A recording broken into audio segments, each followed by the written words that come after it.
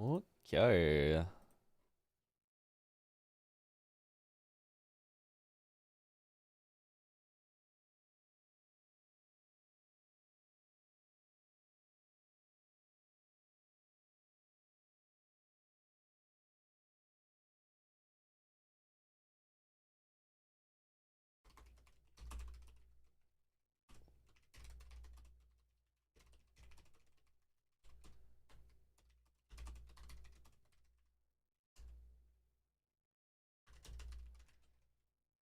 Nobody's claimed first yet?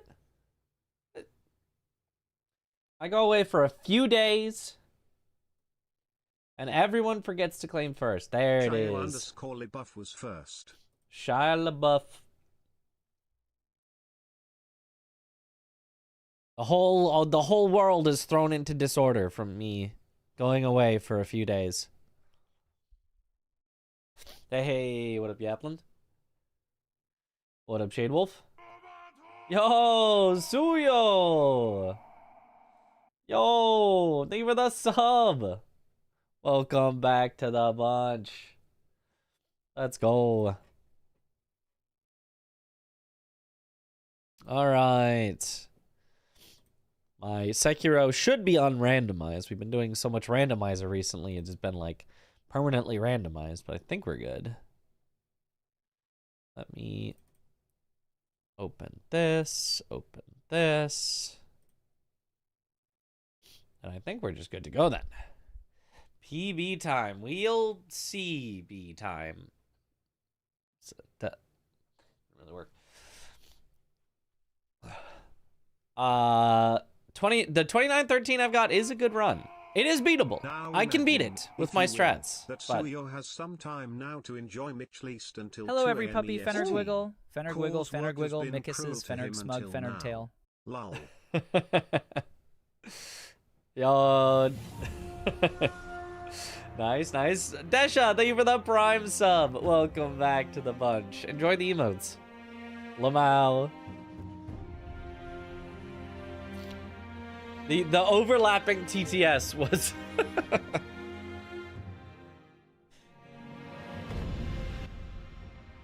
odd competition.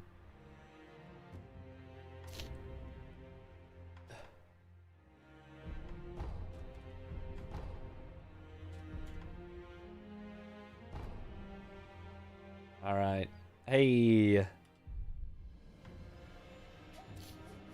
All right. The main thing is just, do I remember? Do I even remember all of Shura Glitchless after we've been away from it for a little bit?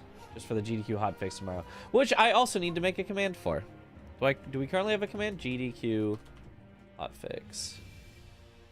Nope. Well, we can just make one. Commands add GDQ hotfix.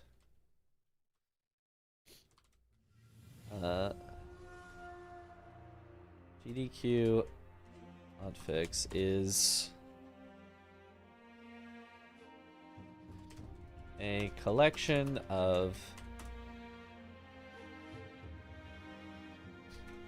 daily events showcasing different speed games. I will be showing off Sekiro, Shura, Glitchless on April 15th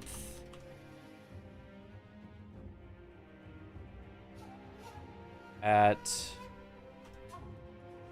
about 5:20 p.m. Pacific.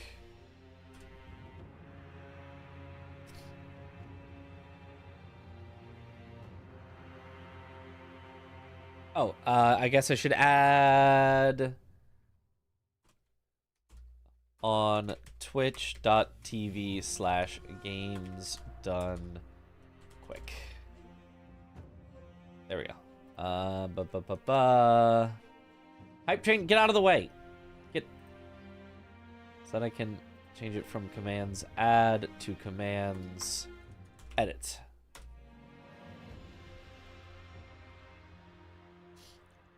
All right, there we go. I'm back. All right, well, I'm gonna just start up a new game and see if I remember it all. If I can get under my 40-minute estimate first try without any derusting, then I think we'll be pretty good.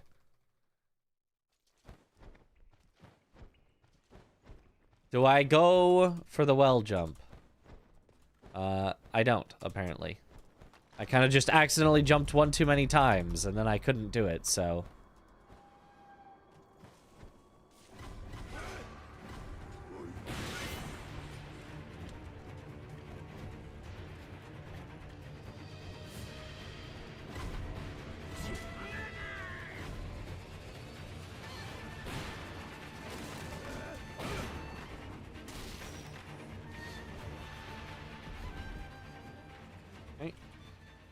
I so say we could have added the current hotfix command. I've seen that command list. It's extensive. Oh yeah, probably. I didn't remember that we had a hotfix command. We can delete that one or make it link to the other one or whatever. Feel free to start deleting commands if you're like, oh, we do not need this one anymore.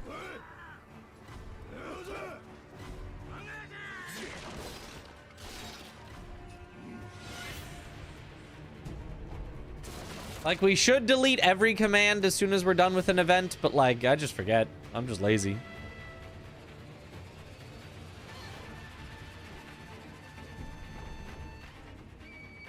Oh, thanks, Seljuice. Your streak is alive. We did technically still stream while I was gone. It was just streaming the Speedrun Summit.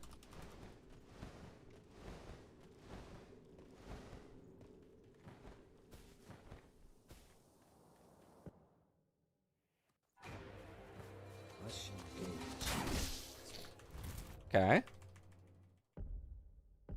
Unfortunately, my PB tutorial was slow, so us being slightly behind that is actually not that great. Just accounting for all possibilities. Yeah, that must be it.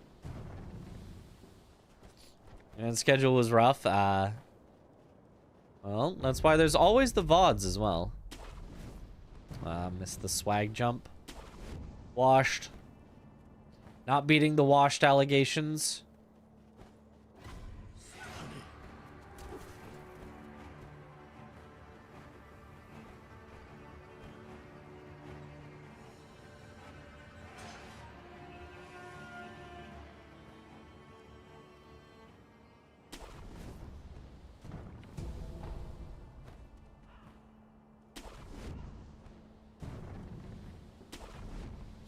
Okay.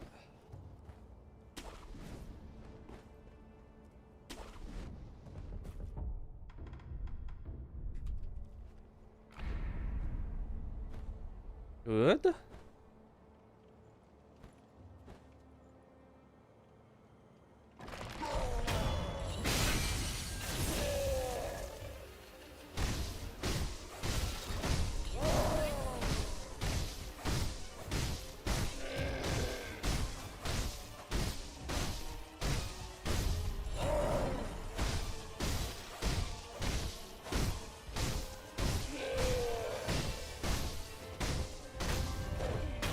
Okay.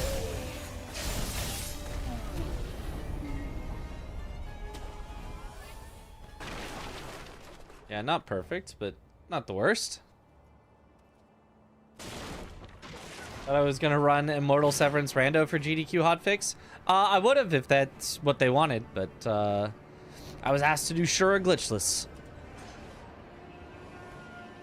I mean, I can still do IS Rando if I suddenly get asked, hey, we needed your run to be a bit longer. I'd be like, okay. No! Well, that's a rip run.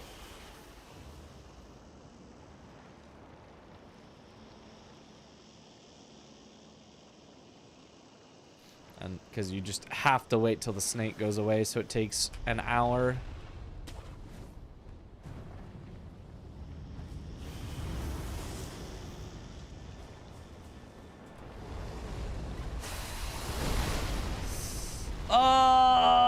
Again. Didn't let me get the wall jump at all. Okay, well, I just can't go for it a third time. Otherwise, it's like multiple minutes lost.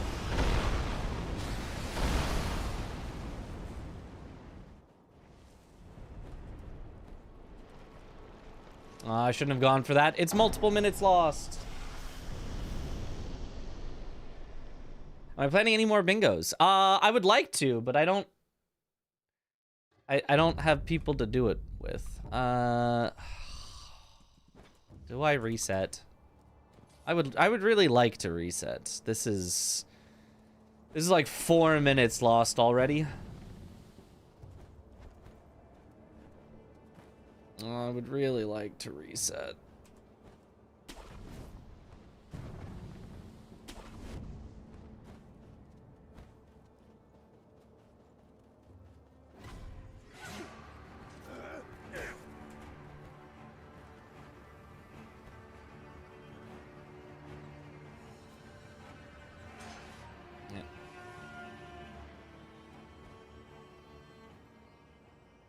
I don't even remember the jump spot for this. Where was it? Was it here? It's gotta be here. Washed. It doesn't look like it's 4 minutes. I thought it was 4 minutes. It doesn't look like it's 4 minutes.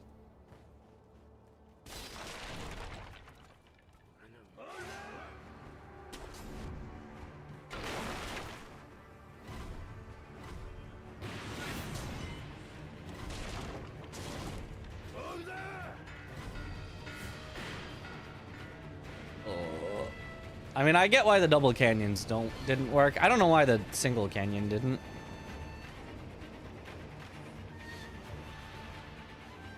But now I get a chance to do double canyon again. So I can lose even more time when it doesn't work.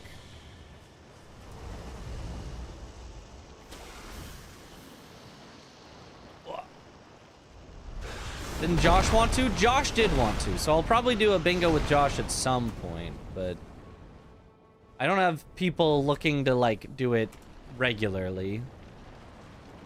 Like, I don't have, like, a bingo league or anything to make. Which would have been cool.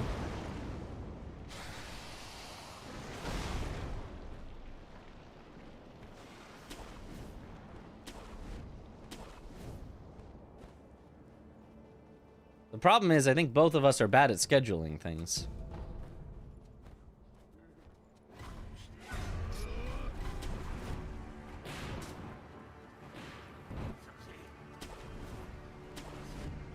Start a bingo league. Noted. Yep. I mean, that'd be ideal.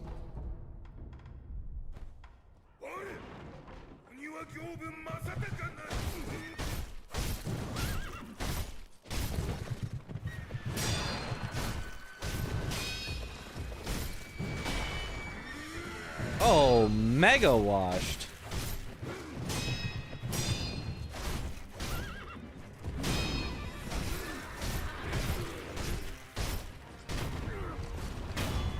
Missing a deflect?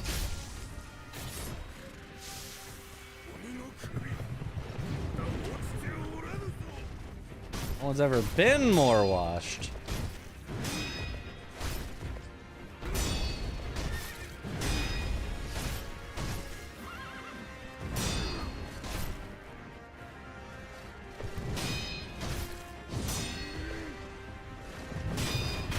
All right. Yo, thanks for the good luck, Seki. Nice to see you back to the Sekiro grind, potentially. Imagine being washed right before showing up on Hotfix. Yep, that's true. A tragic fate.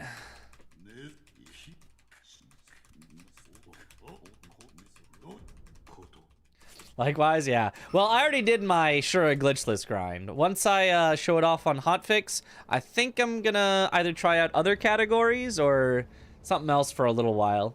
I'll definitely come back to Shura Glitchless if it gets accepted to SGDQ and try to get it under 29, but otherwise, I think I've got some other stuff I'd like to do. Maybe I want to go for either Shura unrestricted or like Immortal Severance, either restricted or no air swim, because I think those might be beatable records. And there's not a whole lot of beatable records left with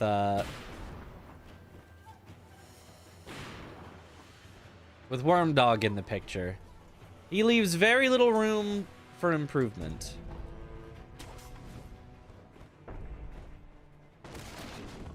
Come back to all bosses. You know, I could actually. All bosses is pretty cool. That would not be the worst idea.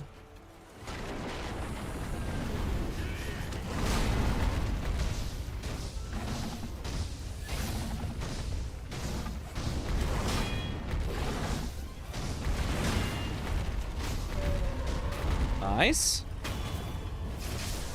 Easy, lucky.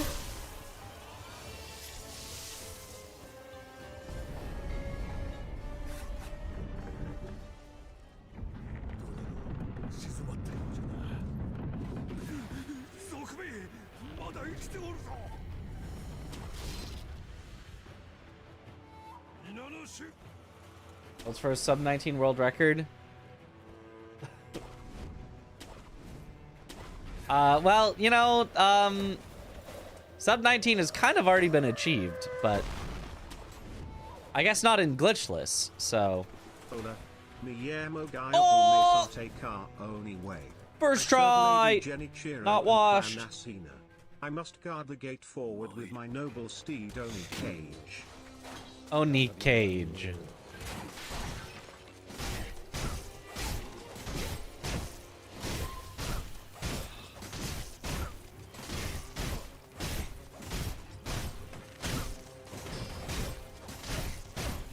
Still have not learned to walk my Geni.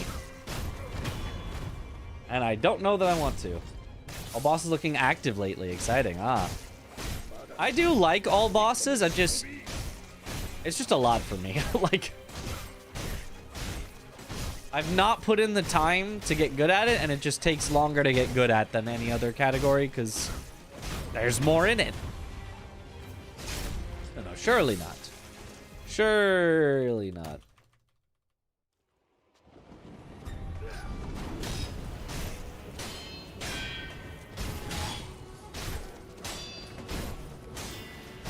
A lightning, please.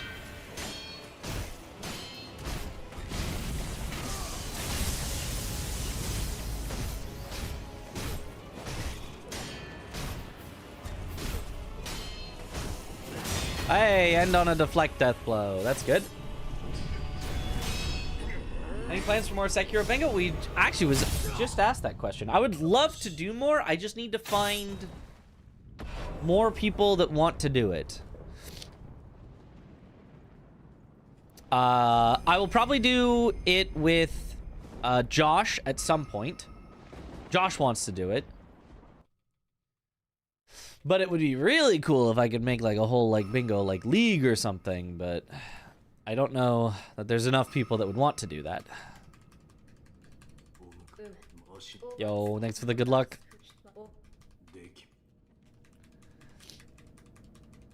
All bosses is a lot of bosses. In fact, it's all of them. Wait, is that how that works? Citation needed. Actually, it's not all the bosses, because it's not the bosses that you could only access if you also did New Game Plus.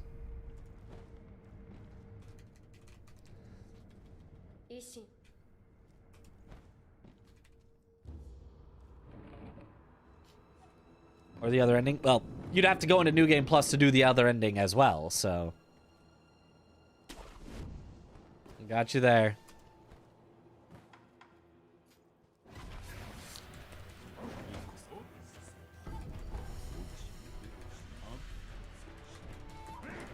All the homies about to run low percent. Honestly, if low percent was on the board, I'd probably run it. I am a little bit of a board goblin, though. I do like running categories that are officially on the board. If there was any meme category that kind of deserved to be on the board, it would be low percent.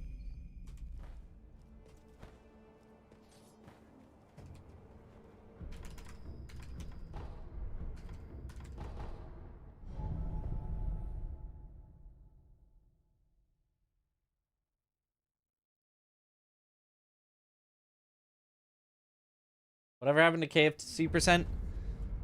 Or is that too much of a meme for people? I mean, it's always been a meme. It has never been anything other than a meme. So nothing happened to it.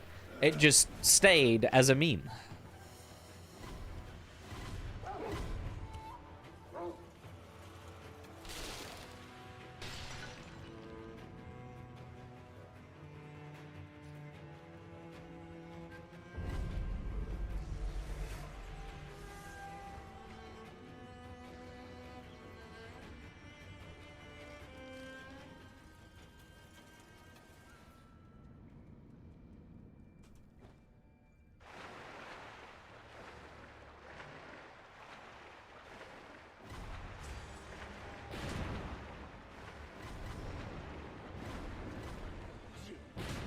All right, we have committed to the harder path. The path of greater troubles. The no Akko centipede. What would you skip in low percent? Like attack upgrades? You would skip as many bosses as possible. I mean, low percent kind of isn't a good category because it's hard to define exactly what's lower percent. But least bosses is very easy to define as a low percent. 2, 3, 5. So you have to do... I believe you have to do Jimmy skip, if I remember right, in order to start out the run, to skip as much as possible. And then you have to grab a prosthetic so that you can do the prosthetic swap to be able to skip Miss Noble and Snake Eyes.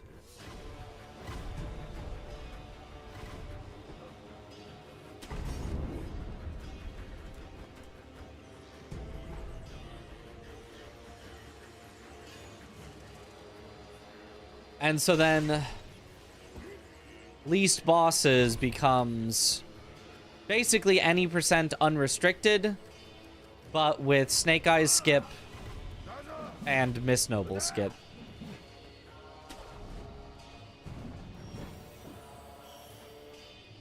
Oh no, not Jimmy skip again. We love Jimmy skip again. The greatest skip.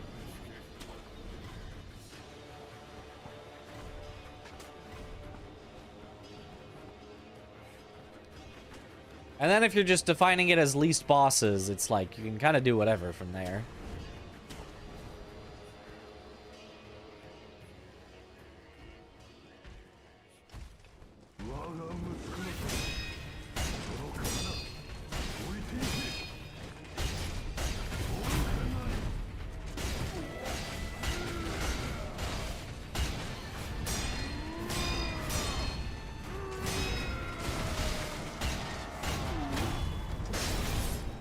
Very nice, Roberto. Roberto! I remember when Jimmy Skip was nothing more than a myth. But see, was it a myth? Or did you just not have faith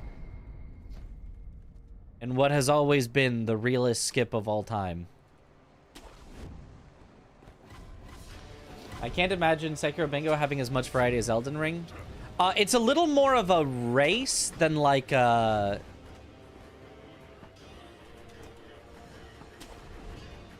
You know, like a... Oh, every run is super different because you use a different weapon and all this. It's not like meant to be like a randomizer type thing with Sekiro Bingo, but there is a lot of variety in what you do. I got a lot of objectives that are things that you wouldn't necessarily think of, and they're like all around the map. And I got a mod made, which is basically just starting with a few idols unlocked, so that you can have access to more ways to go from the start, so you're not forced into, you know, Ogre Yobu Bull.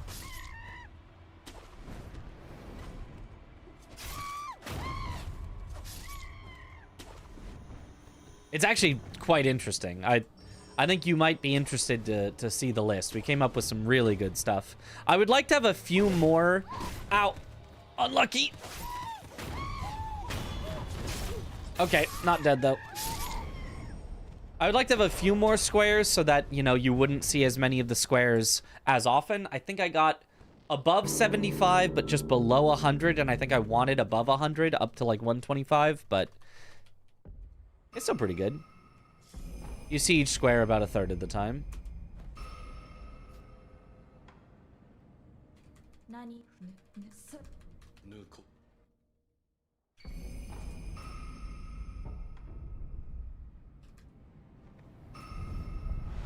What a save. I also need to do more menuing.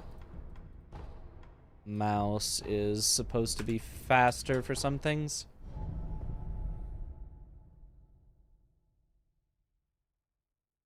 Have you fixed the issue where Sekiro Bingo still kind of suffers from just rushing the game and getting so far ahead? I really don't think that... I mean, if you mean what Aggie complained about, that was kind of just a him issue. I kind of just was faster than him. IMO. But if you mean from way back when, yeah, that definitely was an issue. It was... And yes, that has been pretty much fixed with...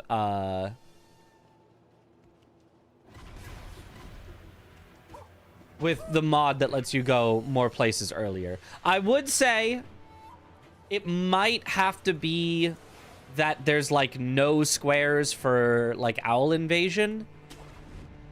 Just because that would then require you to do the full any % route. So, like, that might be a little too polarizing to, like, a direct, whoever does the any % route is going to get the Owl squares, whatever. But otherwise, I feel like it's already got a good, you know, mix of stuff for you to do and unlock. I did want to further have the mod... I should gotchin. Make it where you never have to talk to Tengu in order to activate Ishin after Genichiro, and you never have to talk to Ishin after Genichiro to... activate monkeys and stuff like that. A little bit more sort of sequence breaking so that you're a little more free, but I don't think it's necessary to make a good bingo.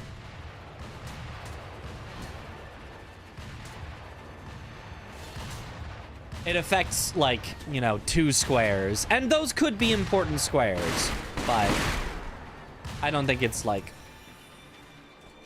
such a huge issue that, like, bingo doesn't work or anything like that.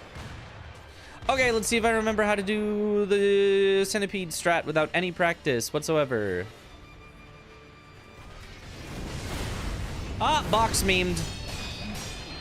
I hate this strat.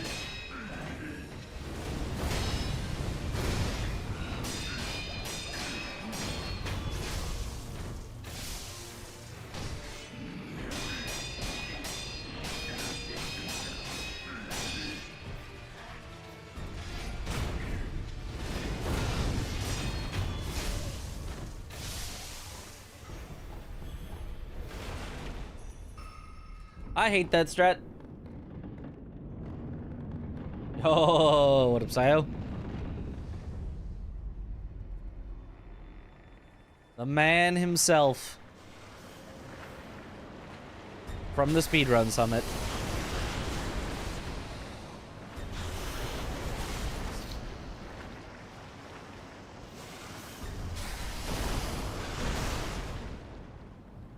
The centipede strat has evolved so far. Yeah, but it's evolved to be ass. Also, apparently I forgot to use a memory of the folding screen monkeys.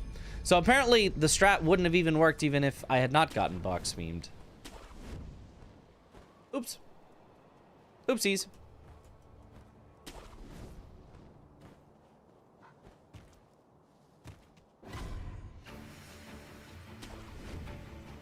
Ramon was showing you? Yeah. Oh, yeah. Was he showing you the, like, super... There's, like, some, like, super ridiculous ones that are even more ridiculous than the ridiculous ones.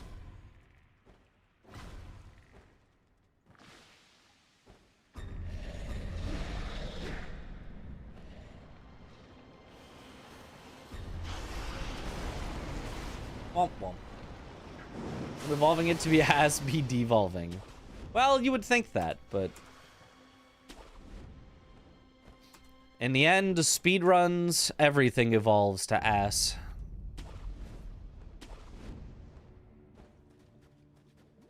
In real life, everything evolves to crab. Speedruns, it's all ass.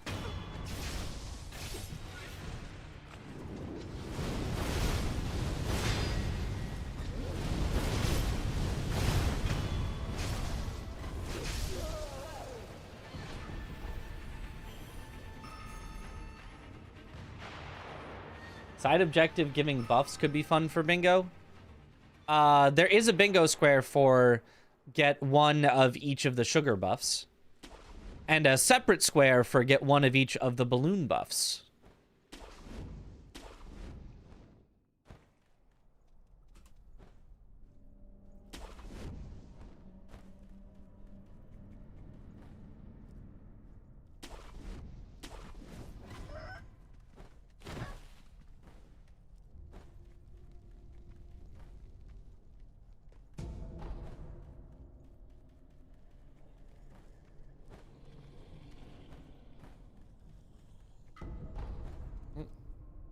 Your extra square is not in the bingo. Giving rewards for the first one to do it. Huh?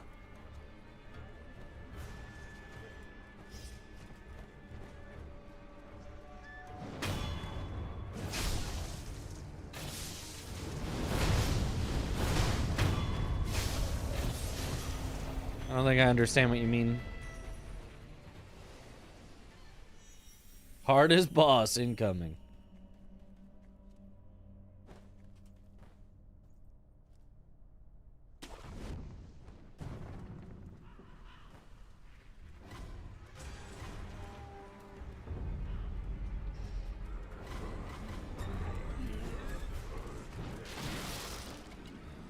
Speedruns be like, do these 5 frame perfect tricks in a row to save 3 seconds for world record.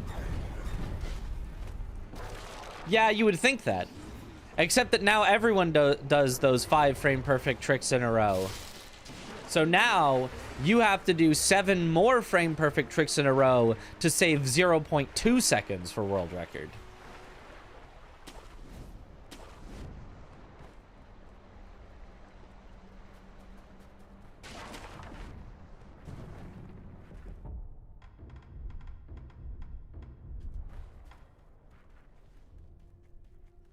Thanks, Worm Dog.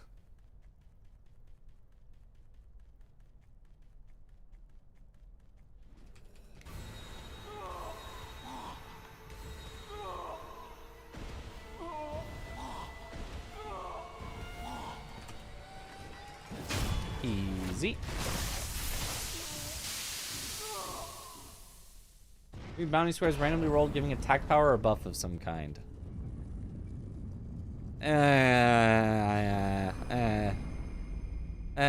I think that just complicates it. I think it makes it worse to watch because you don't understand what's going on with that, and I think it makes it worse to play because either you don't know where those squares are, in which case it's like, oh, so he just randomly gets an attack buff and I'm screwed because I didn't happen to roll that one, or you do know where it is and then it's too over-centralizing of like, oh, whoever gets that square first just wins, and I think, whoops. Use attack power. Remember.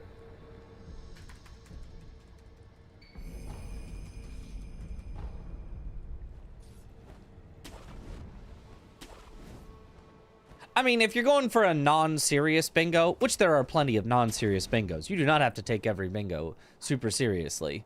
But if you're doing a non-serious bingo, sure, something like that could be fun. But I've tried to construct it as a serious bingo.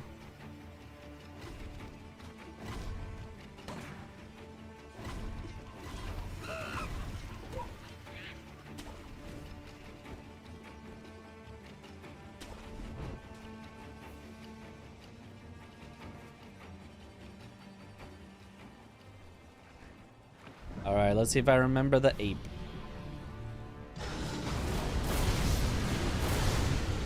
Felt too close.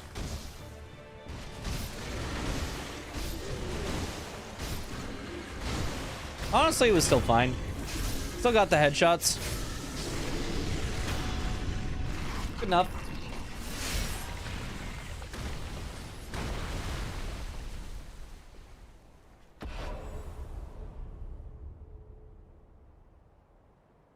Have I tried Auto Splitter 2? I actually haven't really, since it hasn't been leaderboard legal yet. I should, because I'm one of the people that could help to make it leaderboard legal.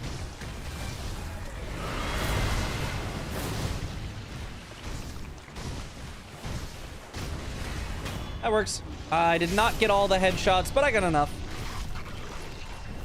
Yay, fight over. No more fight. We're definitely done here. Yeah, that was it. the one phase. The one and only phase of 8.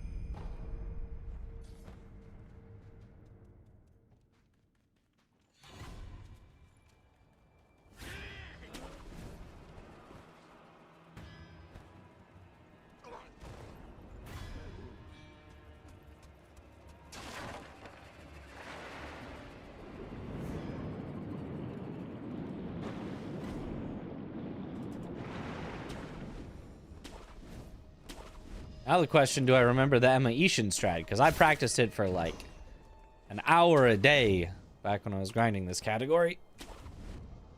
So if I can get it without any practice, then we're looking good. What is Auto Splitter 2? It lets you say that this split, instead of happening whenever it happens, would only happen if you are also on a specific split. So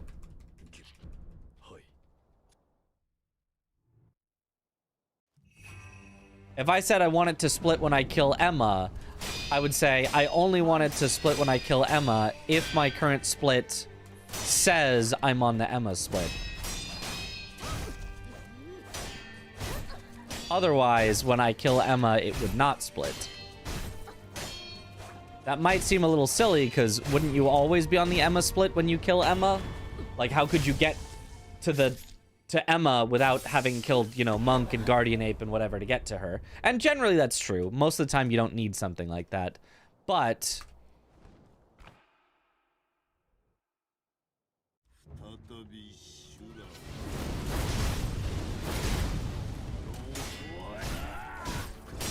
it lets you set up multiple splits for the same split.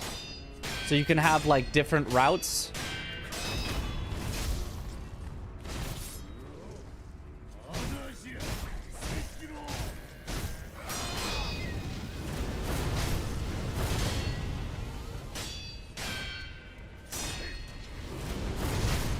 Okay, that was a little slow. I kind of forgot the end, but not bad. You could say, for example, for Gyobu, I split currently on opening the door, but there's a strat where you don't open the door and instead you skip it. So you could have multiple different places where it could possibly split. It could either split when I open the door or when I do the skip that skips the door. Whereas if you set both of those up normally, what if I opened the door, then walked too close to where the skip happens, and then it would split twice? Or something like that. All right. 32, 36. Or in real time.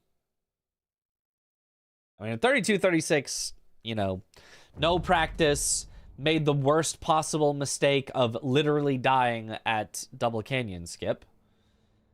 And real time was a 34. So, like, yeah, I think we'll be fine. I think we'll be all right on our estimate there. I probably should have put an estimate of 35 minutes, because, like, there really is kind of no way I go above 35 minutes, but maybe there is.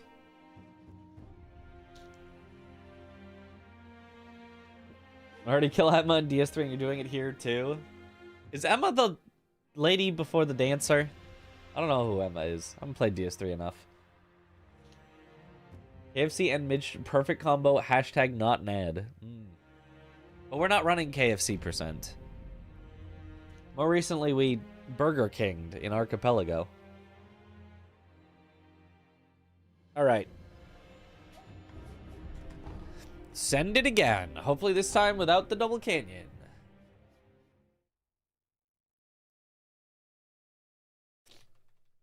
Yo. How am I? I'm good.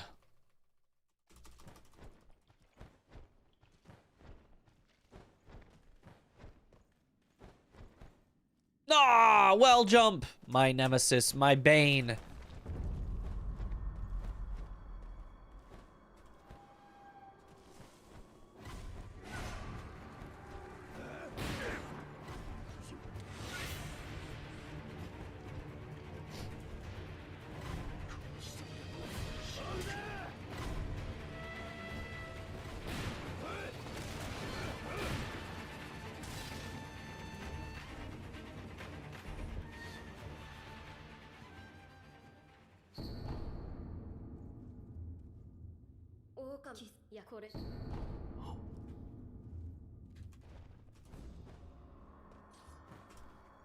Okay. GG runs dead. Yep.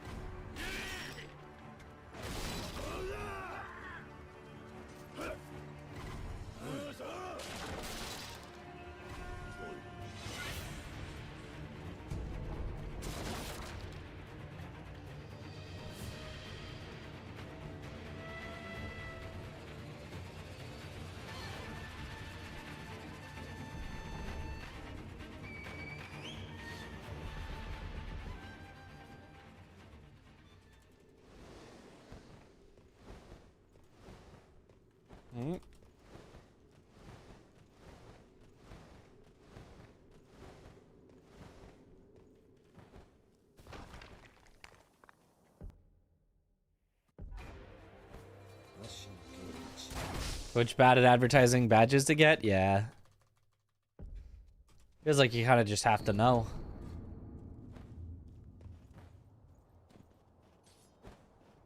That was not correct. That's the way that I see other people go, but they pull out their sword sooner, so I'm doing something wrong there.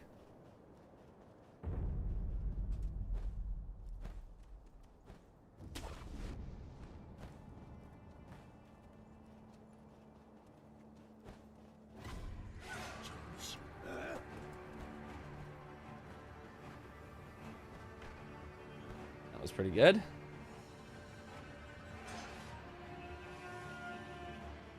That's like today. That's like tomorrow.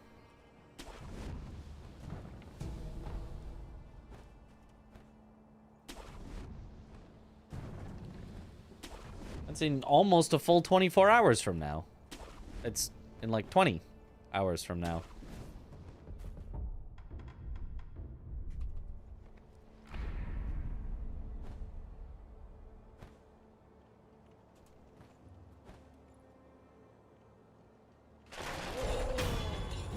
I mean, that's probably still tomorrow for you, unless it's...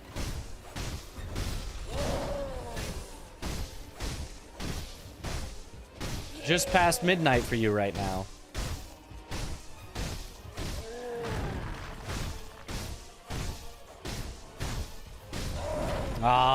Yeah. I don't know that there was anything I could really do about that. Aside from taking it really, really slow.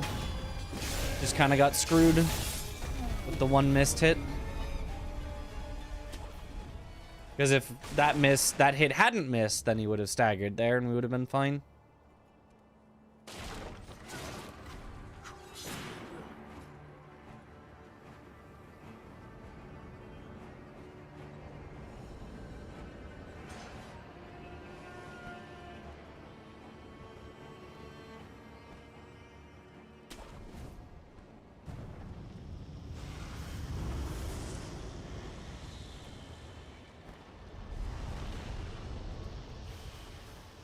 double canyon. There we go.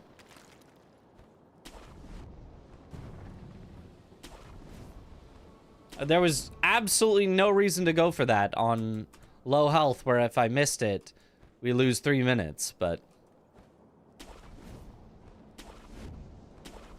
When ogre grabs while not even facing you? Yeah, it happens.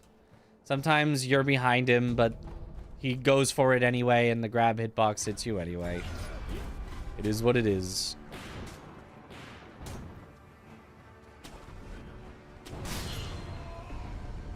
Well, that's unfortunate. That's super, super rare.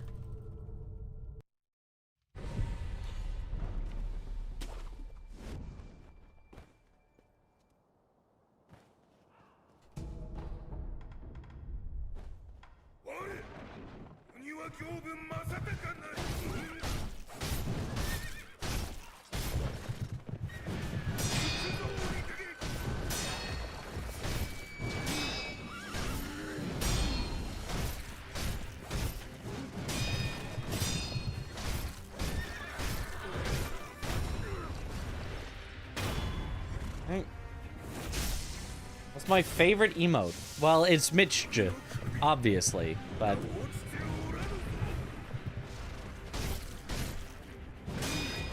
that is perhaps a little bit cheating.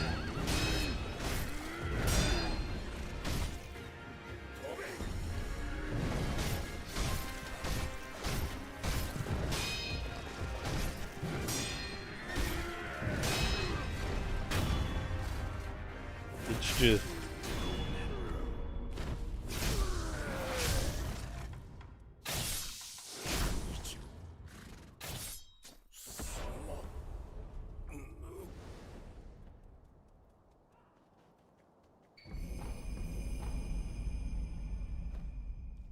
Alright, since we have the extra node unlocked, there's no reason even to rest. Oh, game crashed. That's rare. I mean, I guess we'll just continue.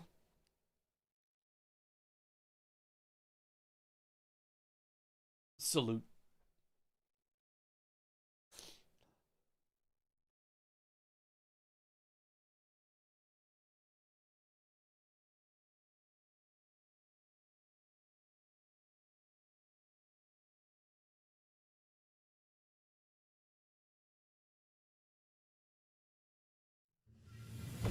All right.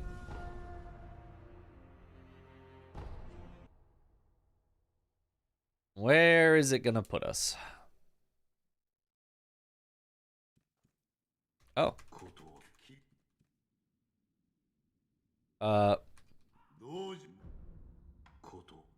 Okay.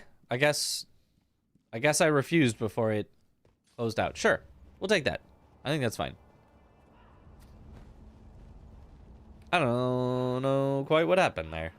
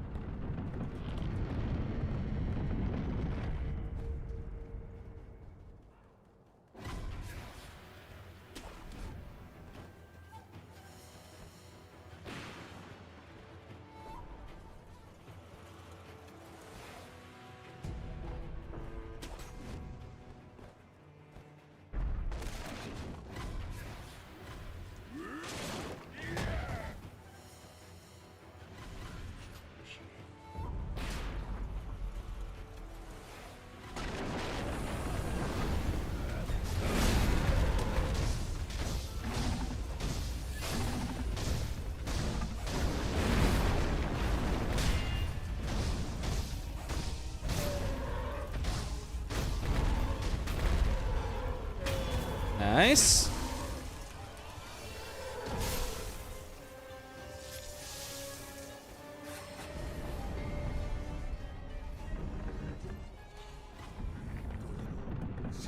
I mean, it was slow. It was not a good pull, but...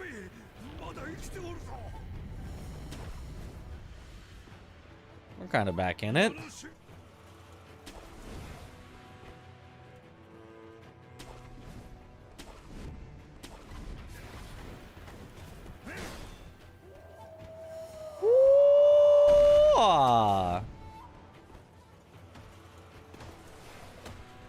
Ah, didn't press left early enough, I think. Really, that one actually felt right. There we go. Third try isn't the worst. Although I am washed for it.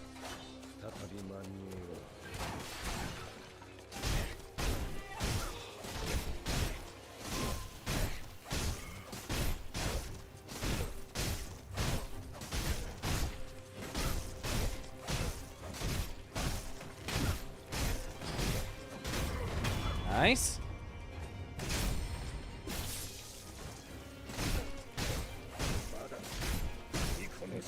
You think Bull is overhated, or do you agree he a doo-doo boss? He is both of those things.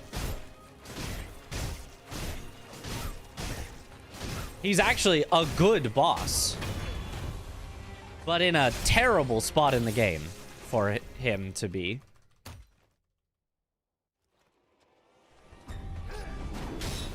Like, nobody really cares about the Sakura Bowl, because it's late enough in the game that you're like, oh, I understand that this is like a mix-up on the formula.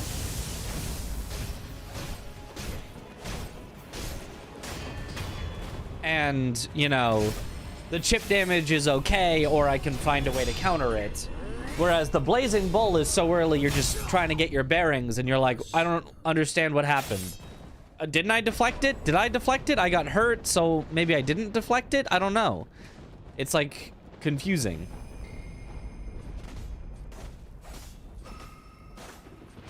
The actual mechanics of the Bull are good and fun. Aside from the chip damage, I still think the chip damage is lame. But, like, outside of that, and even with that, a well-designed boss just put into a spot in the game where you're still just trying to figure out what's happening, and it teaches you completely the wrong thing. So, a badly placed boss that does not fulfill the purpose that it should, but a good boss if it was somewhere else.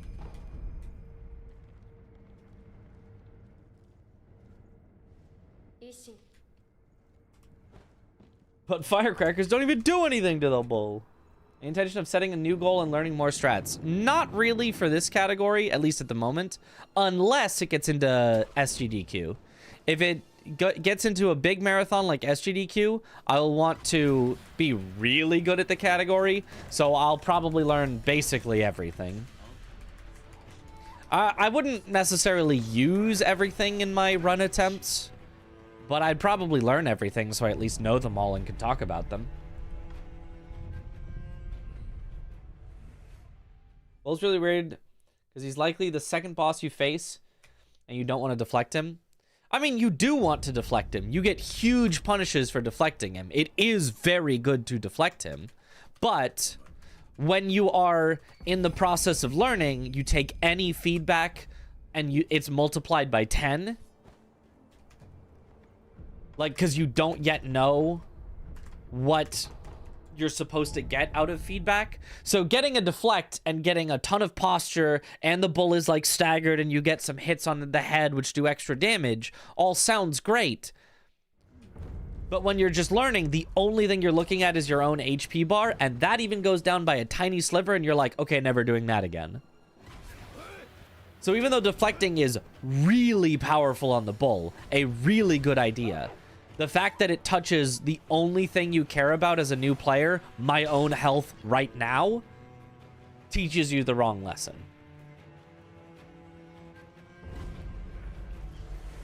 It's not that deflecting is bad. In any way, shape, or form, it is not that deflecting is bad. It just teaches you wrong.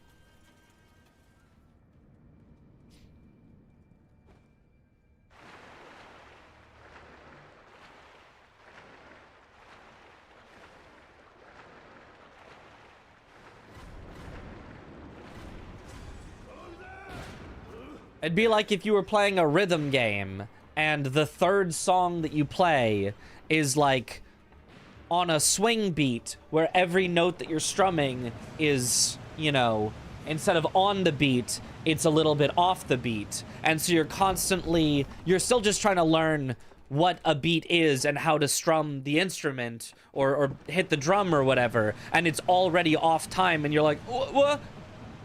2, 3, 4, 5. Like, you know, a cool swing beat is great for like a, you know, late song in a rhythm game. But if it's like a linear progression rhythm game where you play one song to unlock the next, and a really early one is just, you know, just really weird, you're like, I don't get it.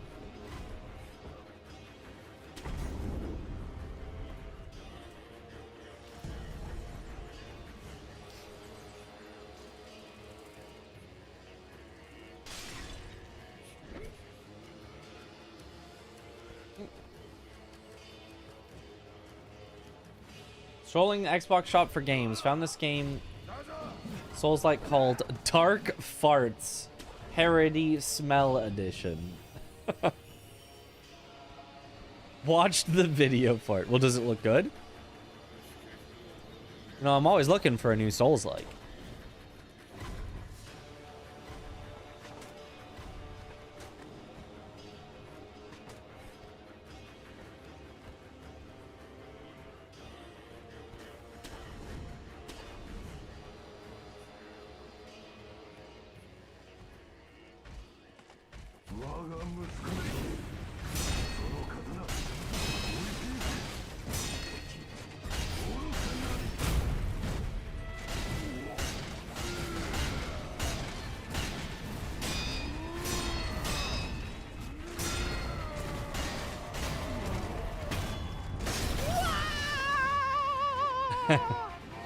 Just too early.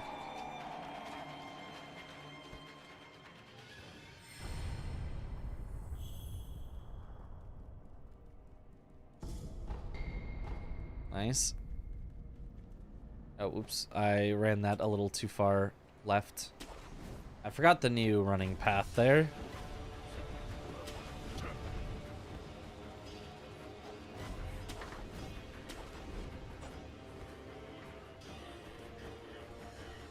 Ooh, barely made that. I didn't think it was going to.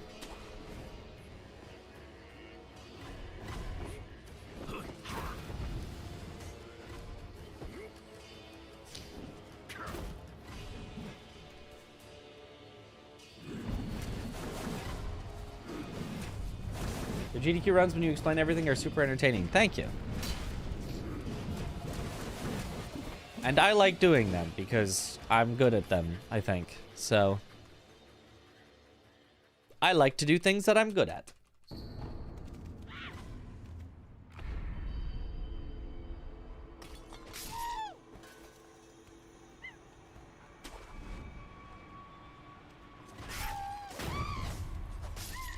And I like to get good at the things that I like to do.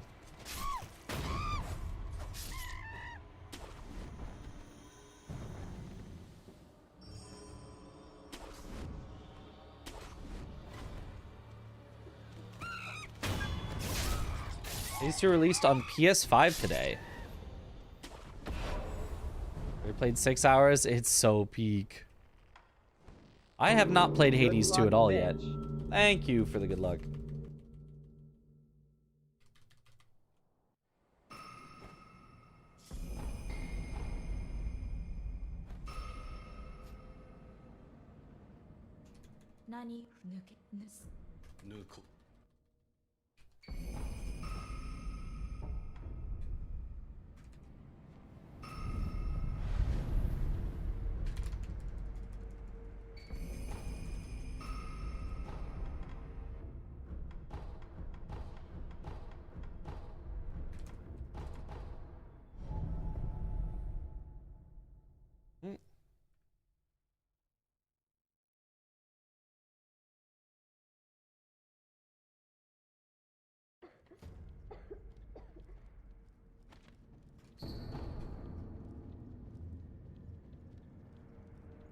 How's my day?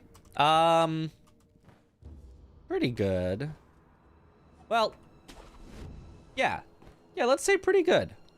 I mean, I couldn't sleep long enough. I think I'm sick. You can probably hear it in my voice. I think I got sick, like, on coming back. So I couldn't really sleep that as much as I wanted. But waking up early, I was like, all right, I'm going to get my taxes done, because I still needed to get my taxes done, and they're due, like, now. Got my taxes done relatively quickly, which was nice. I was able to find all the things I needed without too much trouble.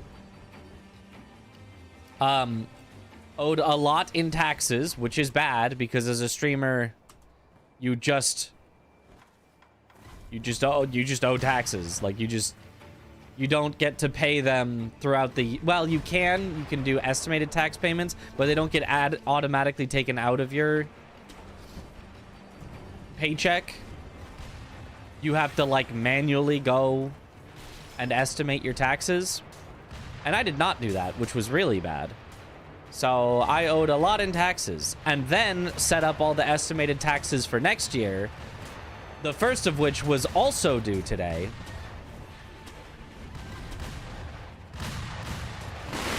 So, yeah, I'm broke, is basically the point. Paid infinite taxes. But then after that, I don't know. Just hung out, chilled, whatever. It was cool. Why didn't that stagger him? Oh, this makes no sense. And now we get a bad phase 2 as well.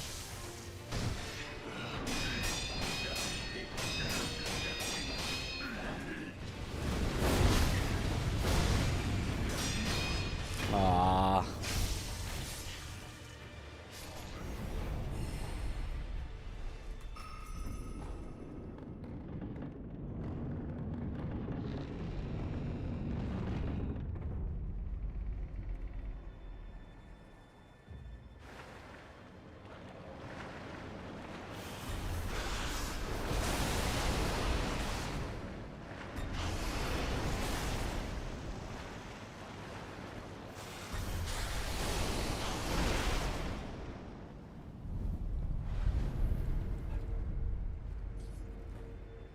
Talk about taxes and suddenly ads. Well, the coincidences, they do be happening.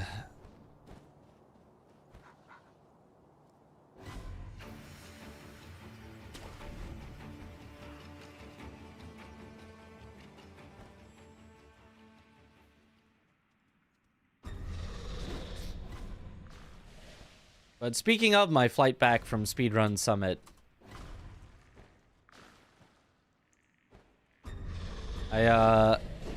I watched the first, like, 6.5 episodes of Pluribus. That was a pretty good show. I was like, damn. It just had the first 9 episodes available to watch, and I was like, okay.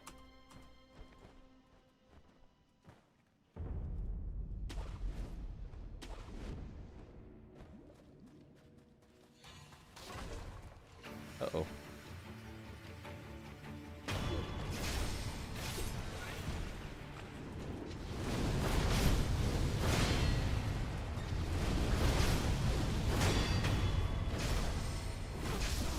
All right.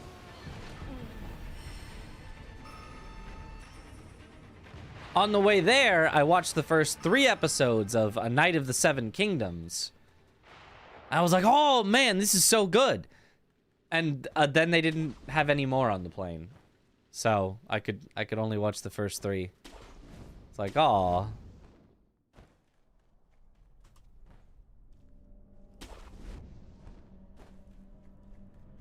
Goated show, yep.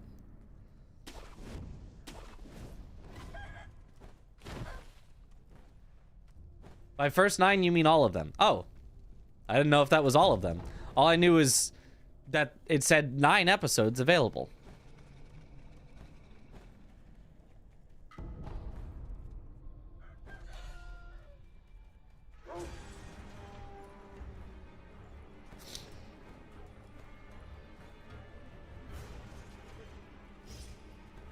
And since Night of the Seven Kingdoms said 3 episodes available, and that wasn't all of them, I just assumed.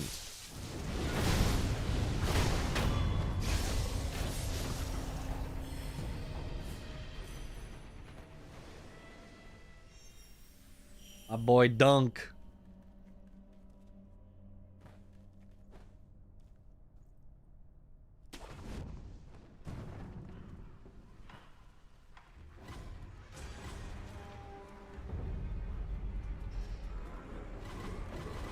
Keeps abreast of unfolding popular cultural media and enjoys it. But only while on a plane. Otherwise, I don't watch stuff. That is how I consume the majority of my media. Is while in transit. Because if I'm not in transit, I'm going to be playing a video game instead.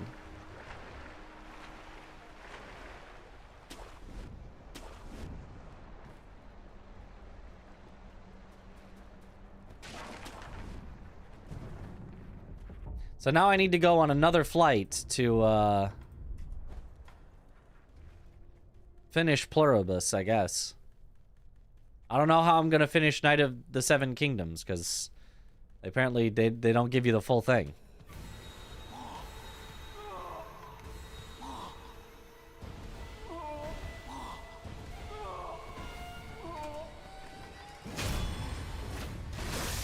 Play games in transit too? I do that as well, but it's a little, like, it makes me more, like, it cramp up more, trying to hold up the games.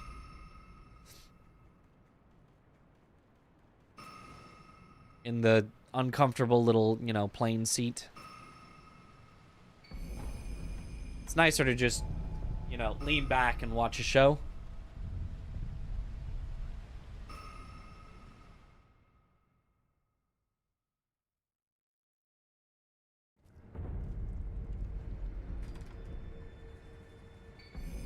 Yo. Only a Balatro for transit. Balatro is a goated in transit game. Slay the Spire as well. It kind of has to be something turn-based. You can't do something, like, too action-y. At least on your phone. On a Switch you can, totally. But phone just is not good for controlling anything action-y.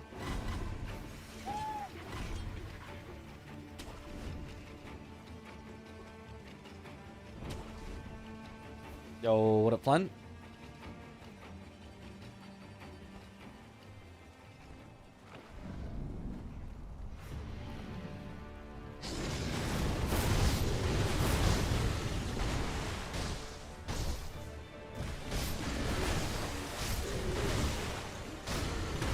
Oh, beautiful.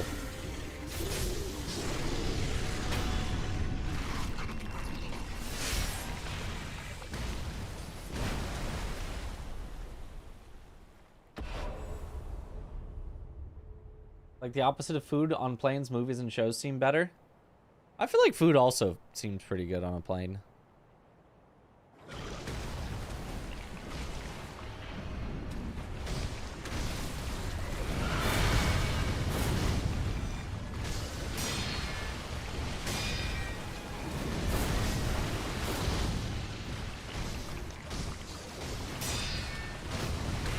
Good enough.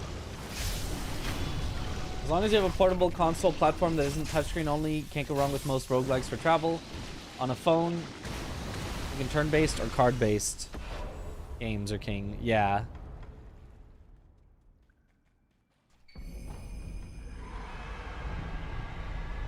It's just that, you know, regardless of those, it's like, if you've got a short flight or, you know, a drive somewhere, which are usually not that long, like, I think they're totally fine. It's just like, eventually the weight of just holding them up, I feel like, becomes enough to, like, cause you to, like, tense up and your muscles to, like, not relax as much and make it a more uncomfortable flight if it's, like, a long flight.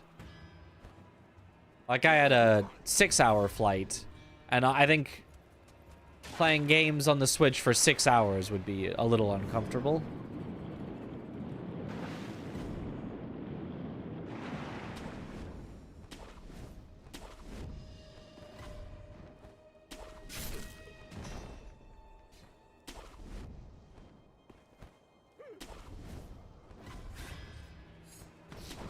Oh, I also, after... on the flight there, since I didn't find Pluribus, when I finished A Night of the Seven Kingdoms, I watched, 28 years later. It was alright. Because I had recently watched 28 Days Later. I still have not seen 28 Weeks Later. Ah.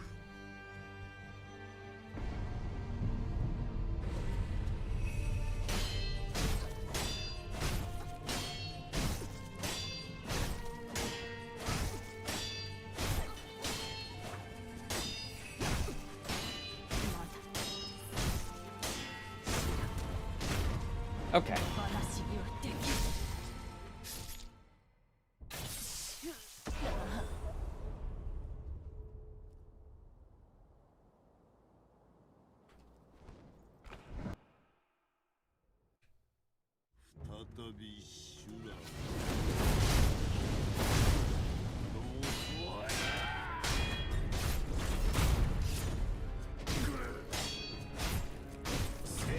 Whoops. Well, this is gonna get awkward.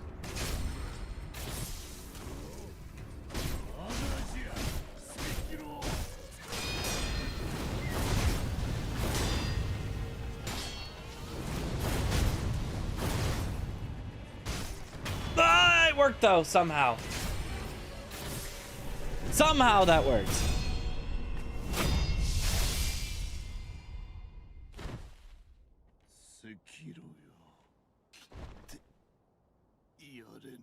You flip out the kickstand of your Switch 2 and play with a controller. Yeah, see, that would be better.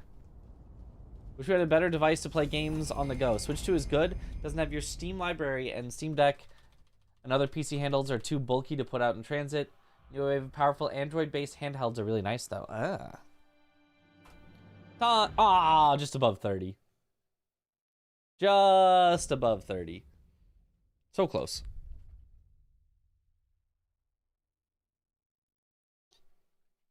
I'm playing Dungeon Crawl Stone Soup. Dungeon Crawl Stone Soup. What a name.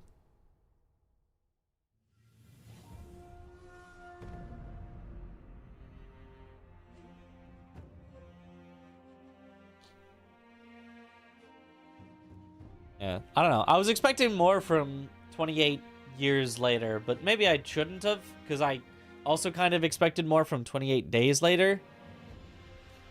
And they're both, like, just not very interested in the zombies. They're just kind of people dramas with zombies in the background.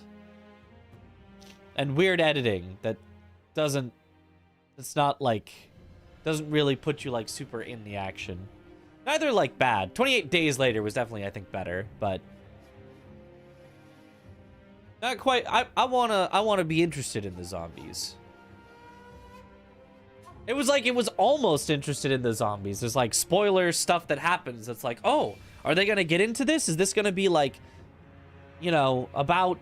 Oh, is this, you know, are they gonna be like, oh my god, I can't believe that this about the zombies. Wow, that's super cool. And they were like, no, they don't really care actually. It was weird. It's like, okay.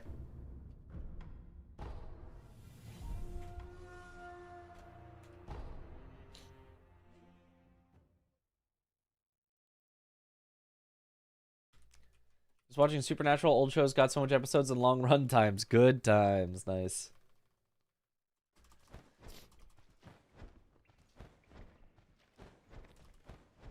So I still will need to watch 28 Weeks Later at some point to finish out knowing the whole story, but I have a suspicion it will not be my favorite zombie movie. Real cinema, the Mario Galaxy movie. Heck yeah.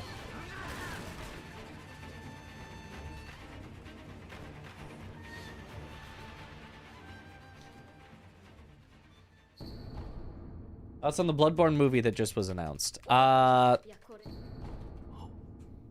still not convinced that is an actual thing and not just Jeff Keighley shitposting. Because it was Jeff Keighley that posted about it.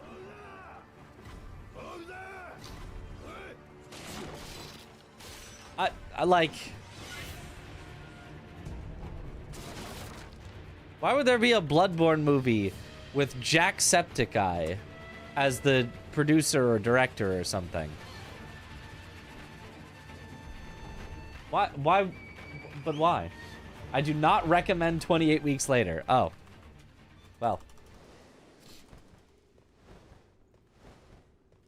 Jacksepticeye also posted about it. It's multiple sources. Look, this is elaborate. It's still April. They're just a little late on their April Fool's Day prank.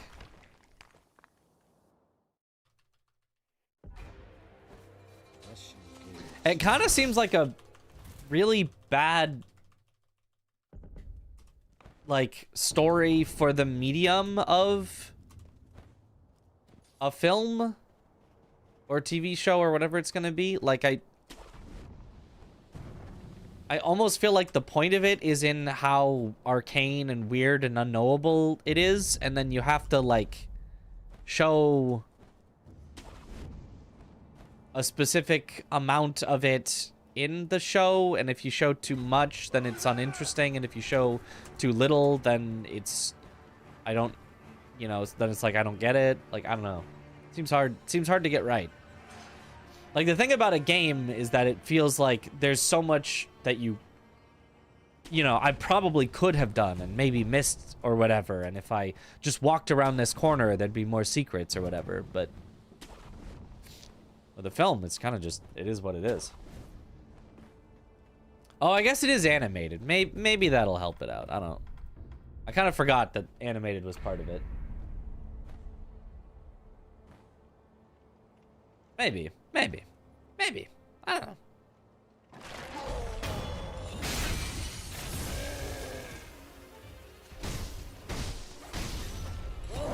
Oh, missed one attack. This is gonna be bad.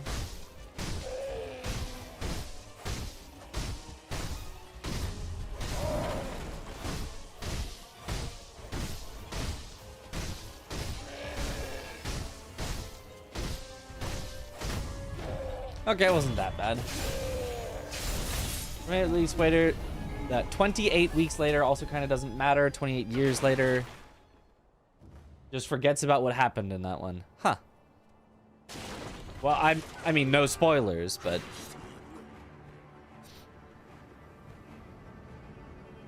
yeah, I mean, what happens in 28 days later also doesn't matter to 28 years later, aside from, yep, there's zombies.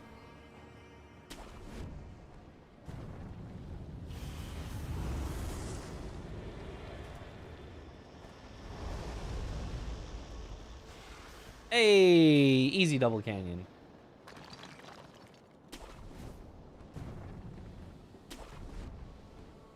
Does Bloodborne got a non-soul story? I haven't played it. It's a soul story, but it's also a Lovecraftian, you know. The world is so much weirder than you could possibly imagine. And if you start to imagine it, you go insane type of story.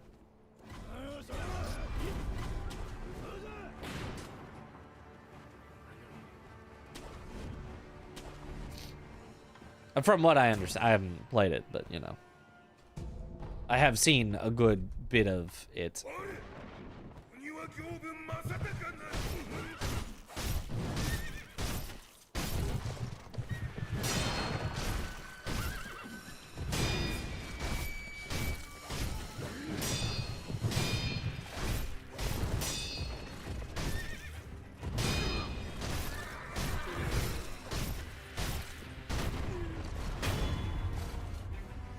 A lot more presented to you than Dark Souls. and Demon Souls, though. Is it? Is it?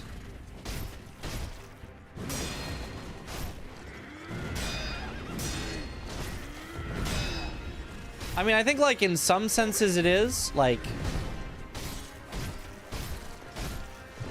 maybe it's more like it's better at getting you to understand what you don't know, whereas in Dark Souls, it's perfectly fine with not letting you know what you don't know. So it's possible to just go, wait, that's it? Whereas in Bloodborne, you'll at least be like, oh, there's definitely more stuff that I didn't get. But I don't know that it actually goes for more. I don't know. I haven't played it. Maybe I'm wrong.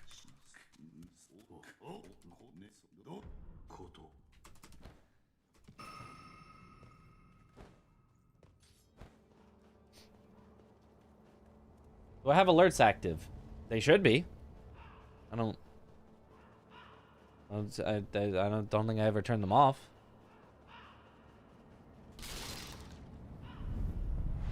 I'm pretty sure I heard Roberto earlier.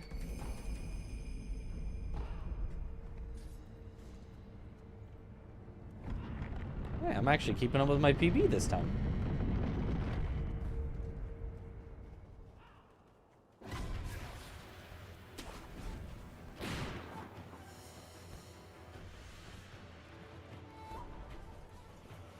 Significantly more explained than others. Okay.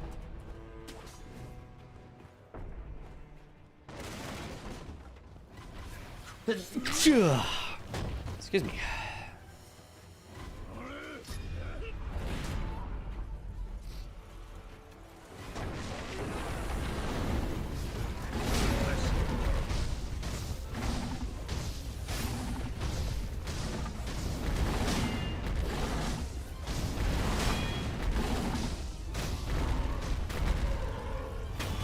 Nice.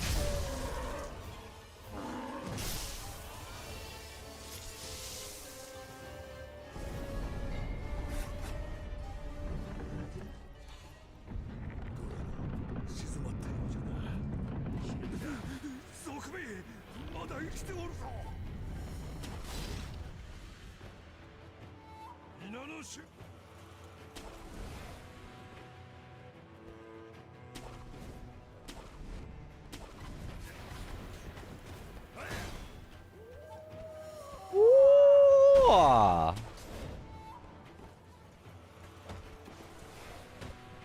Nice. First try. Actually on PB pace. Would you look at that?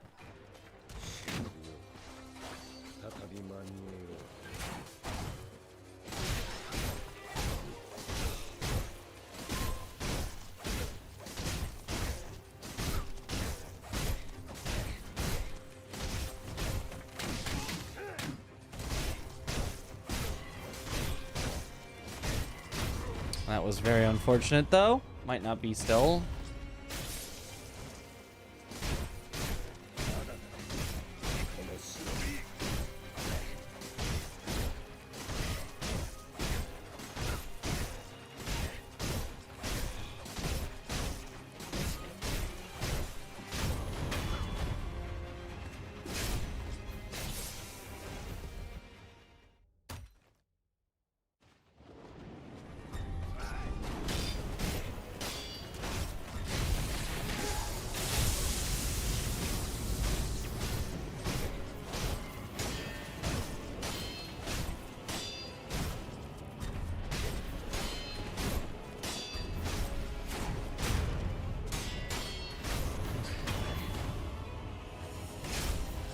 Okay, a little unfortunate, Genny. Not the worst thing, but I don't think we're still gonna be in the green. Oh, maybe? We are! Ooh, wait a minute, wait a minute.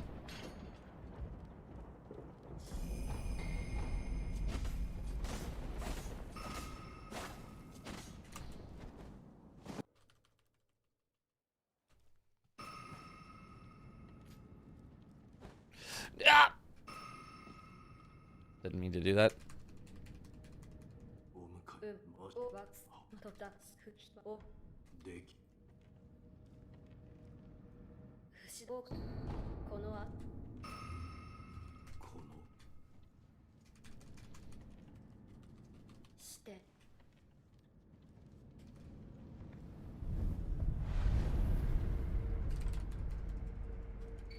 A friend said Undertale. I told him let's play Resident Evil.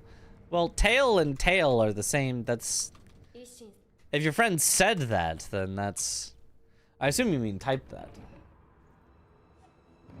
If I actually PB, it'll be hilarious. It would be hilarious to PB after 0 practice. A few weeks off.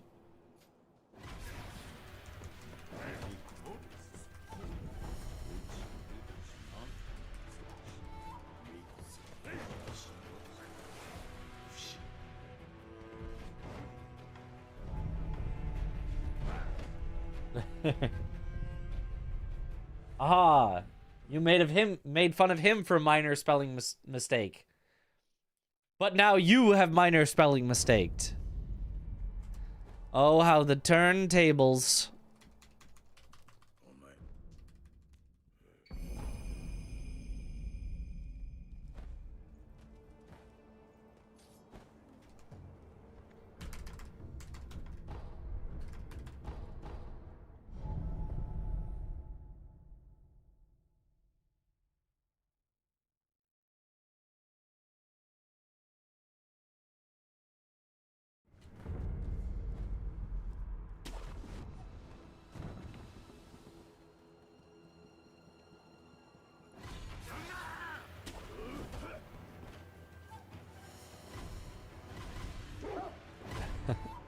Second language though, fair, fair.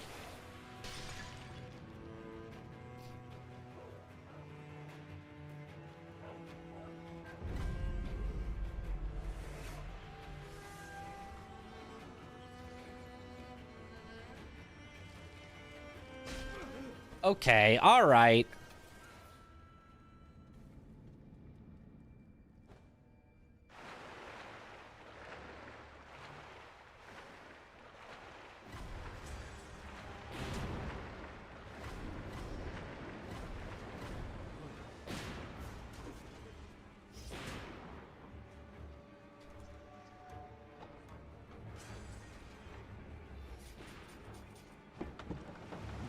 Yeah, lost back all our time. We're in the red. No.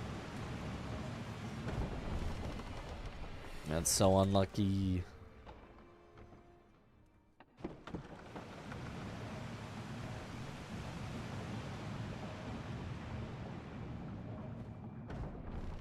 I was Undertale for a while because of Fairy Tale show. Yeah.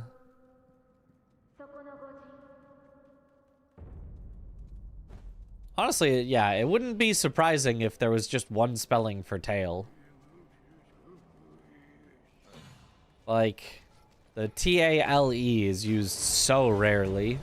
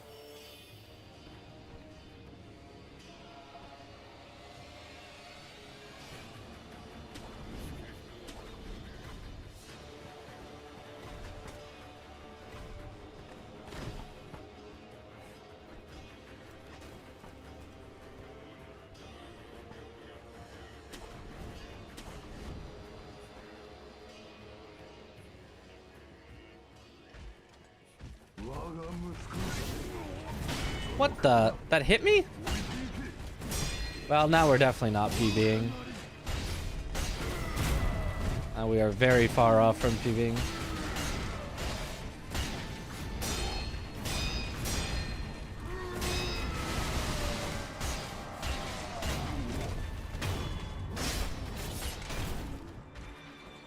Maybe not very far off. That's probably only like a 3-second time loss. hopefully.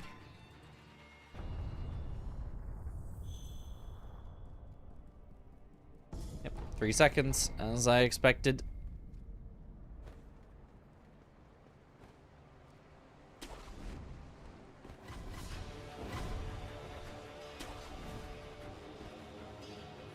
Still probably not happening, but...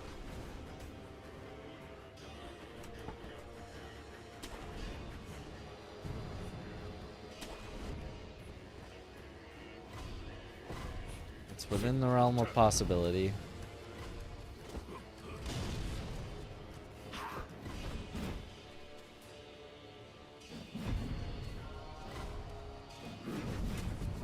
Have to do monkey skip to make up time. Well, then I would definitely PB. But also, then I would definitely not PB on the leaderboard.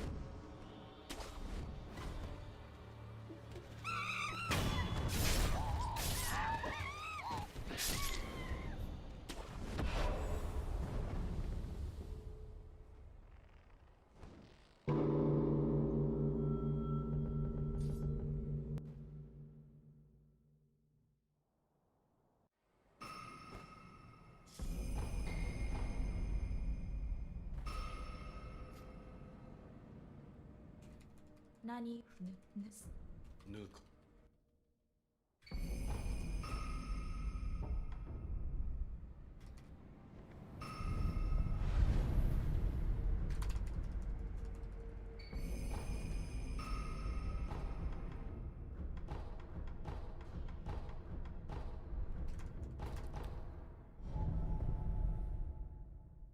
Okay. Not bad.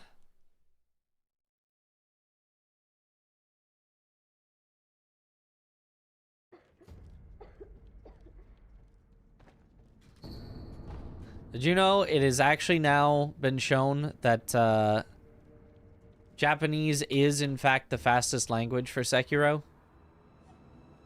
We thought that only English and Italian lost time. Turns out that even Spanish loses like 0.2 seconds.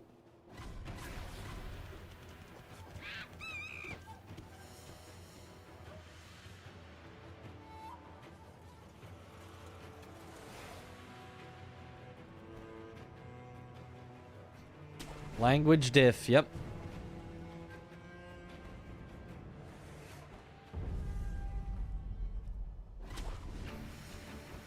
No me amo.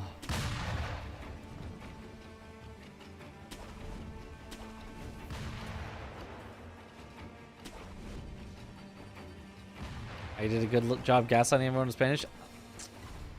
You know, I'm not even sure he did. I think people just randomly assumed that for no reason.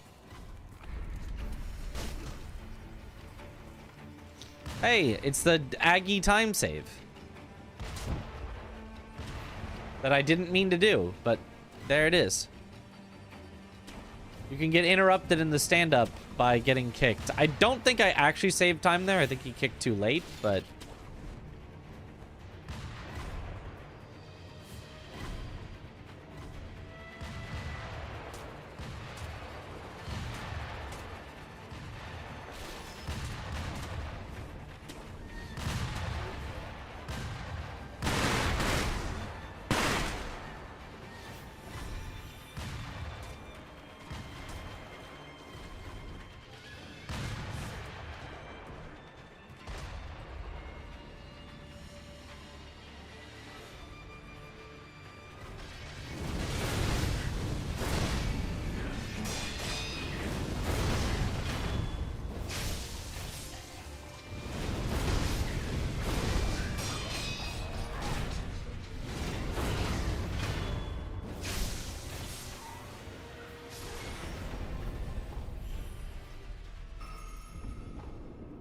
Nice.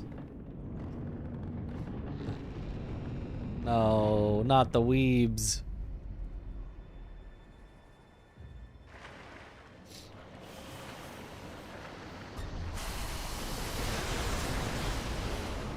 Honestly, I know nothing about Fairy Tail. It looks super generic.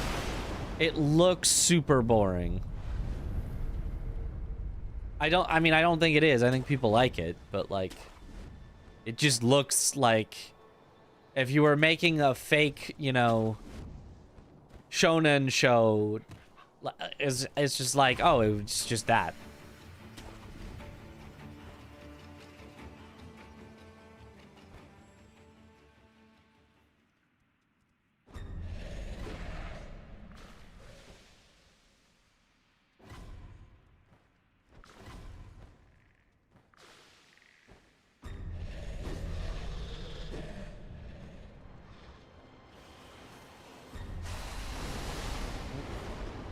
I regret watching it as much as I did. Dang.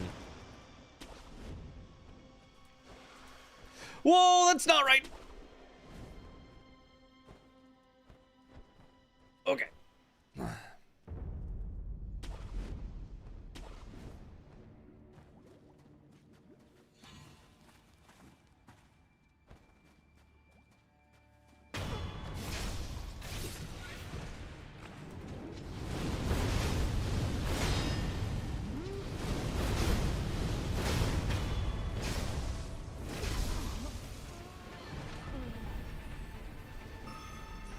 Alright. Alright. The manga isn't bad. The anime is horrid. Oh, okay. I mean, I know almost nothing about either. It just, outside looking in, looks like the most generic thing.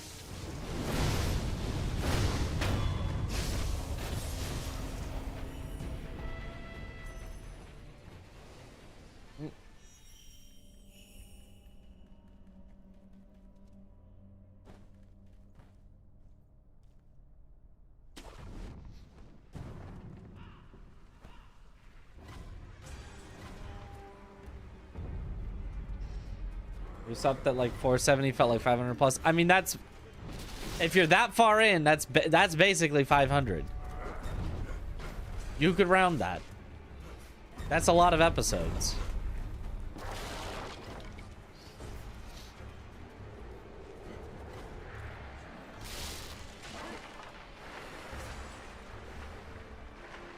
I like when shows have a reasonable number of episodes and then stop.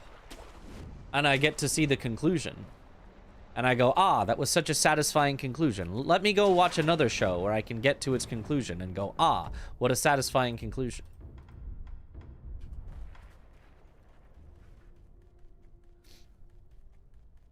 I do not want to watch one show forever where I never get a satisfying conclusion.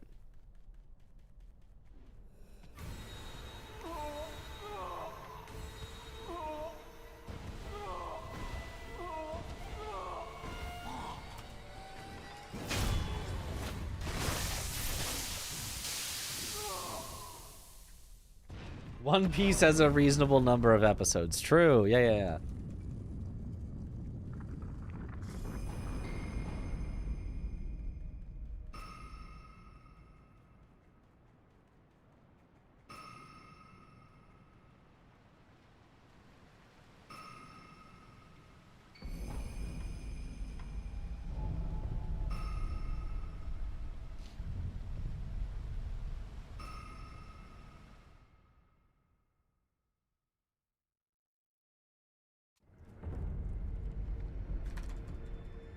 Okay.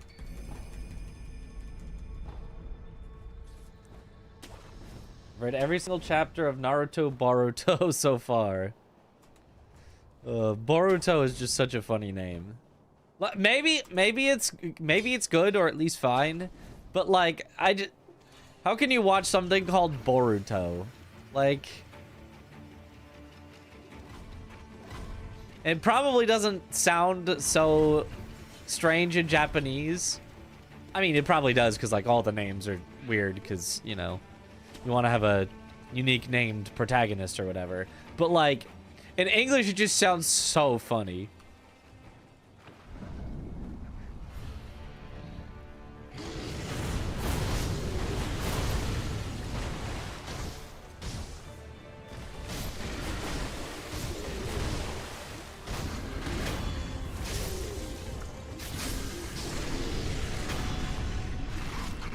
Manga is fine, anime is ass cheeks though. What?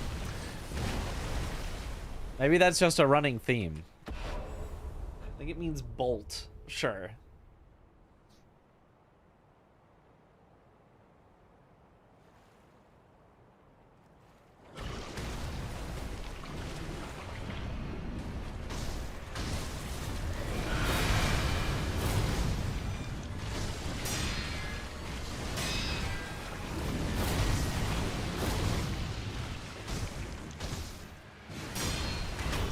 All right, decent enough.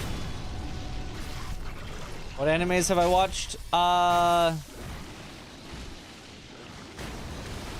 mean, honestly, I could probably list out almost every anime I've ever watched, but maybe it'd be slightly too long of a list for me to remember them all.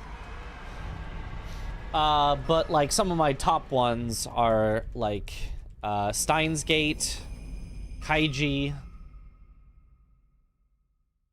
Oh, that was a pretty good ape, actually. Attack on Titan was pretty darn good. Honestly,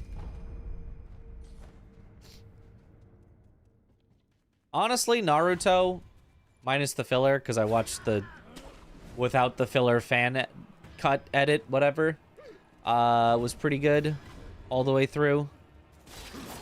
Better than I expected.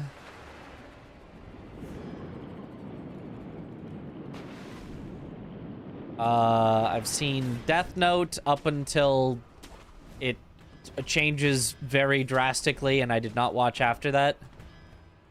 But up until that point, it was good. I've watched Code Geass. That was pretty good. Oh, I watched Bakano. That was one that I watched with friends. That was fun. Kaiji, I know Elite Ball. Kaiji's my favorite. Kaiji's my number one. Steins Gate is the one that I would recommend the most to anyone, but Kaiji's my number one. That I watched 2 seasons the night before I had a final exam in college because I just could not stop.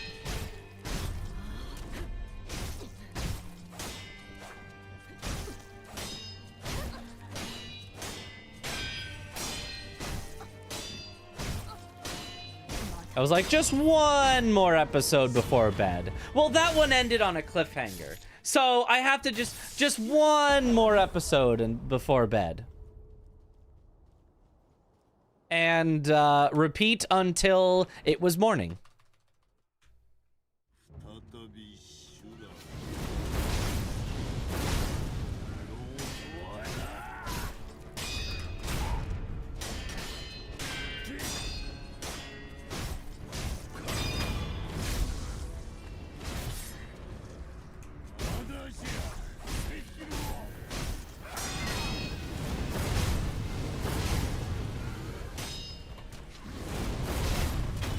Nice. Great Ishin. How'd the exam go? It went great. Maybe not aced it, but passed it at least.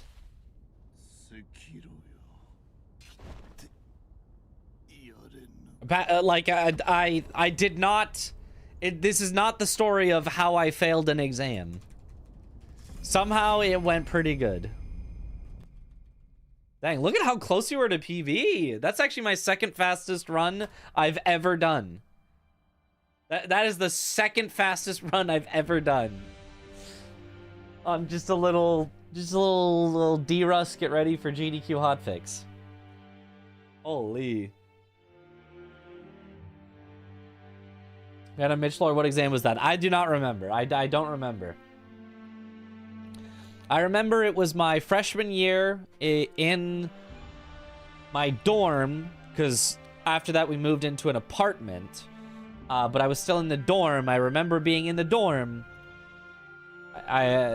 So, I mean, in theory, I could try to, like, remember what classes I had freshman year, but, like, I don't know. I probably just have no idea. World record?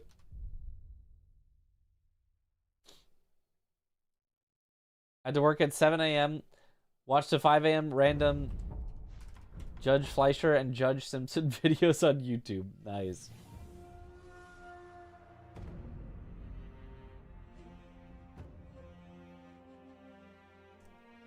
Death on Anime falls off hard. Problem is they give Elverslight same amount of episodes, but the spoiler, also the ending is different. Yeah. I don't know. I've heard it's still good, and well, I've heard it's like not as good, but the ending is really good, and so it kind of makes up for it, and it's still worth watching. But I was just like, no thanks. No, thank you.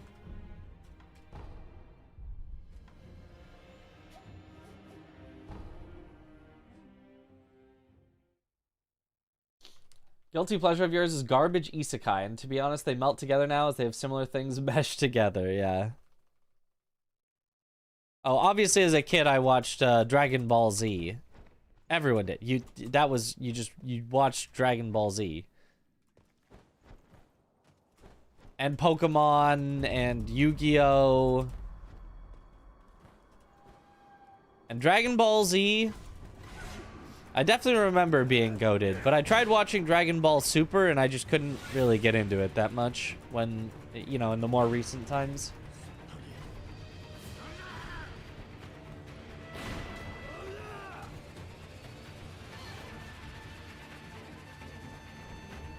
Oh, I've watched most of My Hero Academia. I've watched like a season and a half of Jujutsu Kaisen. I've watched Demon Slayer up to the movie that came out. I watched Fate Zero before watching Fate Stay Night. One of them. There's like multiple versions or something. I don't know. The Fate series is confusing.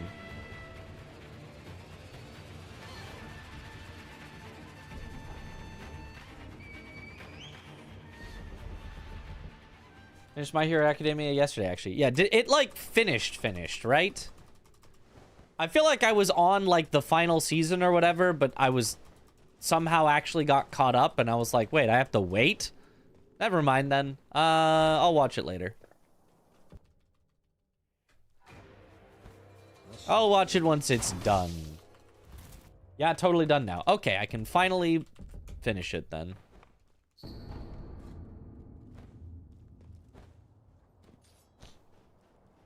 Would you like Japanese isekai slop, Chinese cultivation slop, or Korean tower dungeon slop? The classics. I watched a few episodes of... Is it... Oh, God of High School. That's what it was. I wanted to say God Hand, and then I was like, no, that's a video game, I think. And then I wanted to say God Slap, and I was like, no, that's Moist Critical's comic. I think I watched, like, 2 or 3 episodes of God of High School with my housemate.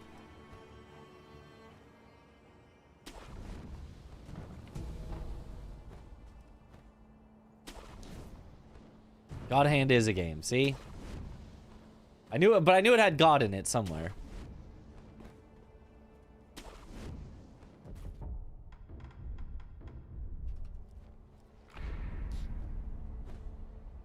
God Hands is also from Berserk. Oh, yeah.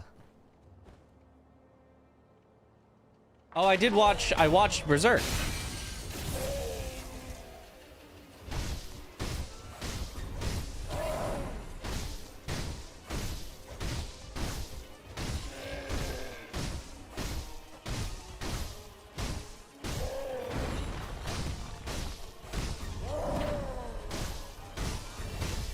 Which unfortunately is also a not really finished thing, because all you get is sort of the most interesting part up to the, like, inciting incident for the rest of the series, and then they never continue it. And then they reboot and they show you that same Golden Age arc again up to the inciting incident, and then they never continue it.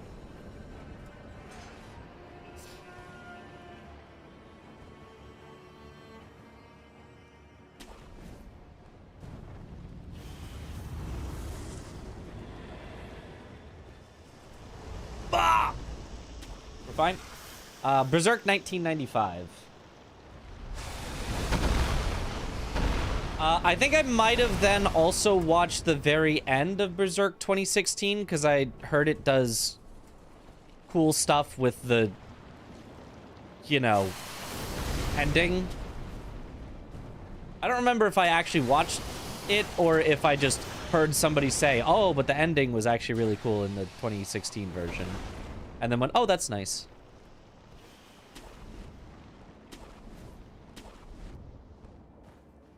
Oh, Chris showed me the first, like, 10-ish episodes of Hunter x Hunter while we were at TwitchCon. Maybe it was only, like, 5-ish. Some number of episodes of Hunter x Hunter.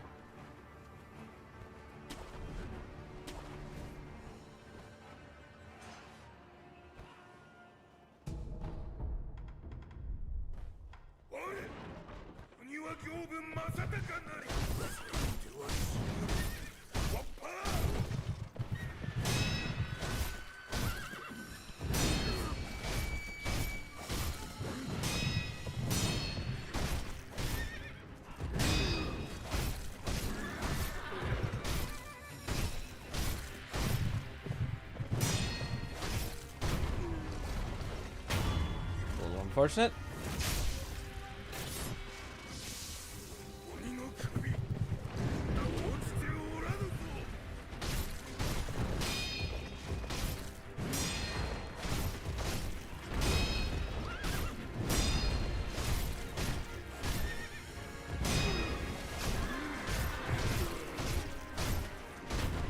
All right, that works.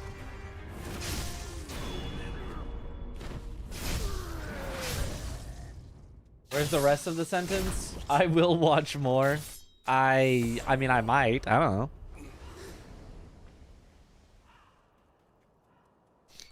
You know, maybe next TwitchCon, maybe we'll watch some more.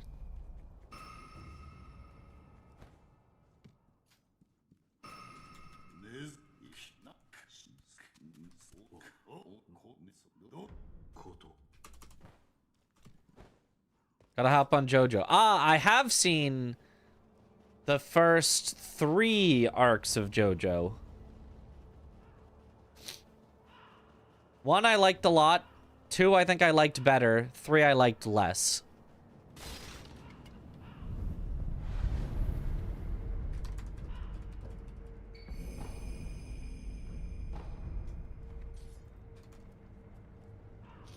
Ooh, fast Yobu.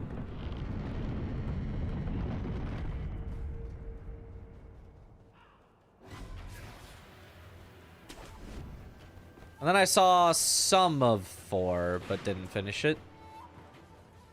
Yo, thanks for the good luck. There's too many that I've seen part of and haven't finished. I want to just finish them, but then...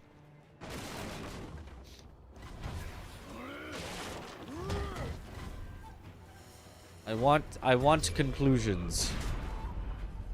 I want to have seen fewer things, but all the way through.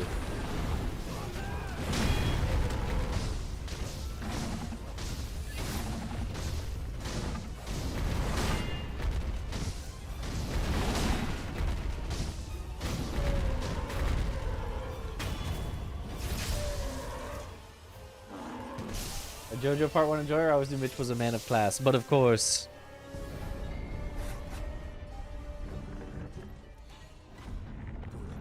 Nobody mentioned Shura until now, the goat. That's one that I've been like, that looks interesting. I'd probably watch that at some point.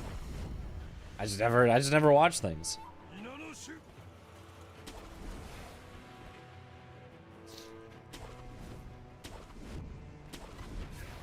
Like, I have probably watched fewer anime than years I've been alive.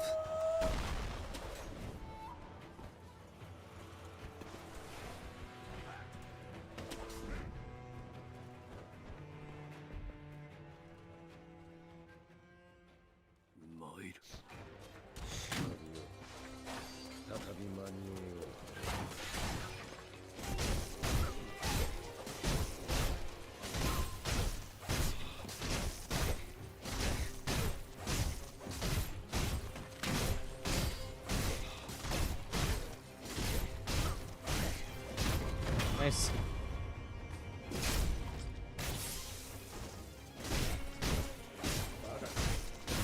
Oh, you guys want my spiciest anime take?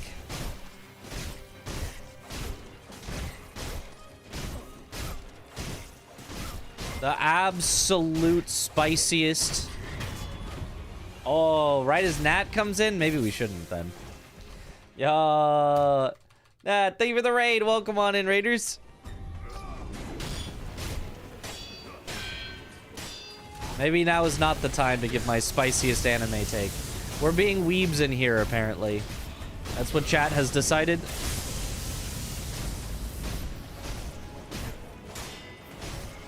Oh, and ending with the deflect death blow? Hold on, is this new gold? I didn't know you were a weeb. I'm not a weeb. Chat's just being weebs. I've just seen a few anime. It is a gold, a giant gold by 2.2 seconds. Yeah, yep. 1, 2, 3, 4, 5, 6. But fine, I'll give you my hottest anime take. Raiders, you all feel free to leave after I say it. Understandable if you do. Full Metal Alchemist 2003 or whatever it was. Better than Full Metal Alchemist Brotherhood. I said... I mean, it is. It's just told better.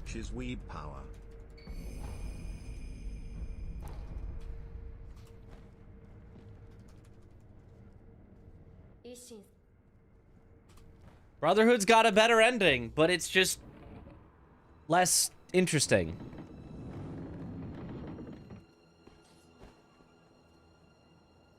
It's like safe. It's like good.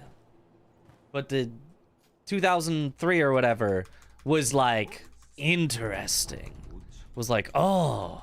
And then it shit the bed and kind of, you know, went off the rails at the end. But at least I was really interested until then.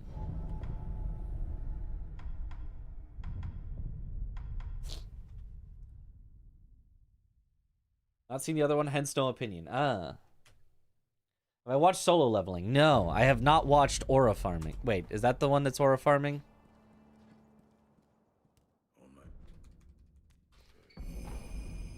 I think that's the Aura Farming one. That is correct. Okay.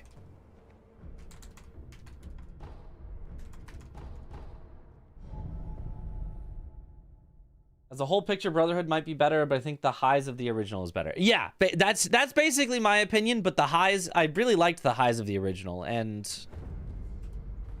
like there was kind of no highs big enough in Brotherhood for me to like put it in like, you know, a top list. It was just like solid throughout, but I wasn't looking for solid. I wanted something that was like, maybe it's expectations, you know. You hear Full Metal Alchemist Brotherhood is the #1 anime of all time. And you're like, oh, damn, it's got to have some really, really high highs then. And it's like, well, no, it's just consistently very good. It's like, okay. I just never felt like it was great at any point. It was like, it was just always, yeah, that's very good.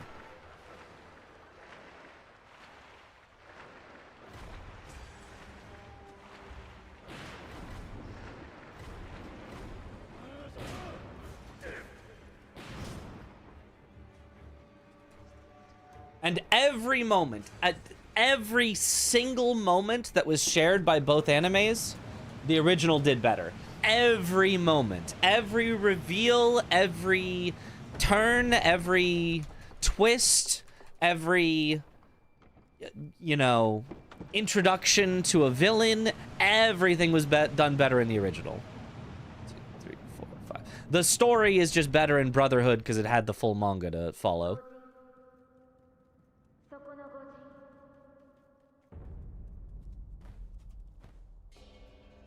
So there's my spicy take. That apparently some people agree with, so.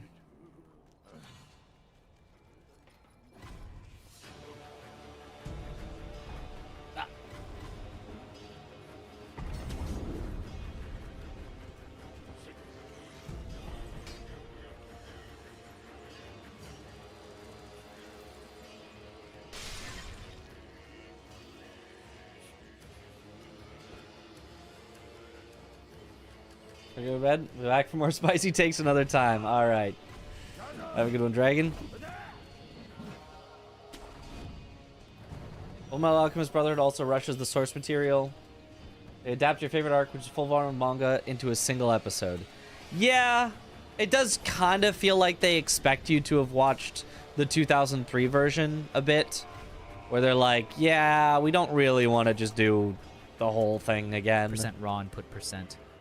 We'll cover the main important things you need to know, but then, you know.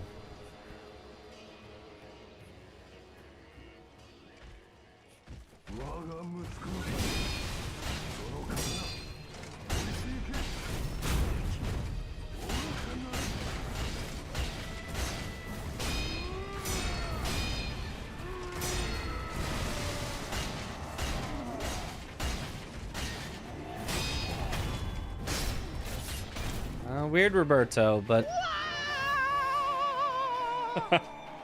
pretty good timing. Maybe tiny bit slow or fast, tiny bit early.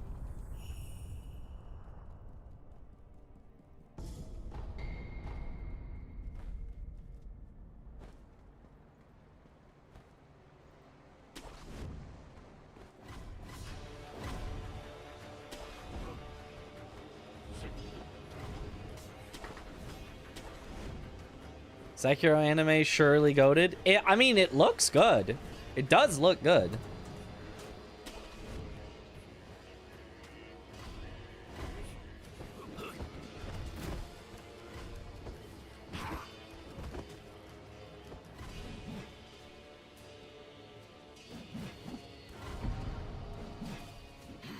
Original up to the lab episode, then switch to Brotherhood. I think that's fair. I think if you do a mix between the two, I think you could have quite a good show.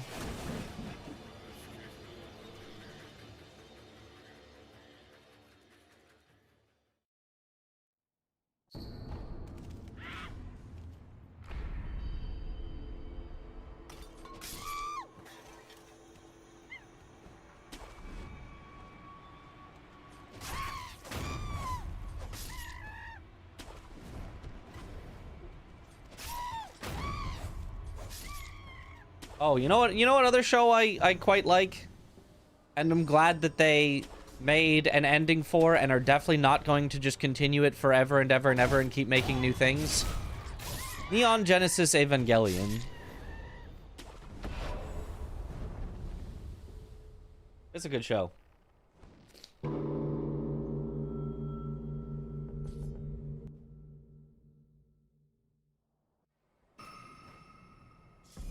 It's like kind of boring in the middle until it all of a sudden is not boring and it's like, oh wow, okay, no, I get it now.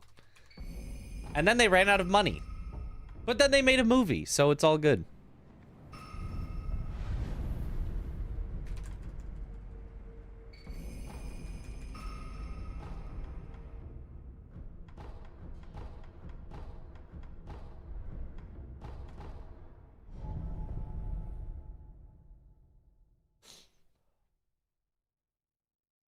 The main thing in Evangelion is finished. The main thing, just let it die. Just let it die.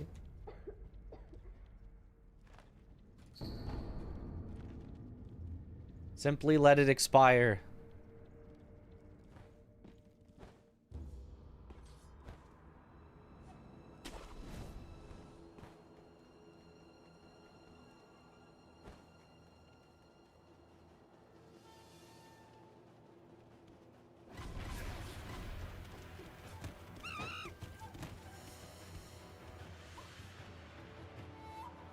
Yo, thanks for the good luck. But yeah, that's just about every anime I've ever watched that I can think of. So if somebody's kept track, you can approximately figure out the entire total count. Oh, wait, one more. I've watched season 1, I think, and 2 of Dr. Stone. So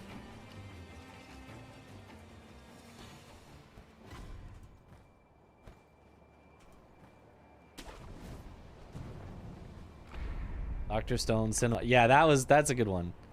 Apparently there's a movie I need to watch and then another season if I want to catch up, so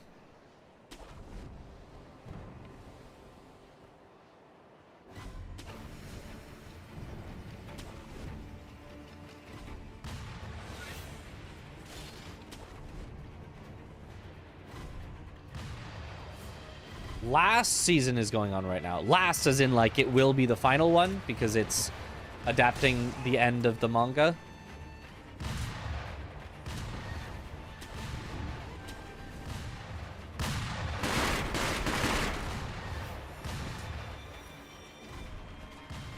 Yes, okay, good.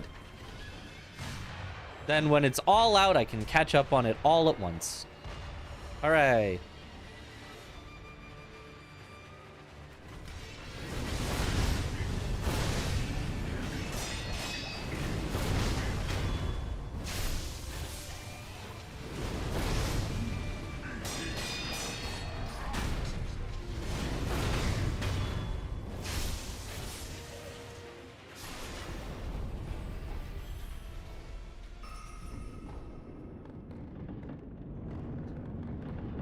One movie is going to be in the Evangelion universe. Cinema.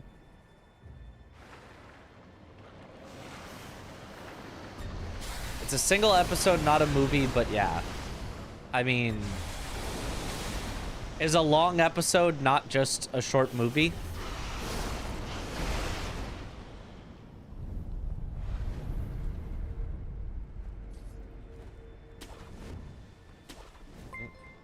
Have you considered running the hot nay category of Shura?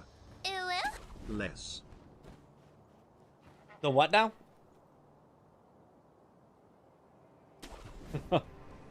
A hot new category of Shura. Ooh, you know, I hadn't considered that one. Have I read any manga? Nope. I don't read. I'm illiterate. Not, you know, actually, but I have not read like a book or anything since I had to for a class in college, I think.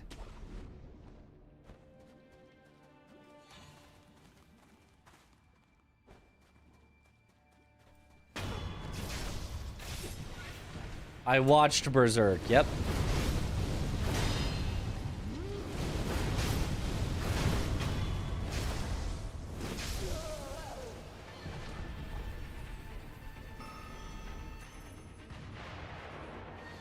Right here is making coffee. Oh, well, welcome in. Like reading makes me more smarterer. Well, or at least you can feel that way.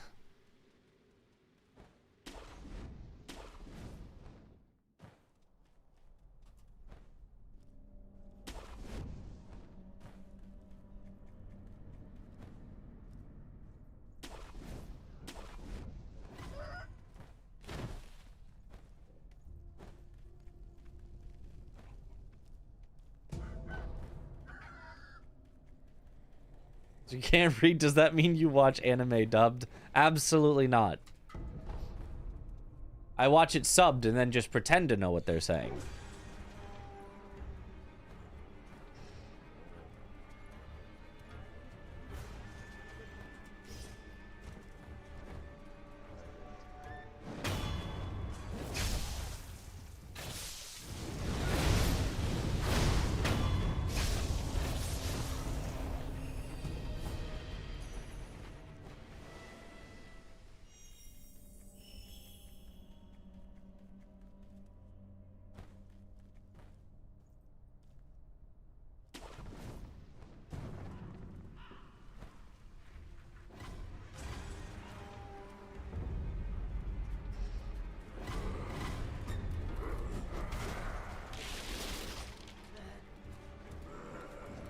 I mean, I feel like for a while there was just no good, like, American, you know, TV shows. But now I feel like there's a lot, so... we finally actually have good TV shows that people are putting effort into. It was like, you'd every so often get like oh, Breaking Bad, that's actually really good, and it'd be like, wow, and then it's like, there's nothing else. Oh, Game of Thrones, that's actually really good, until it wasn't at the end.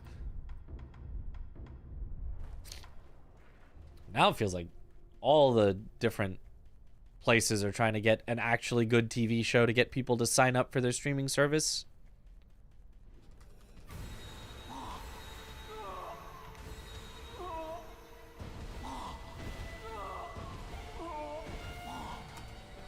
Nice. What categories am I running tomorrow? This one, Shura Glitchless.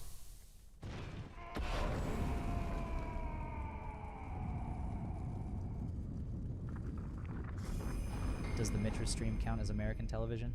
Yes, yes, it does. In fact, it's the greatest American television there has ever been. But Aggie, that would be Canadian television, as we all know. I like watching animes with Japanese voice acting and English subtitles because it just feels right, you know? Yeah, I generally tend to have things in whatever language it seems like the author intended for it to be in. Like, I'm not gonna set the voices to Japanese in an American game. Like, that would be silly. But if it was originally made in Japanese and then it had to be translated and, you know, potentially changed to English, then it's like, okay, I'm okay with seeing what emotions, you know, they were meaning to convey there. I'll generally just go with whatever something, you know, kind of recommends to me.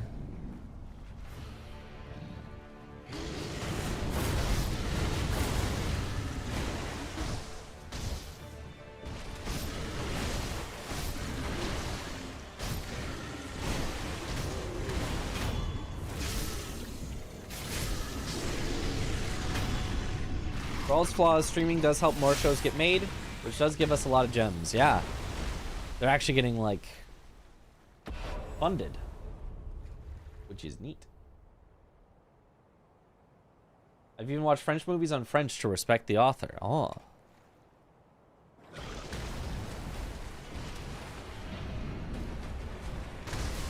Oh, I was standing too far. I'm bad.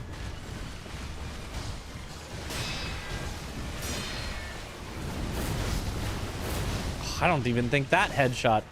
This is just the worst ape of all time.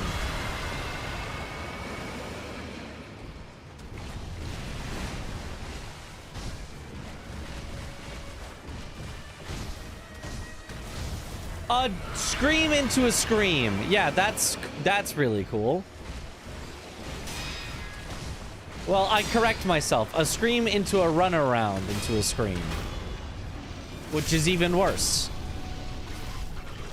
Will I do commentary in Bingo Brawler Season 6?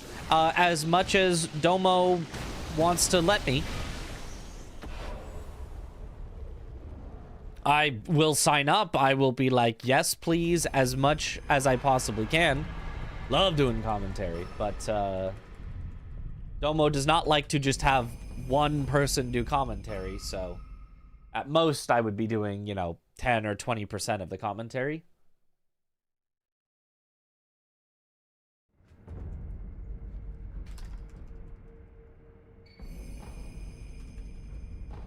But I'll do as much as he'll let me.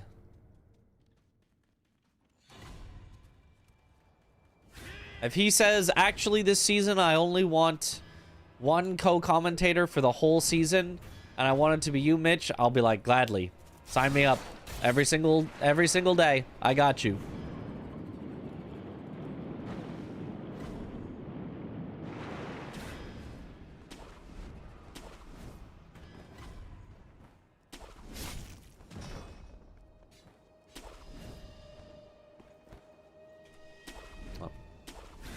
Missed the grapple. Depends on the context view. If it's a show I want to be constantly looking at the screen for, I'll watch dub because I don't want to waste time not looking at the action. I feel like that's fair, but I feel like that hasn't occurred to me.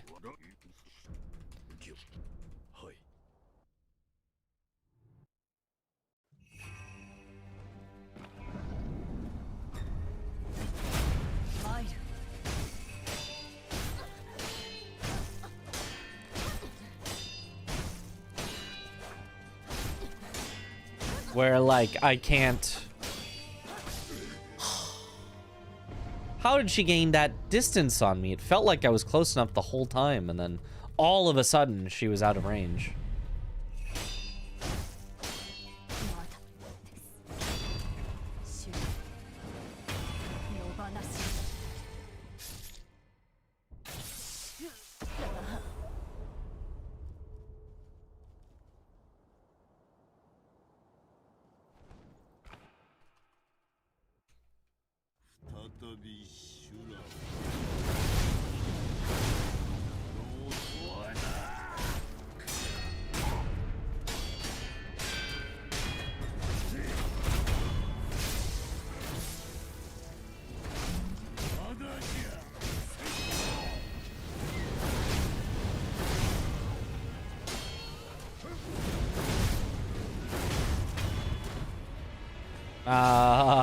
Nice. Okay, good end. Oh, that was dirty.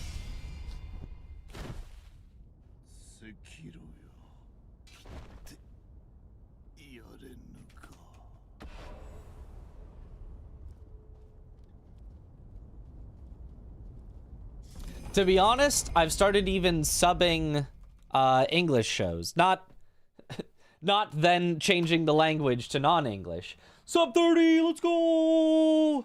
0.2 off my gold there. Sheesh. But I like to turn the closed captions on. Like, especially if I'm on a plane, which is where I'm watching most of my shows nowadays. Like, it's just nice to be like, I didn't quite... What did they say? And just look down and be like, oh, that's what they said. Was the best Ishin fight you've ever seen? No, that was a very, very, very clean one.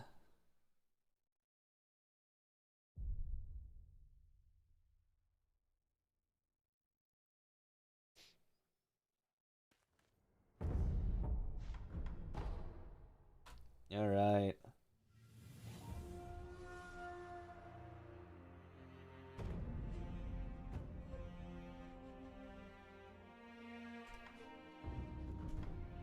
Oh, 30.00 on the IGT there. Most shows now have horrible audio mixing, so subtitles are almost a must. Yeah. Pluribus on the plane was actually very easy to hear and understand. It was pretty great. I forgot that I had the closed captioning off until there was all of a sudden just one thing that I couldn't quite get that I turned it on for. And then I was like, wait, I had it off this whole time. Oh, I know what it was. It wasn't even that anything in the show I couldn't hear. It was that my my Bluetooth earbuds, one of them ran out of battery, and so it died, so I was only listening in one ear, and somebody was like talking on the other side, and it, you know, was directional audio, and I was like, okay, I'm just gonna turn on the captions. Yo, thanks for the good luck. Just be a member of something called the Asian DVD Club, so subtitles are programmed into your brain as the only option.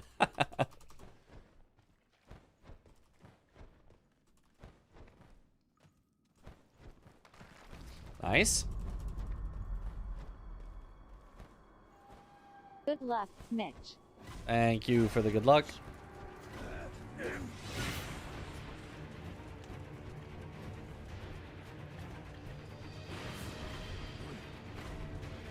Oh, thanks for the good luck, Max.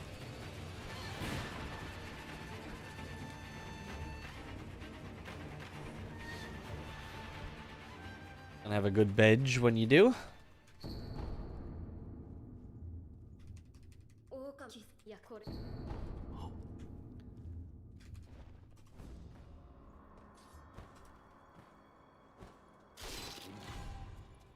Also, I just have to say the tagline, whatever, for Pluribus, that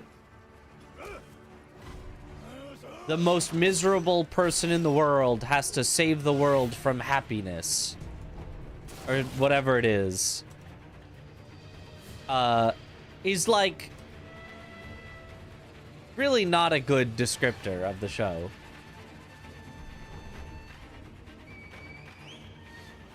Like, it makes it sound like a, weird, comedy or something. And it's kind of funny in, parts. But it's funny in how, serious it sort of takes it. It's not a, ho-ho, laugh at this type thing.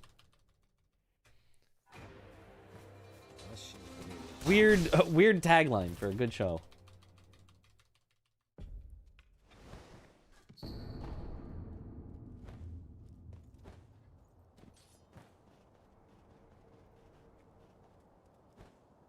Pluribus, yeah. Pluribus.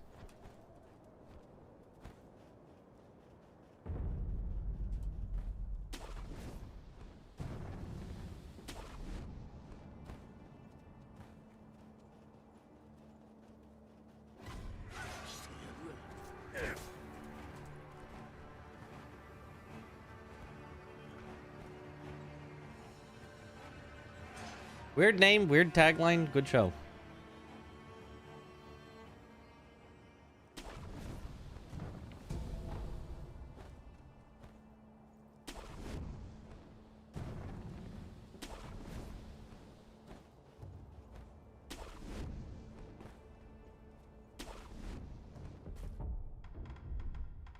Oh, menuing.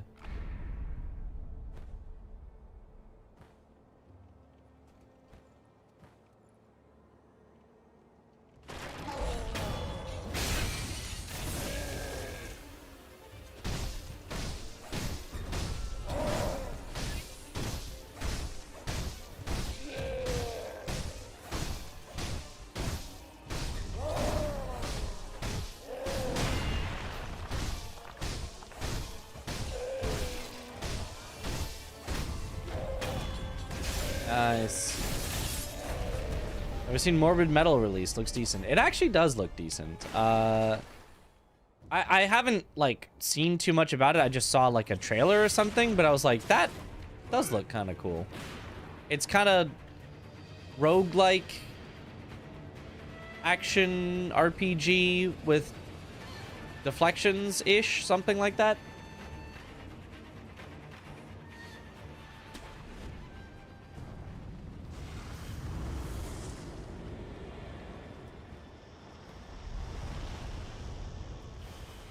Oh, Double Canyon.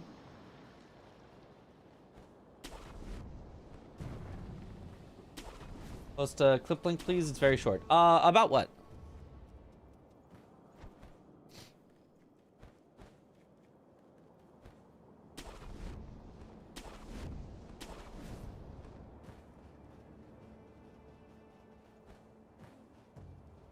Thank you for asking first, regardless. What? Me pronouncing pluribus. Ah. Sure. If it's a clip of me, then yes. 1,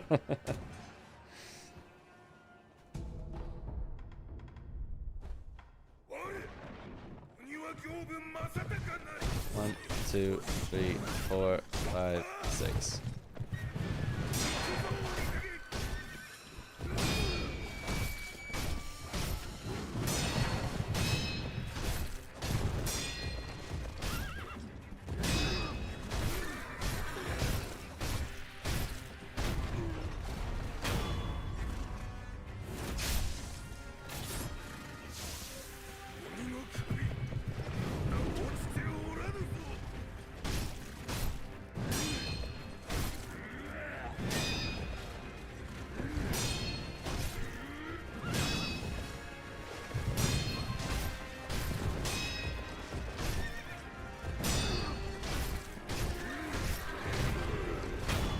All right, not bad, not bad. How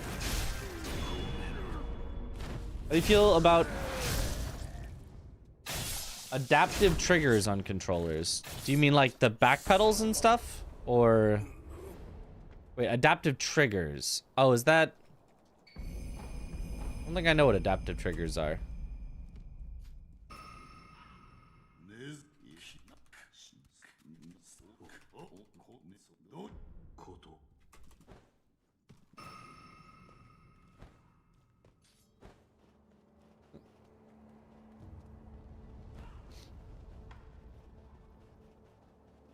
Oh, I only use keyboards. Don't know about controllers. Yep.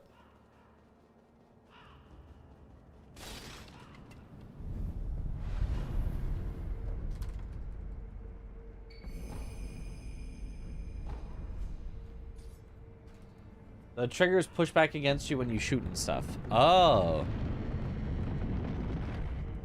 So, like a rumble, but for the trigger specifically. I don't know. Seems like it might be cool. Rumble's kind of nice.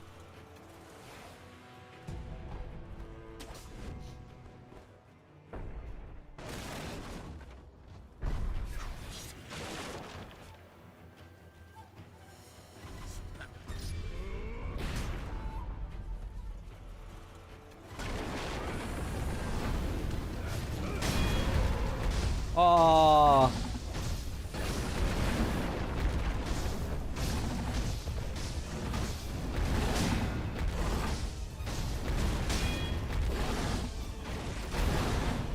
Oh, come on. Failed. That's pretty bad. We were actually in the green after Gobu. Aww.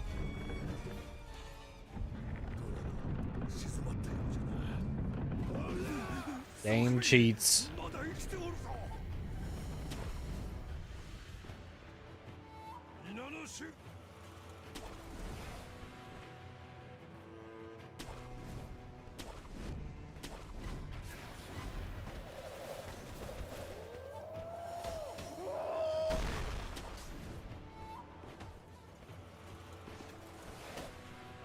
Ah, really? I'm surprised that didn't work. I'm a little less surprised that didn't work, but also a little surprised still. There we go. Well, I don't think this one's going to be our PB.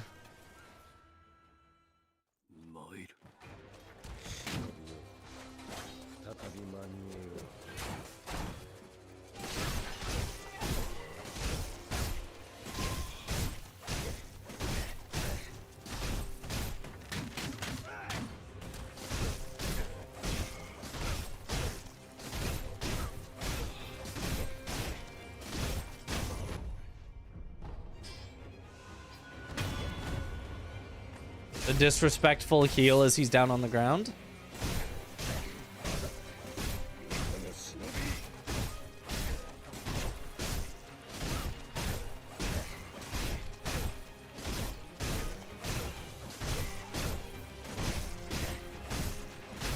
Nice.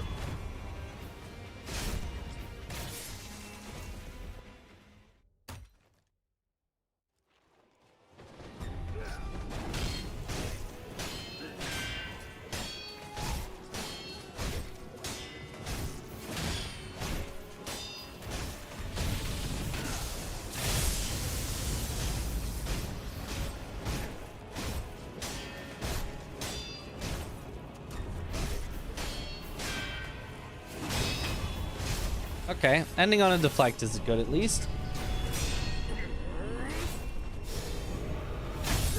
But yeah, missing frontside dojo a few times is very bad.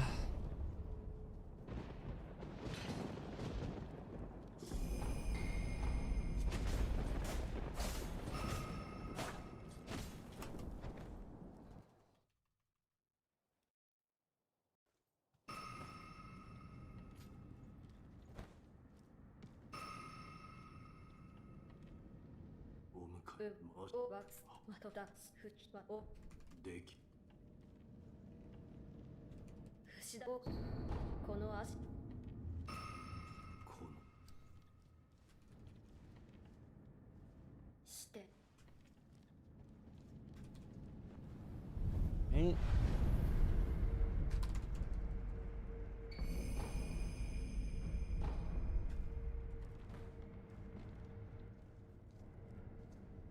Your friend doesn't shut up about JJK, should you just watch it? Probably. It's, I mean, I haven't seen all of it, but... The beginning is solid, and I think it gets even better from there, so...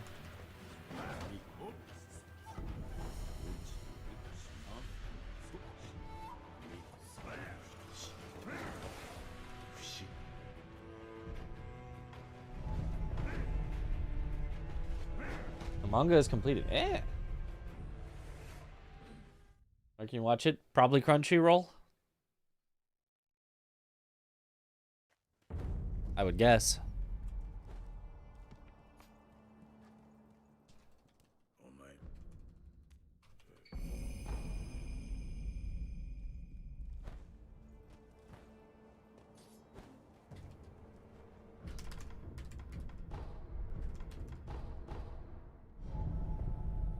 JJK Watch Party. Woo! Netflix had it, maybe not anymore. Oh, I think Netflix, yeah. I might have watched some of it on Netflix. I don't know.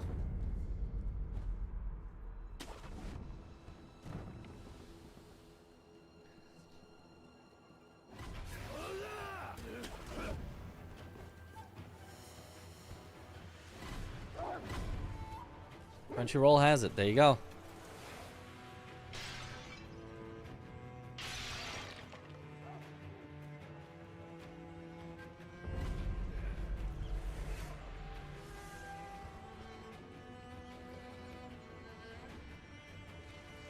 All 3 seasons and the movie.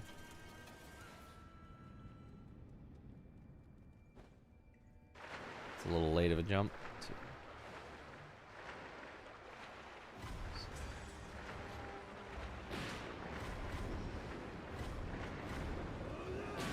Yeah, so I ended up not getting the jump out of the water. Oopsies.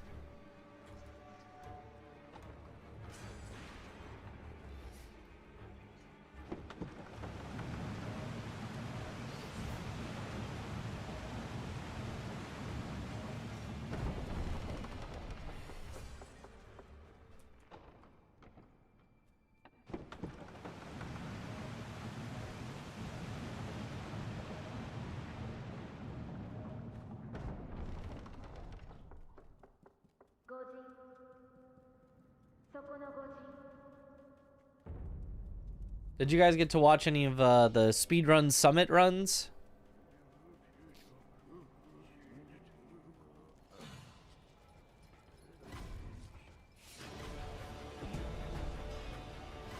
I thought those were some very fun runs. I liked, Tom had the idea for the wheel on our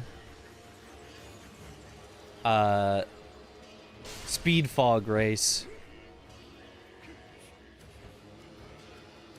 Although the difference in time for getting some of the wheel spins versus others was like so big.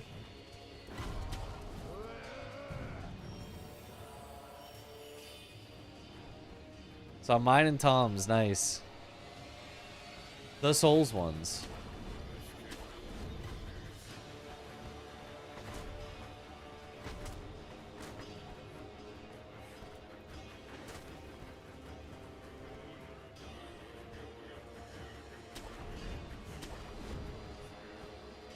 The spins.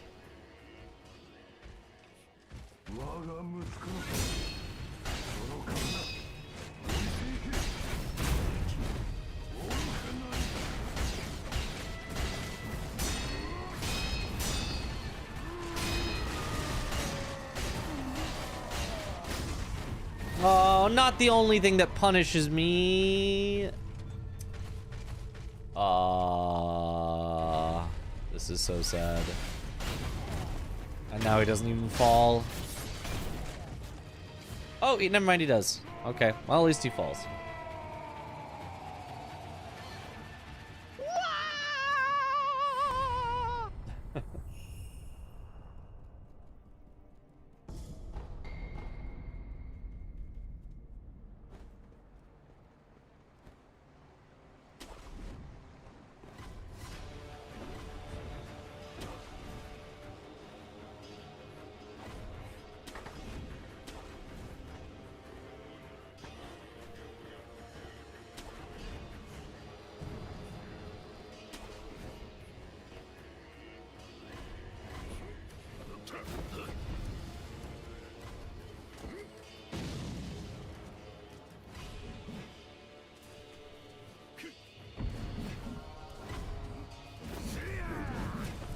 Because I died, so messed you up. Yep, that's understandable. Honestly, I'm surprised it only lost 10 seconds. It's like really fortunate that it did not lose more.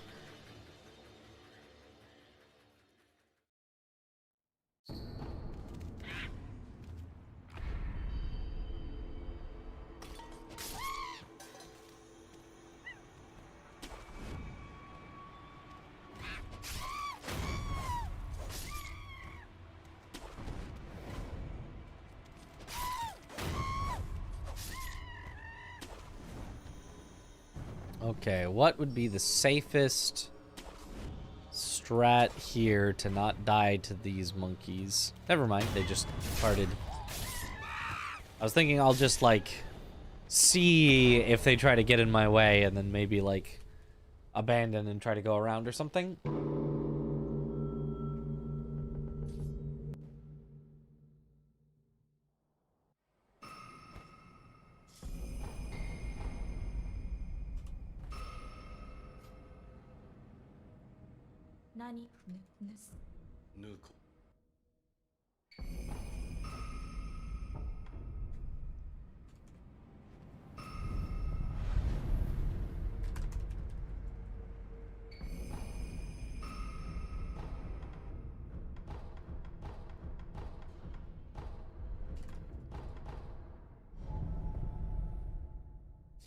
Not bad.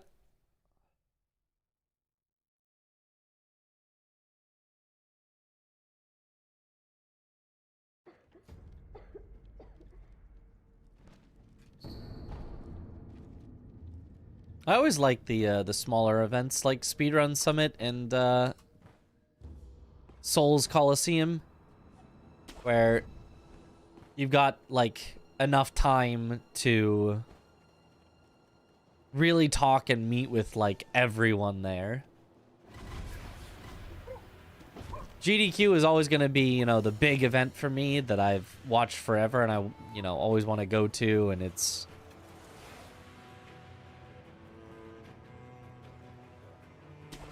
but like the actual fun of being there is probably best at a smaller event.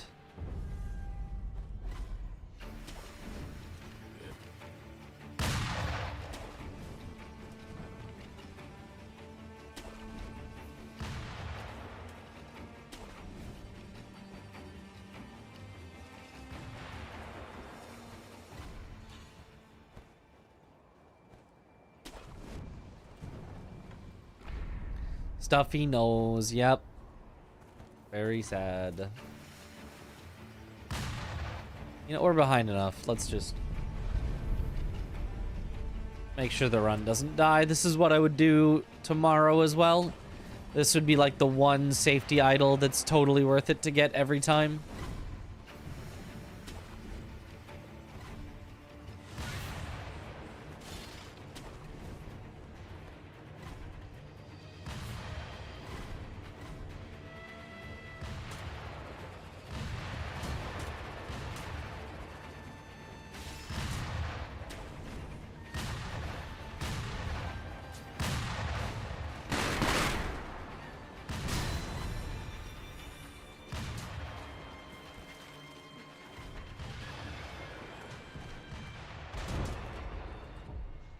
And as long as I'm taking some safety.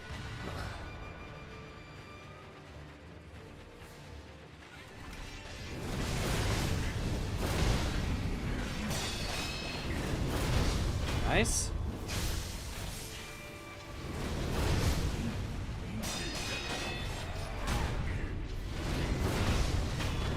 Lurking the past week or so. Hope you had fun at the Speedrun Summit. I did. It was a lot of fun. Watching GDQ since 2014 and went in person for the first time in 2021. So fun seeing all the runners. Huge fan of in person and saying hi. Ah. And you saw all the runners you like, right? So. Ah.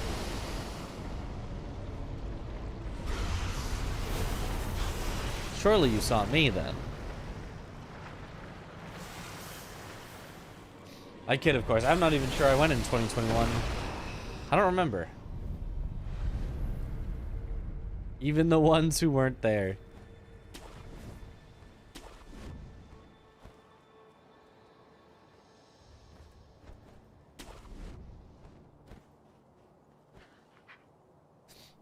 Like, GDQ is great because you get to see, like, all different types of people. It's like, oh, there's the whole, you know, horror game community, and there's the, you know, this community, and, like, oh, and there's fans there. Like, I think it's a easier one for a fan to justify going to because there's always stuff happening 24/7.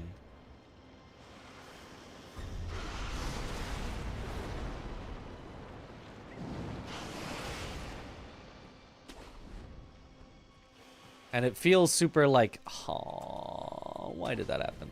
Like high budget and professional and stuff, which is really nice. It's nice to have your run like really taken seriously as like a, you know, we want this to be the best that it can be.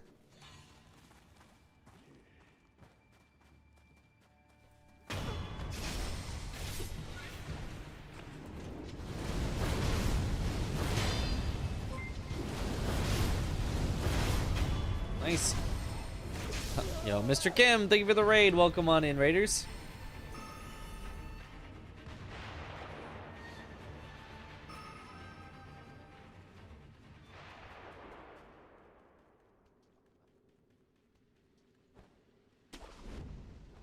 Yeah.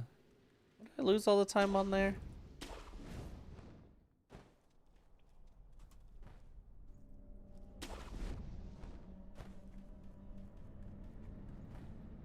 A snake in the water? I'm kind of zoning out on this run, which is fine, honestly. Like, it's kind of good practice to just know that you've got it even if you're not actively thinking about it. Definely has 8,000 hours in Path of Exile community. They're probably there.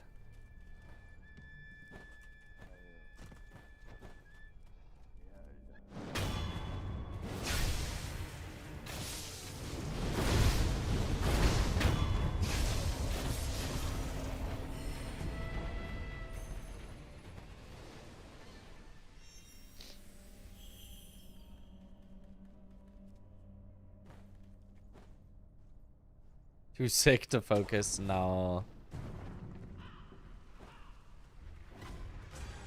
It's just a run on a middle of the road pace, you know. Not possible to get PB, so I don't have to lock in.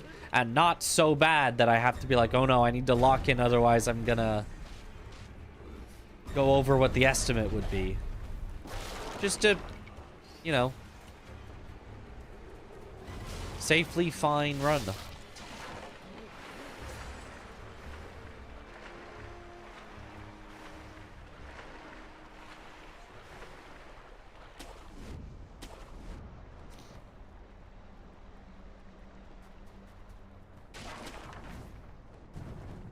I found out at Speedrun Summit that Tom has double my hours in Elden Ring. Which, like, maybe isn't that surprising, but I was kind of surprised.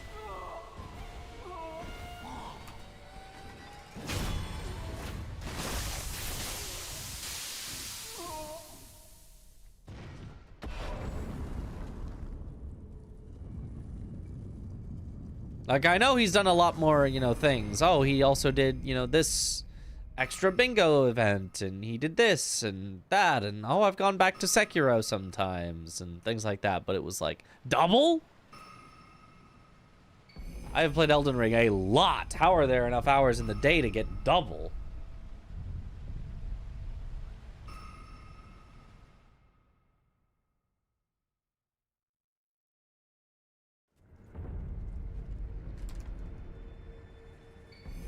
We got 4,000 hours? Over 6, and I have 3.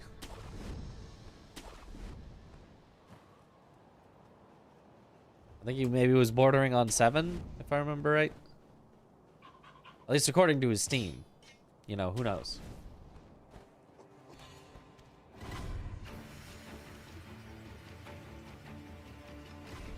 I haven't played for almost a year, and you have 6,600. Well, I don't get that. It's literally my job. I'm playing, you know, either Elden Ring or like either Elden Ring or Sekiro for like 8 hours most days. And I barely have that much combined.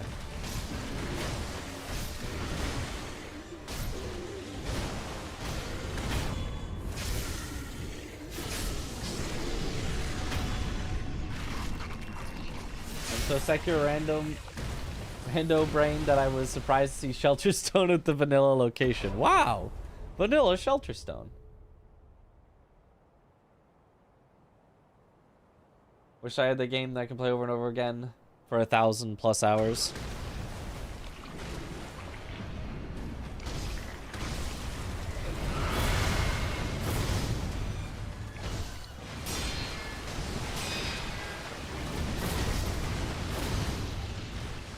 Beautiful.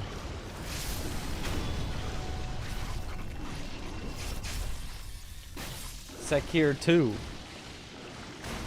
Oh boy, Sekiro 2.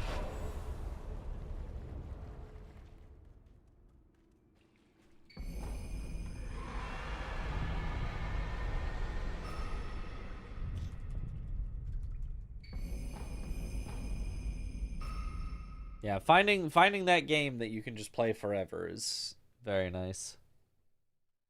3,000 hours in Elden Ring and 1,000 of them were the French challenge. You know, perhaps they might have been.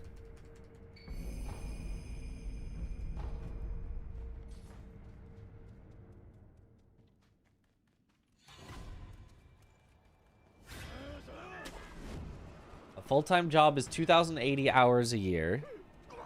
Right.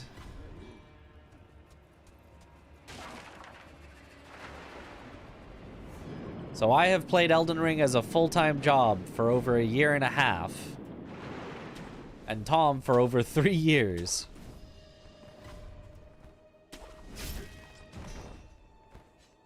I mean, the game has been out for over 3 years. It's just... How did that slip off like that? That was so weird. Why won't it let me grapple? I hate this game. I actually love this game, but sometimes the grapples are silly. Sometimes it shows you a green grapple point and goes, no. Just kidding. You shall not.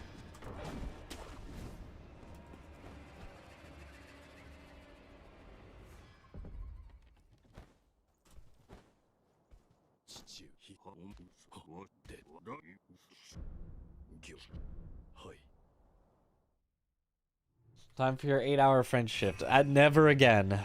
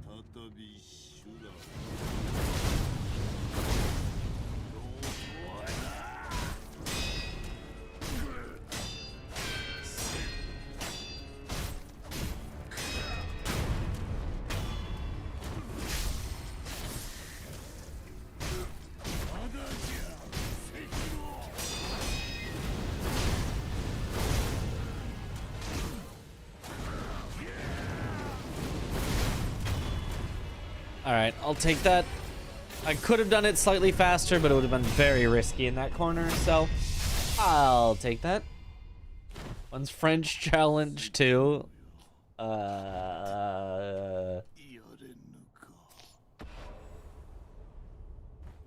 yeah, because Lies of P also came out after Elden Ring, so like, yeah, there's just no way I could have amassed 6,000 hours in Elden Ring between when it came out and now. There's just been too many other good games to play.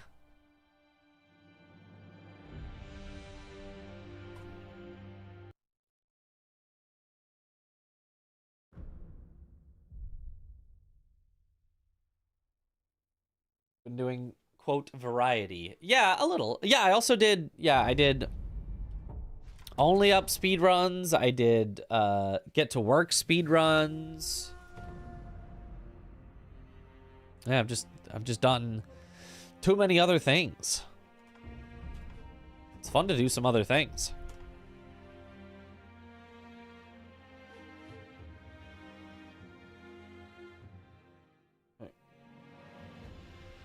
You finished Liza P base game today. Nice. Fun game. You gonna do the DLC now?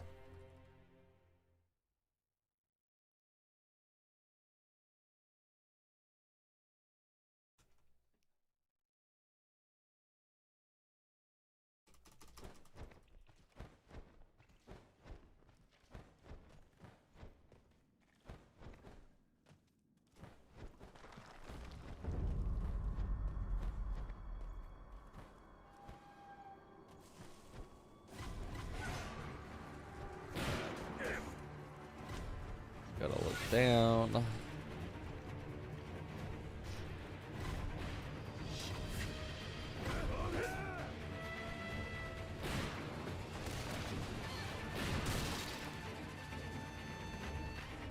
Nice. 150 hours in Elden Ring on PC and probably like 150 on console. Even that, I'm like, man, it seems like a lot. Yeah. I'm playing some Bloodborne on PC. It's so good.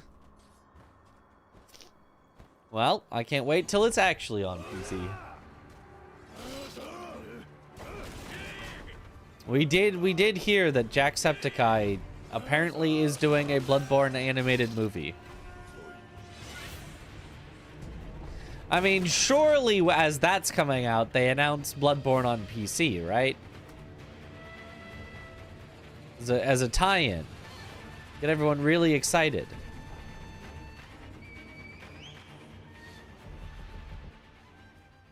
Want 100% Elden Ring again, but randomized. What settings should you use? And like, is there any way you can get other people rando files or something like that? What do you mean get other people rando files?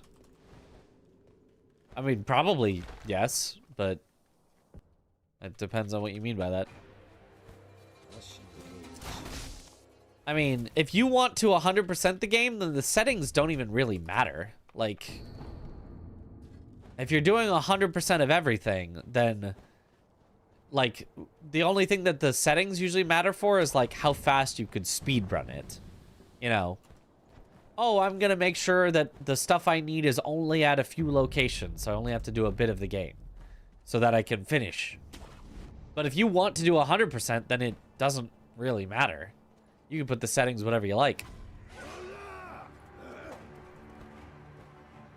The only thing I wouldn't recommend is putting the important stuff literally anywhere, because if you forget, oh, there's one random item behind a rock that you can't see, and you forget about it, and that was an important item that you need, and then you're never gonna find it again. It's not like you can just be like, oh, I missed something. Let me go back and check through the game again. Like, that's not gonna happen, so I would recommend keeping the, like, key items to somewhere that you're likely to find them. Major bosses, things like that.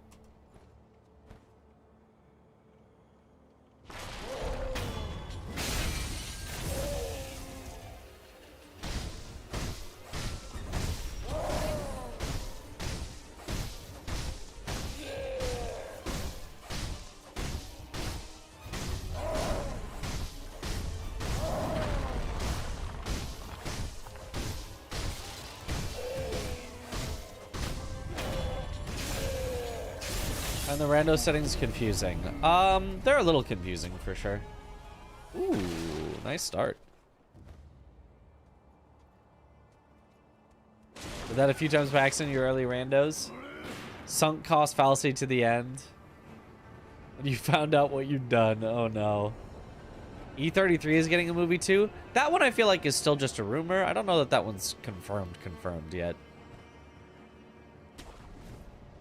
Well, maybe it's like confirmed, but like subject to cancellation, because sometimes things get greenlit and then later they're like, yeah, just kidding, we're not gonna actually fund that. Destroy all the work you've made.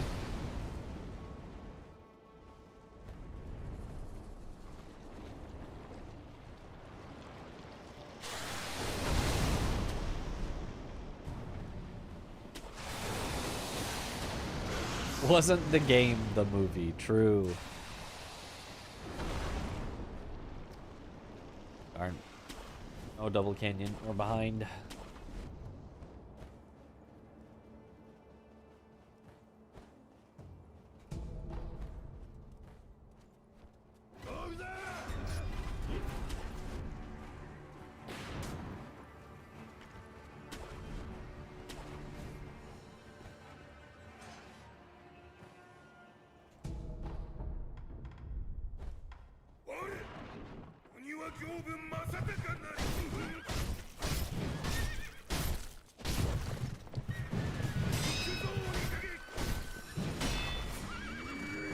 Oh my goodness. The worst to ever do it. I have to do this now.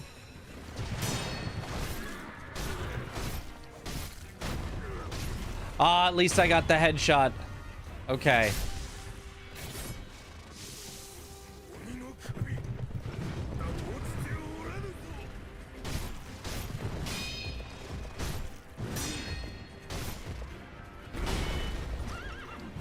Really?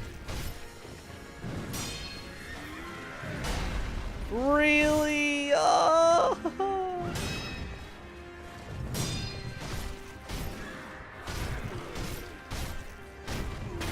The worst Gyobu of all time, and it's all my fault. Hello, how are you? Hello. I am good. Which boss gets bullied the most in speedruns? I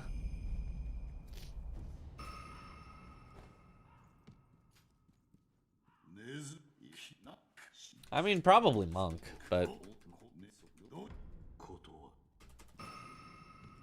people would probably say Genny. But, like, you definitely fully just fight his final phase.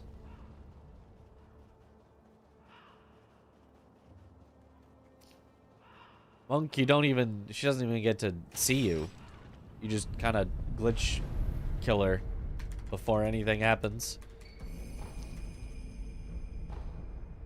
Oops.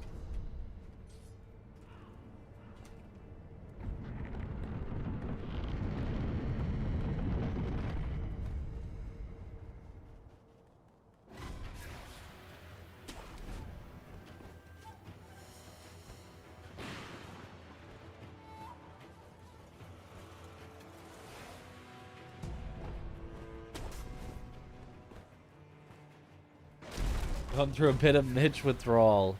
Well, I was on the stream, you know, still happened. I was still on the... It just was also other people.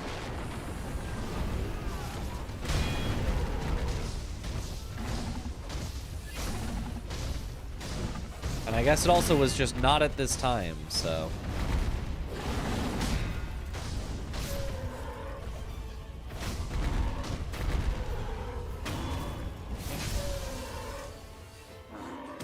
Do a rando R1 challenge, kind of dumb. Is it gonna be like hard and not the enjoyable type? Yeah, probably.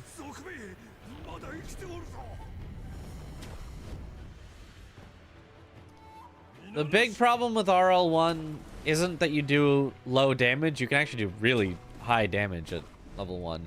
The problem is just you get one shot by everything, and if you randomize and you get just one of the stupid bosses and they one shot you, it's just really annoying.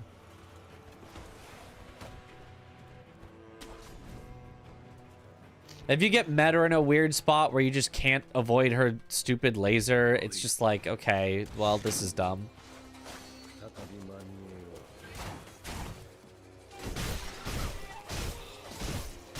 You get Fia's champs in a weird spot, and you know, you're trying to run around and the arena's too small to avoid, and it's just like a lot of Elden Ring bosses are just not that great when you get one shot.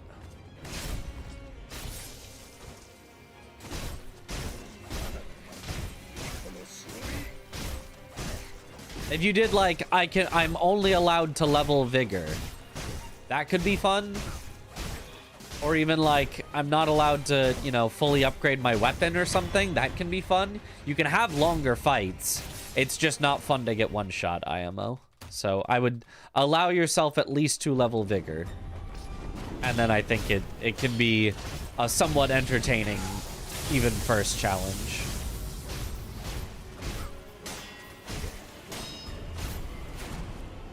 Hello?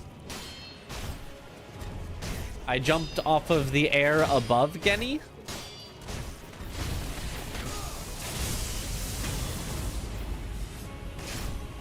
What's the estimate for this run? 40 minutes, which is probably way too high. We probably can make it 35 minutes and still be very safe, but it's 40 just in case.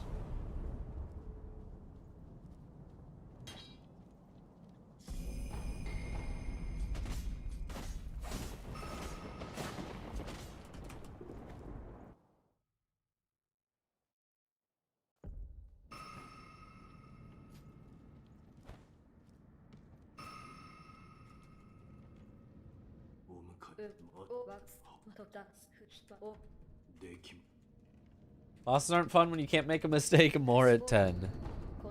Well, I mean, it kind of depends on your amount of experience. But in my opinion, oh, you can't make a mistake? Oh, that's fine. The problem is a lot of Elden Ring bosses, you know, it is possible to fail without having made any mistakes at all. Or whatever the Star Trek or something quote is. Some Elden Ring bosses just kill you. Well, I did everything right, but just got put in a situation where there was nothing I could do, especially in Rando.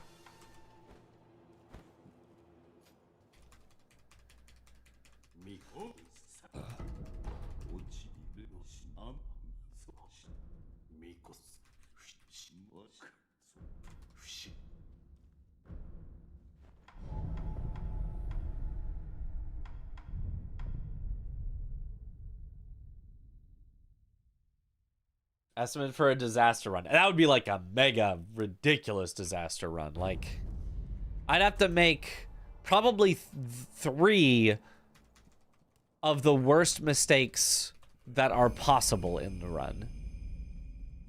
The average run has 0 of those.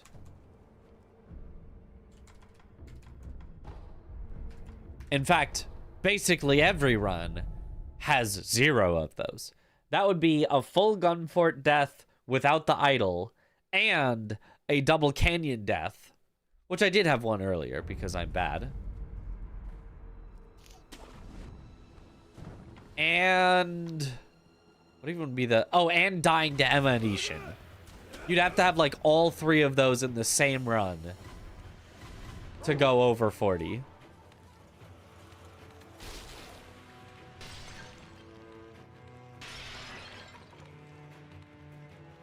Gary's snails are always scaled like 3 times higher than him for some reason. Yeah, that's one that can just kill you for no reason. Would you ever do a RO1 rando? It'd be kind of fun to see a pro go at it. Yeah, I might. Could be fun.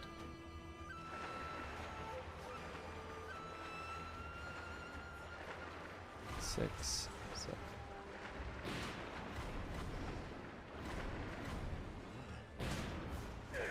I wouldn't do it like Deathless or anything, I don't think. But just doing it could be fun. I'm gonna die 3 times to every boss. I don't even think that would do it. As long as I didn't have to run back every time, I think dying 3 times to every boss would actually be kind of okay. I guess except for Emma and Ishin, because you do have to run back to them.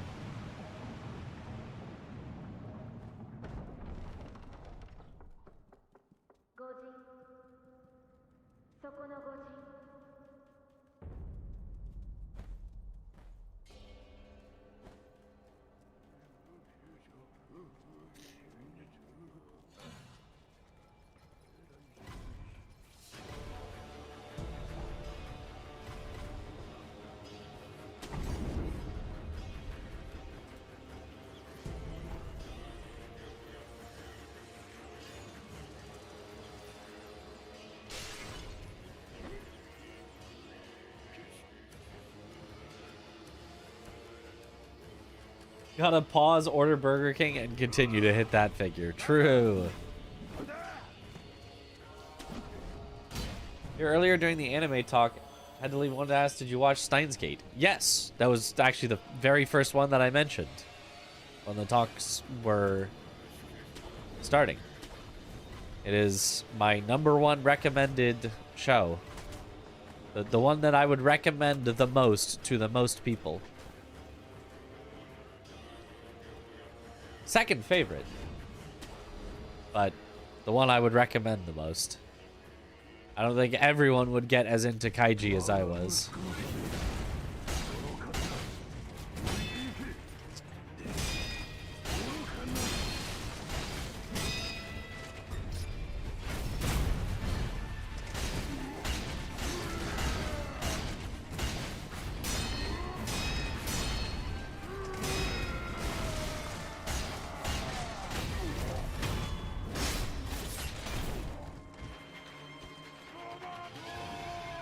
Roberto. Pretty well timed, pretty well timed. Perhaps a tad bit on the late side, but pretty good. Do I find Kazan combat better than Sekiro? No. It's good though. It's very solid. I like it a lot, but Sekiro, the GOAT of combat.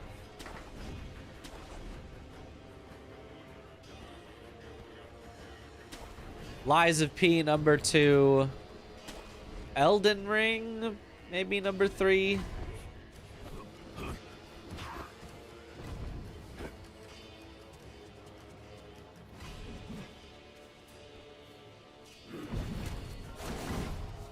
Then probably like Dark Souls 3.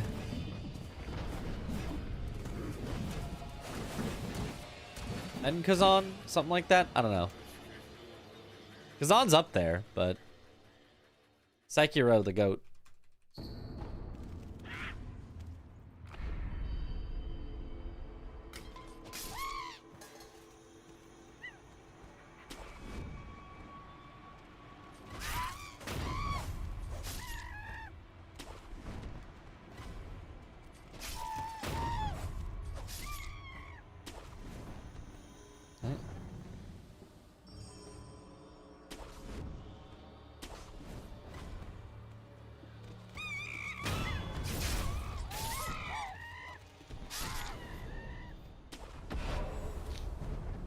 Why do you say that though?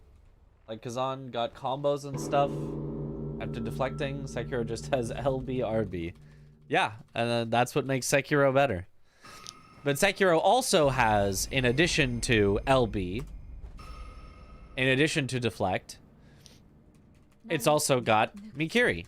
It's also got sweep stomps. It's also got dodge and grabs.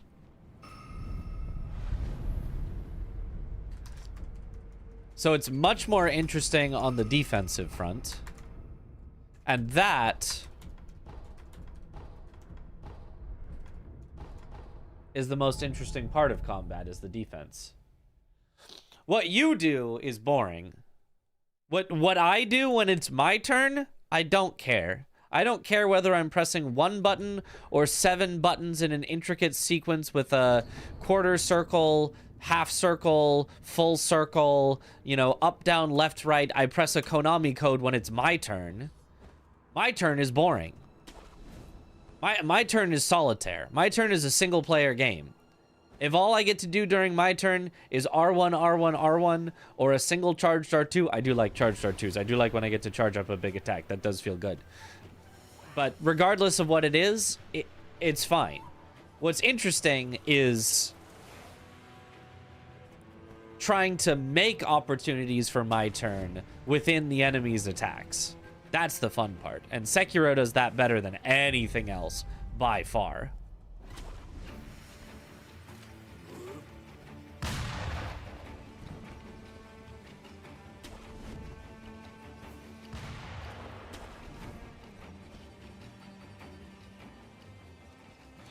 Combos to me is basically just delaying the time until I get to have fun next.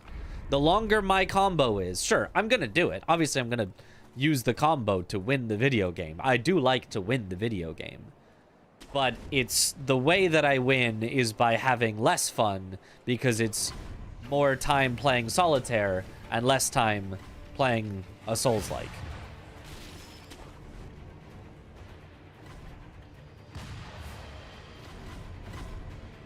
IMO.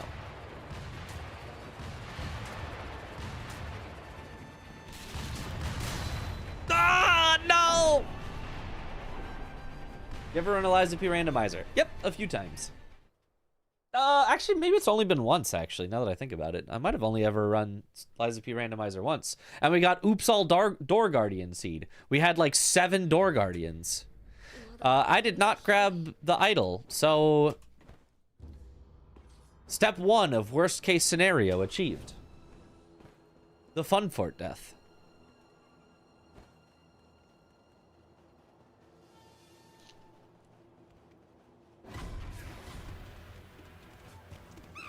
Ow.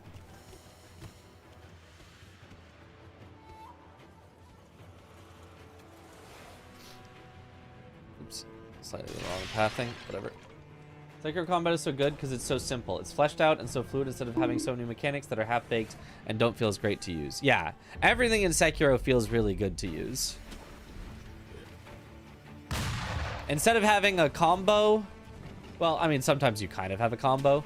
But instead of having a combo, you'll have, like, a single prosthetic that is specifically made to counter the enemy if you paid attention to what the prosthetic does. And so that can feel good to just be like, oh, I'm rewarded for, you know, reading the memo that said the firecrackers can scare beasts. And you go, wait a minute. The guardian ape sure seems like a beast to me. I bet the firecrackers would... Oh my gosh, it staggers him so good. Wow. That's like your replacement for like a combo. Is just... pay attention and get, like, really big punishes. So instead of having the same quote-unquote combo for every boss that you fight, it's always something different based on the specific boss. Dead. Do you think Sekiro could be forklift certified? You know, probably. He operates some heavy machinery in his prosthetic arm.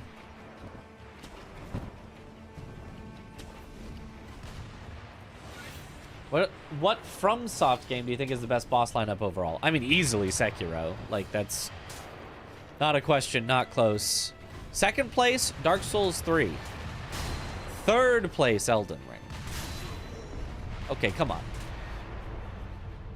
I guess this is the disaster run practice. You know, we're getting there with Gunfort being this bad.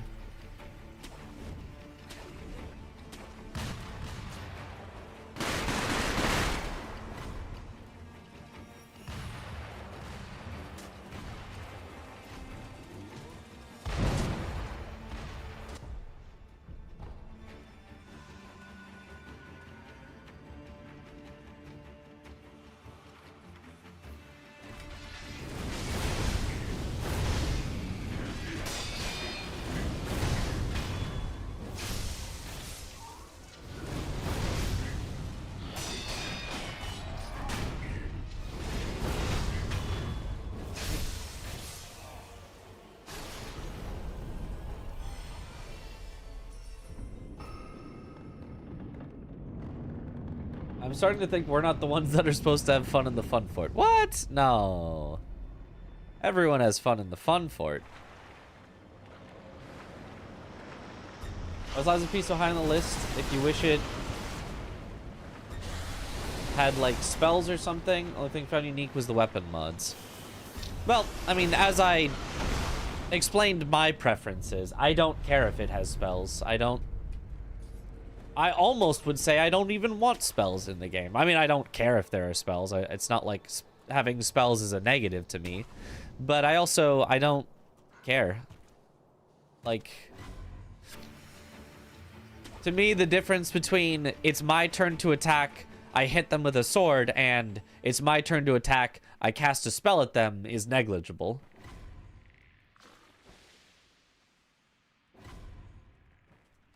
So what I find really fun about Lies of P is I think the bosses can be very fun to perfect guard.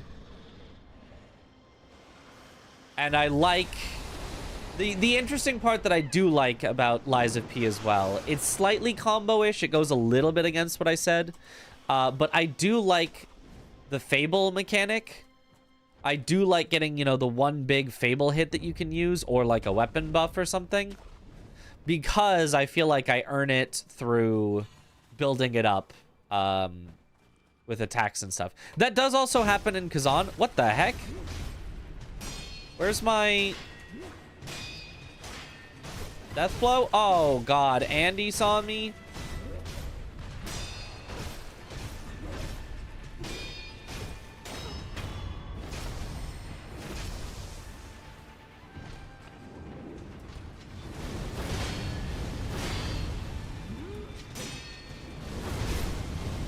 Okay, we're fine.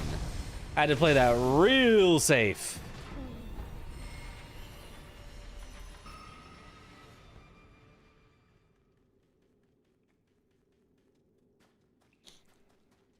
Did you attack just before the red dot showed up? Probably. I don't know. I thought that it seemed like it would work, but... Oh well. But yeah, I do like builder spenders, which Kazan also has builder spenders. I like the spenders in Kazan. I just don't like how much you can combo in Kazan as much. Where like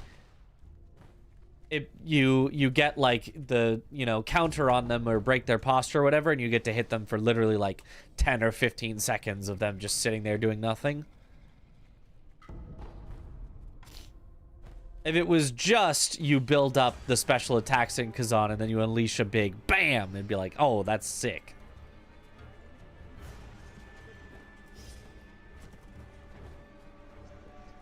Which is more like what Lies of P does, which is part of why I think I like Lies of P better.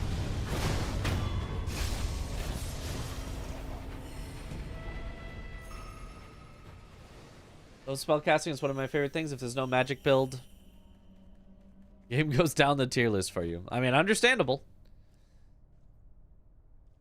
I do like big sword. If I can't have big sword, if all I can have is little sword or big mace, then I'll be, you know, a little less happy.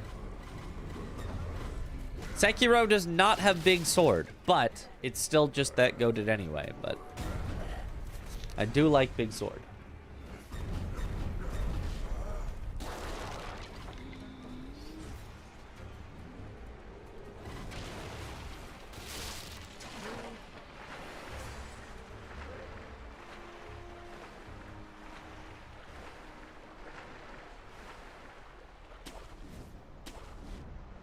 Don't like elemental buildup through perfect guard or the chip damage. Was that in... Which game are we talking about with that?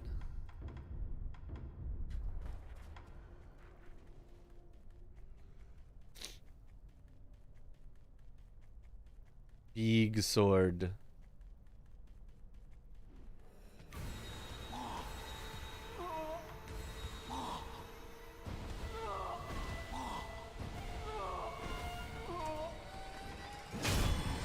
Kazan.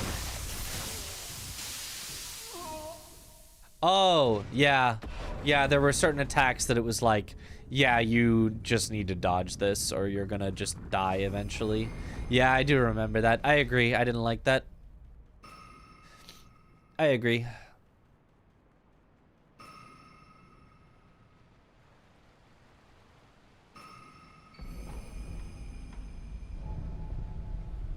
I know Player 5. I do know Player 5. I mean, not... I don't know that we've met in person yet, but we have raided each other several times. Well, he's raided me more often because I think I usually stream later, but we've raided each other at least a few times, and so I at least, you know him a bit online for sure. Will I play Pragmata? I'm considering it. I can apparently get a free key from Capcom because I now have a slight in with Capcom after I tried a bunch of their demos at TwitchCon.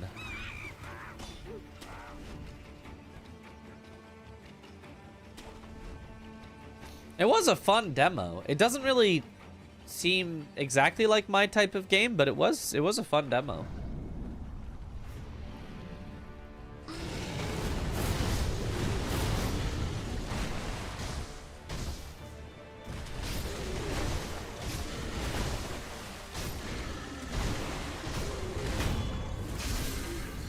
Got that hookup. Watch.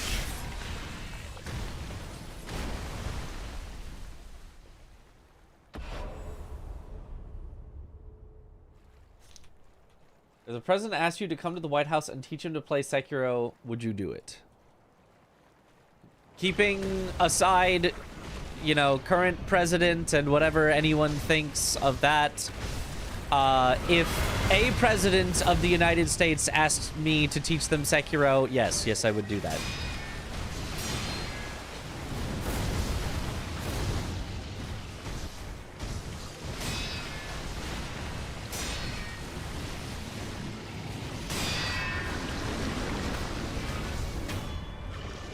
Would you stream it live? I sure hope so. I mean, I imagine it would be on national TV.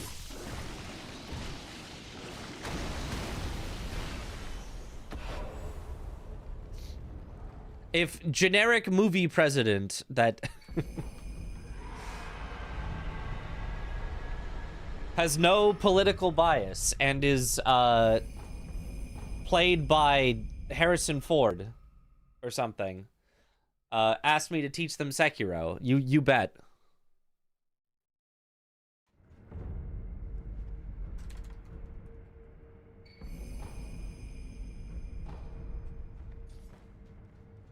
What's the most fun Elden Ring challenge run I have done?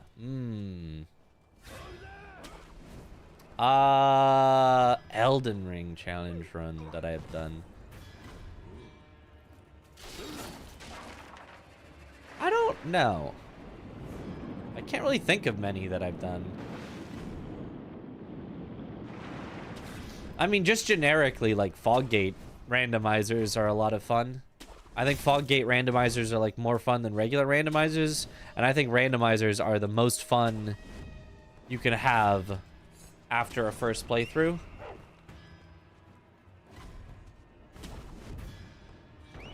They're not exactly challenge runs, though. I really haven't done that many challenge runs. Like, I mostly just do, like, speed runs and, you know, bingo and like, competitions with others more than just a challenge.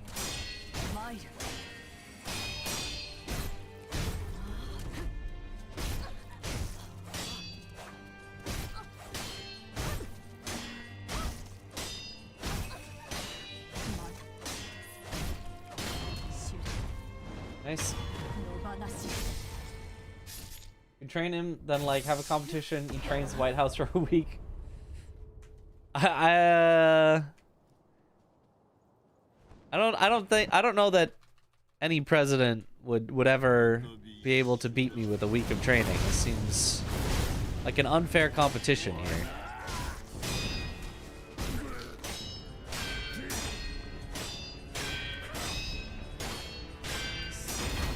Okay, nice. Could go for the alternate, but this seems to be the perfect spacing in between the fire.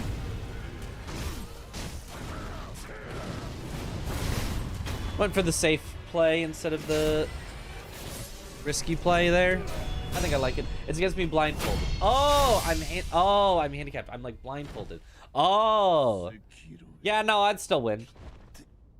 No, I could I'd beat the game faster blindfolded. No, I'd win.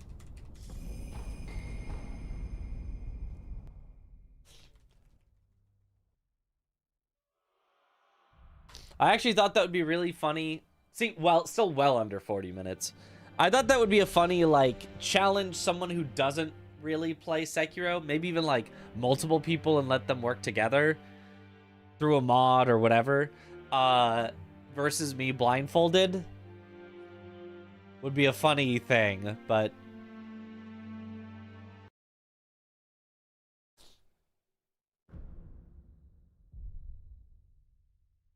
I mean, somewhat embarrassingly for me, I suggested it to one of Ludwig's moderators, who was also a streamer. They were just streaming, and they were playing Sekiro, and I was just in their chat, and I was like, oh, hey, what's up?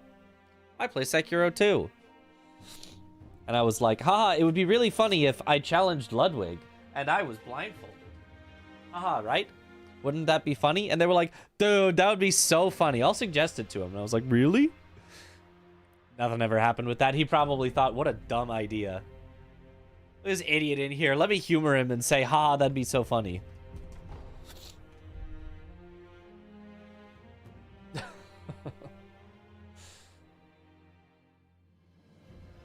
I play Sekiro too.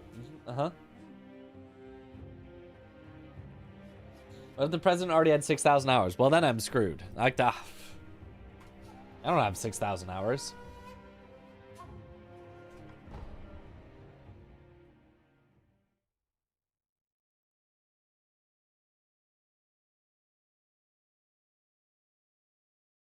Let's see Ludwig from Minecraft running to Sekiro running. Hey, it brings some popularity in, that's for sure.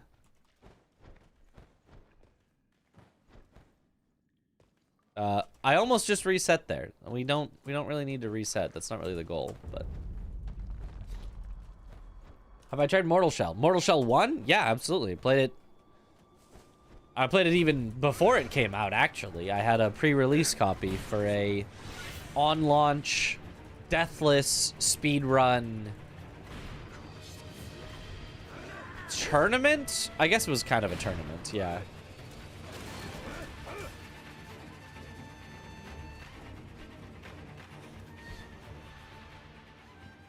Is this Ludwig a streamer or the Bloodborne boss? Who knows? One or the other.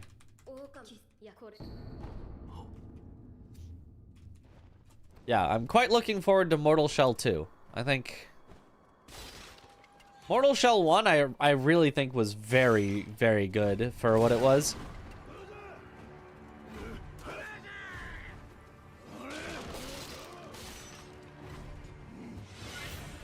What was not good about it was it was really short, like literally 4 total bosses. Unless I'm forgetting one, but I think it was literally 4 total bosses in the entire game. It was kind of a tech demo, but I'm glad I think it released at like $20 or something. It was very much not full price. And since then, I think they've added like a roguelike mode and stuff like that, so it's got more stuff to it now, but yeah, the first one kind of felt like a tech demo, but it looks like the second one is going to be like a full game, and it looks so good.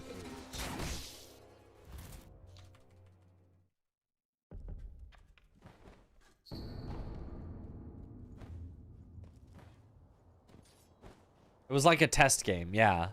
That is kind of what it felt like.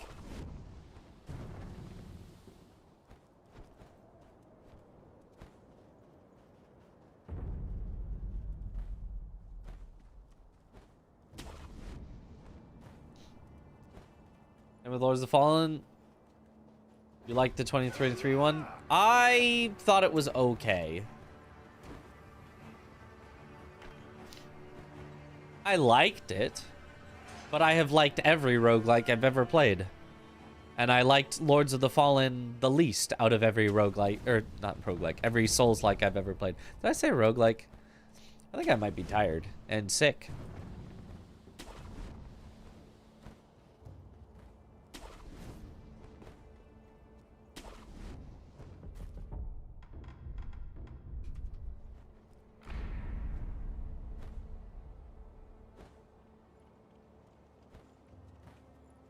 Like, it felt like everything cool and good it had felt squandered by wanting to be that hardcore, punishing, Souls-like.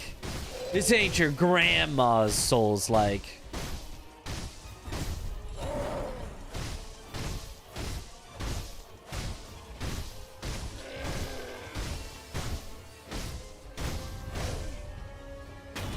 Instead of just being content with like, hey, we've got these cool ideas, and let's just try to make them as fun as possible. Yo, thank you for the good luck. Where do I see myself in 30 years? Yeah, I don't know. That's a lifetime from now. That is my entire lifetime again. Like, the amount different that I am from 30 years ago. Like, if that amount of change happened again, it'd be like, you know, in a very, very different place. I would like to be still speedrunning Sekiro, but I don't know if my old hands would be able to. This game is hard. Watching the Bloodborne PC trailer. Watching it in my neural chip in my brain.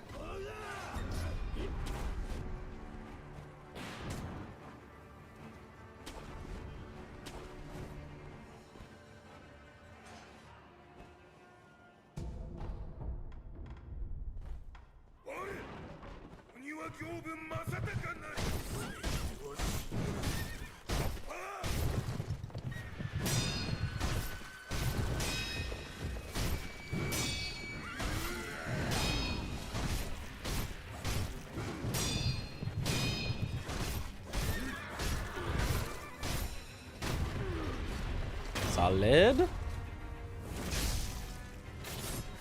Will Unc Mitch still have the sauce? That is the question.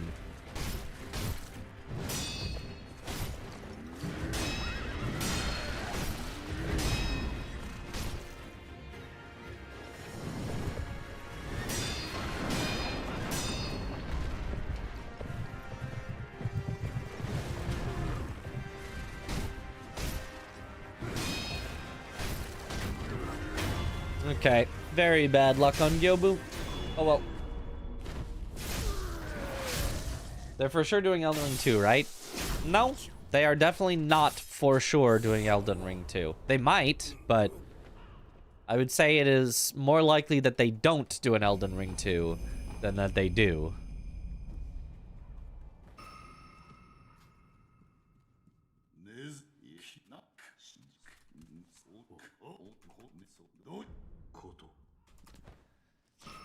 The main FromSoft, you know, Miyazaki team is, for the most part, allergic to making sequels.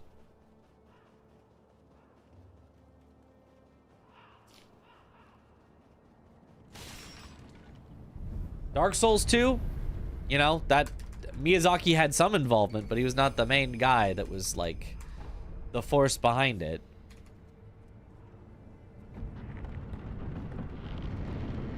Elden Ring Night Rain, which isn't exactly a sequel, but a spin-off. That's also not Miyazaki.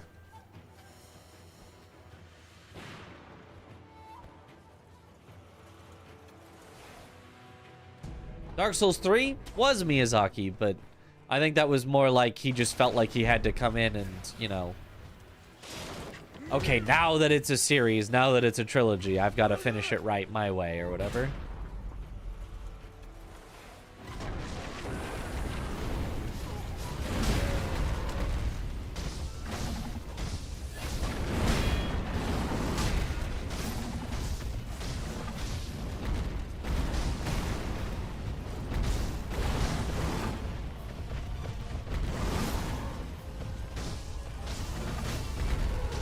Okay, well, back that up kind of as best I could. That was pretty weird.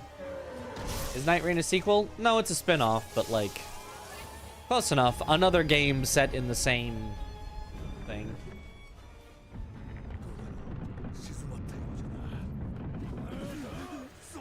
Not hyped for Dustblood, feels Night Rainy. Yeah. I mean, regardless of whether it's Night Rainy, because like I liked stuff about Night Rain. I'm not hyped for Dustbloods because it's PvP and Switch exclusive, and that's really all I need to know that I'm not excited for it. There's nothing you could do to make me excited about a PvP only, Switch only game. Like that's just nothing. I'm as excited for Duskbloods as I possibly could be.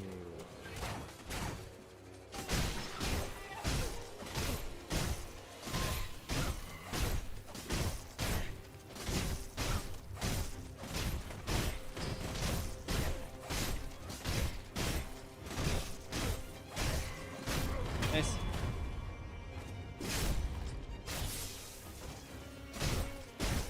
Doesn't have to be a trilogy. Ask Gaben about it. True.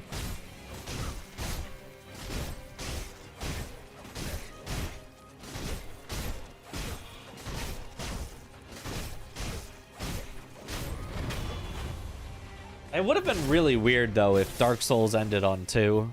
Like, it doesn't feel very conclusive, like, at all.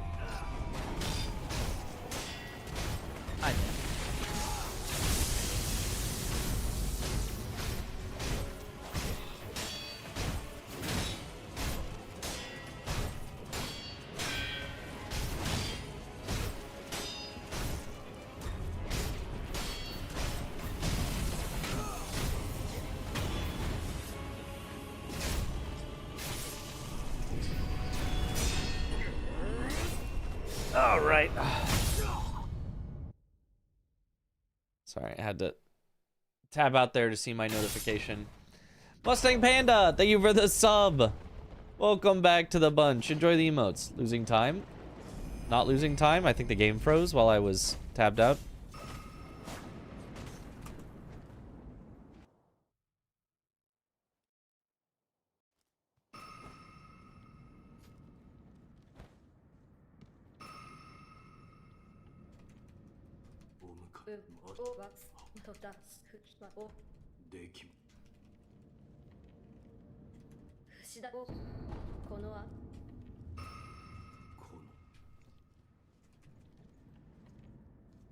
If DS3 was because he saw DS2 was going to be more of a sequel to DS1, but due to things couldn't be fully realized, so he said, guess I'll make it.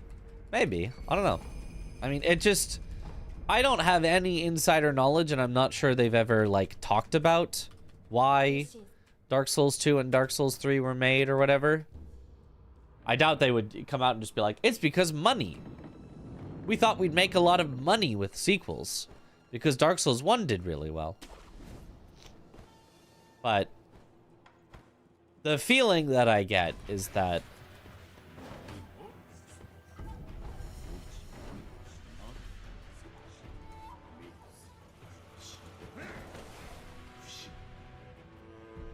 was it Tanimura for Dark Souls 2? And then Ishizaki is Night Rain? Whoever it was like, oh, I have an idea. I have a strong drive. I would like to make a sequel. And Miyazaki was like, sure. And that Miyazaki felt like he really wanted to, like, take over and end things with Dark Souls 3.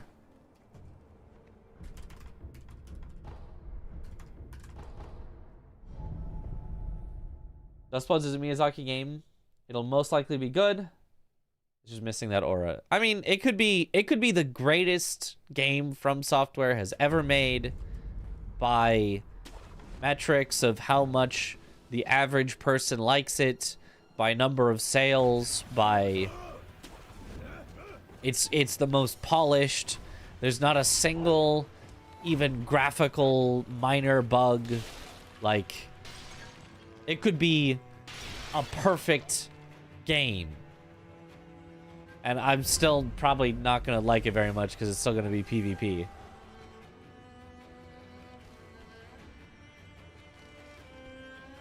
Like, I kind of at this point don't even doubt that it's going to be just, like, really high quality. I don't know that matters if I don't like the concept.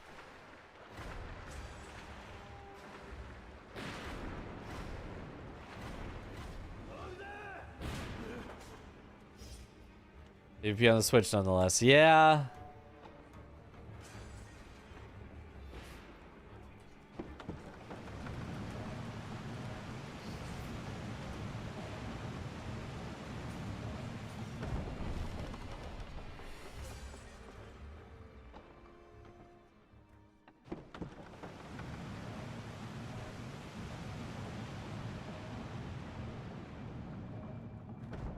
Oh, I was a little late.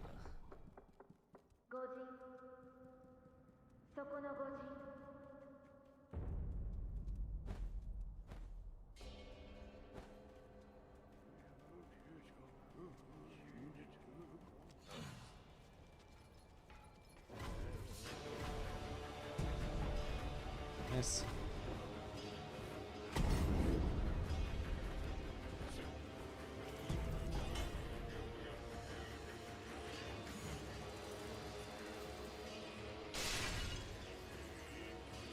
Watch a Russian streamer for no reason. I don't even speak Russian.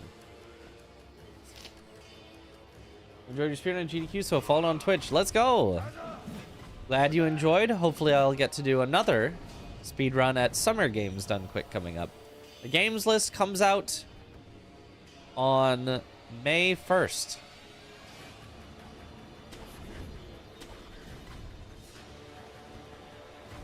So, in about 2 weeks, we will know.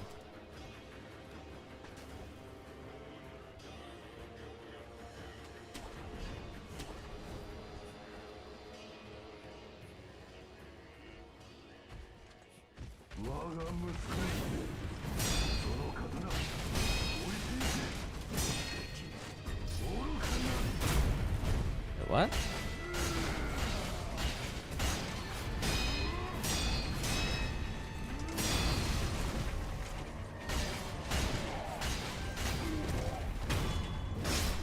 Why did my attack not reach him? I don't feel like that usually happens. I don't usually get knocked back like that. But whatever.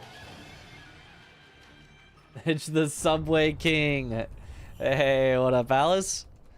Nice to see you at Speedrun Summit. It was a fun time. I was the subway navigator. The one who could go on the phone and look up which train would get us there.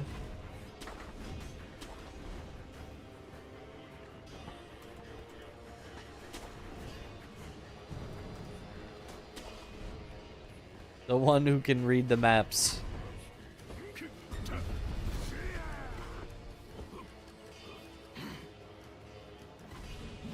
I mean, sometimes it's tougher than you might think. And not afraid of huge rats. That's true. There were huge rats in the New York subway.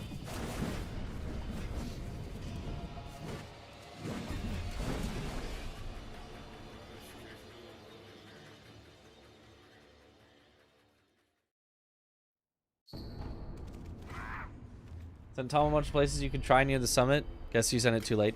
Oh, did you live in New York?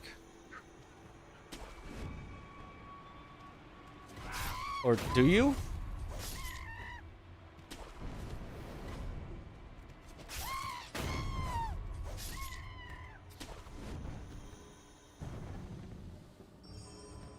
Just north of it. Ah. Nice. Woo.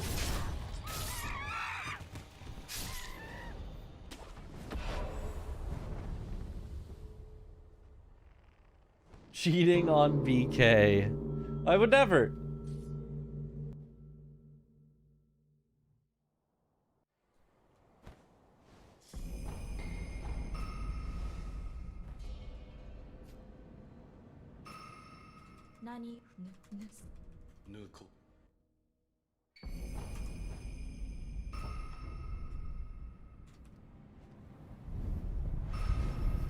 Am I winning? Well, as far as practice goes, I'd probably call this winning.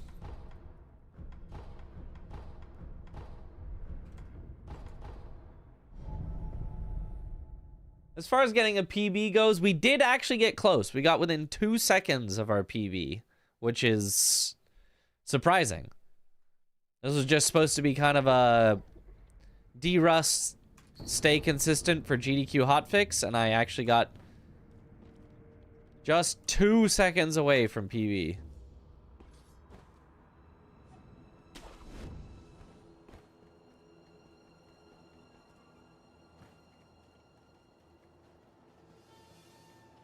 What streams play for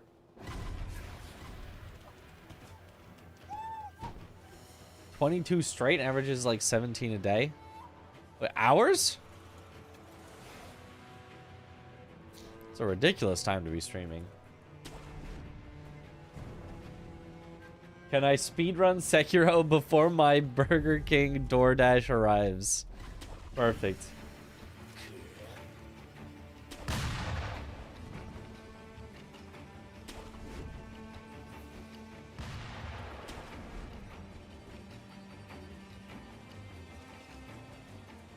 I don't know how you could go for averaging 17 hours a day.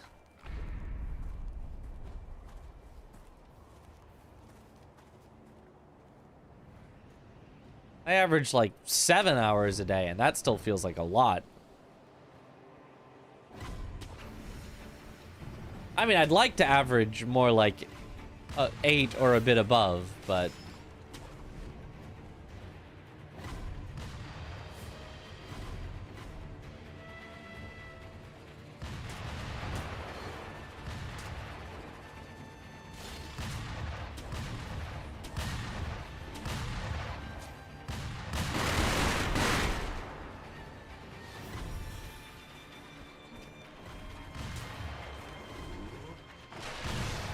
Ow.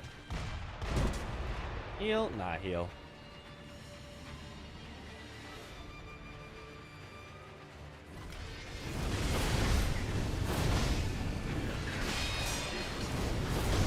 Nice. Did a run for GDQHotfix before Summit. Was rusty and it was early. Yeah, luckily GDQHotfix is pretty chill. You don't have to have a perfect run. One break day where he does a shorter 8-hour stream. What the heck?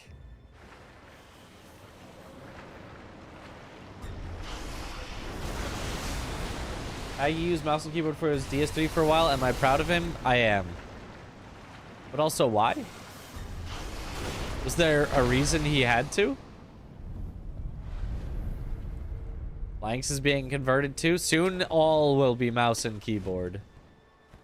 No controllers will remain in Souls specifically.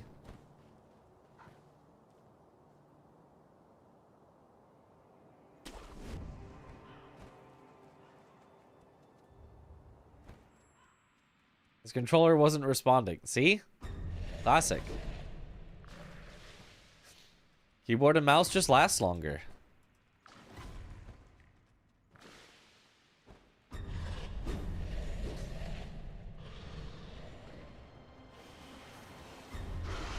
But 11 hours right now. Oh my goodness.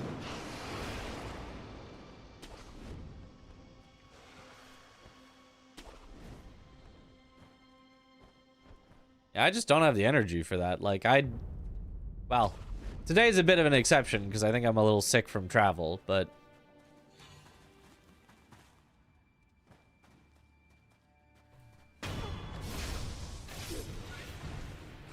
I'm feeling like there is no way that I make it. Probably even 2 8 hours, let alone 11 or 17. I don't know. Maybe I make it to 8 hours, but we'll see. Might die of sleep exhaustion one day. You know, I hope not for his sake. Okay, we're gaining some time back. Look at this. Nice, and got the swag jump.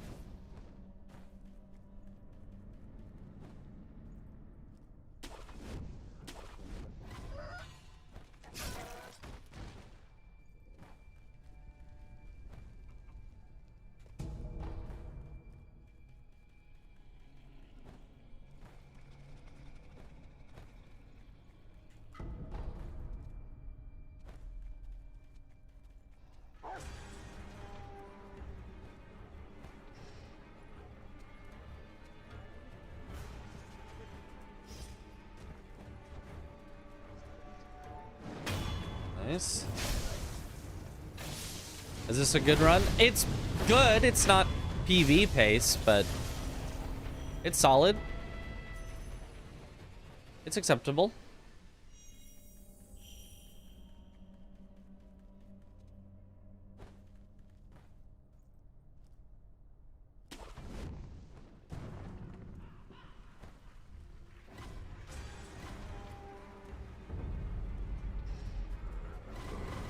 The Jacksepticeye is gonna make a Bloodborne movie. I did see that. I'm still waiting for the April Fools.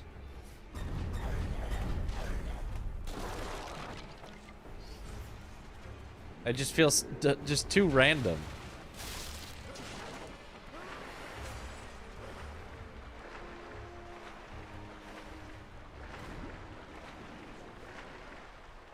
Got banned from the stream for insulting a mod you think you're not sure. Well, I mean, that sounds kind of fair then. You really should not insult mods.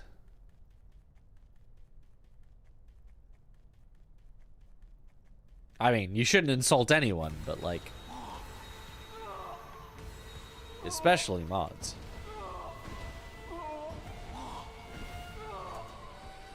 Aw, really? Well, alright. Disaster time.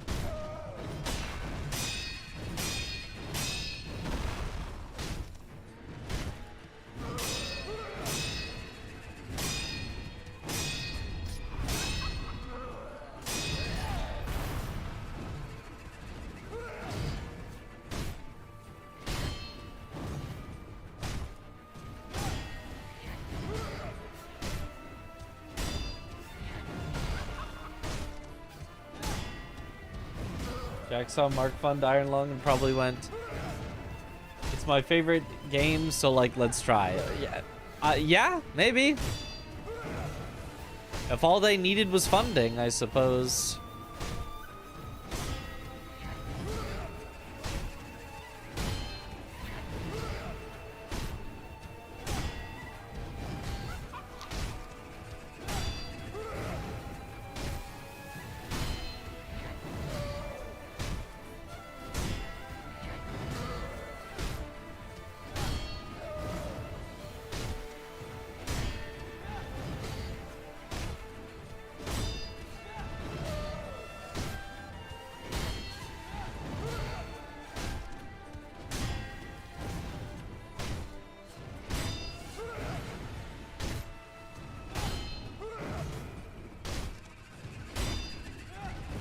Oh.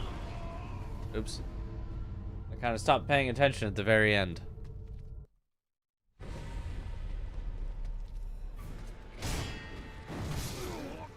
And then I couldn't dodge to the right because there was the stone next to her.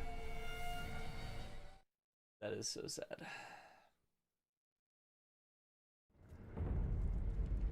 Oh boy, this is a ways back. All right. Fight to not go above 40 minutes now. This will be hard to not go above 40 minutes, actually. But we can do it. We can do it.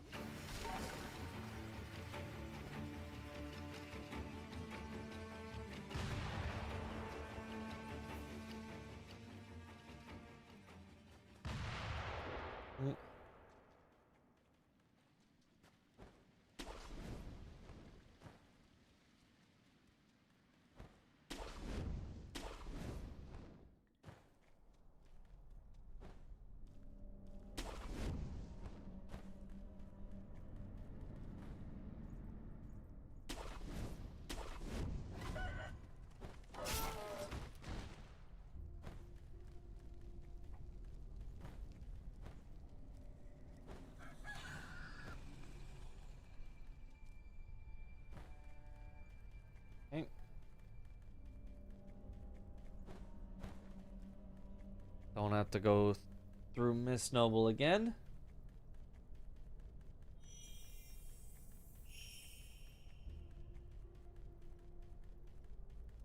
Gotta lock in.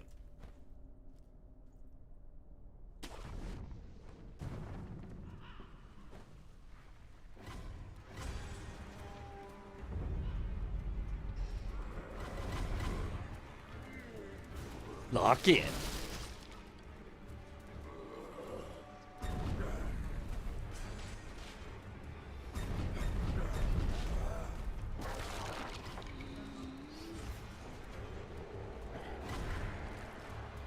Look, you don't gotta be nice to the mods. You just gotta not insult them.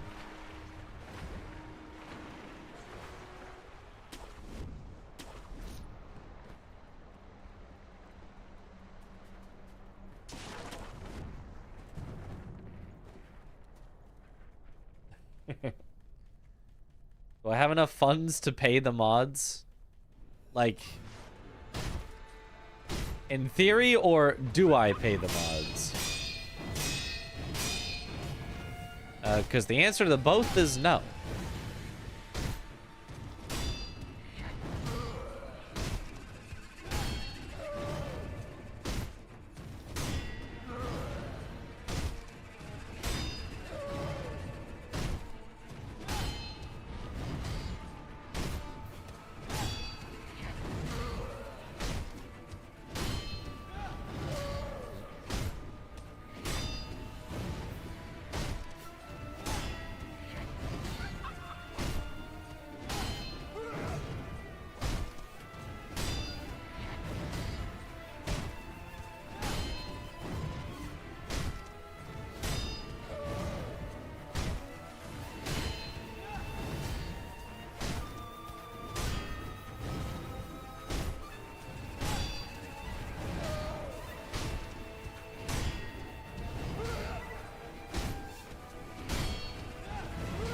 Especially with how much I just had to pay in taxes, like,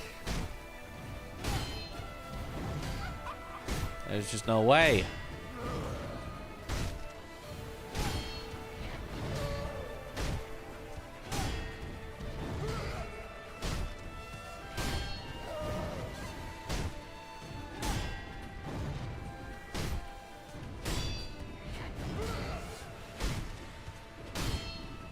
Pay them with channel points. They might already get some extra channel points for being mod. I'm not sure. There's some sort of multipliers you can get for different things.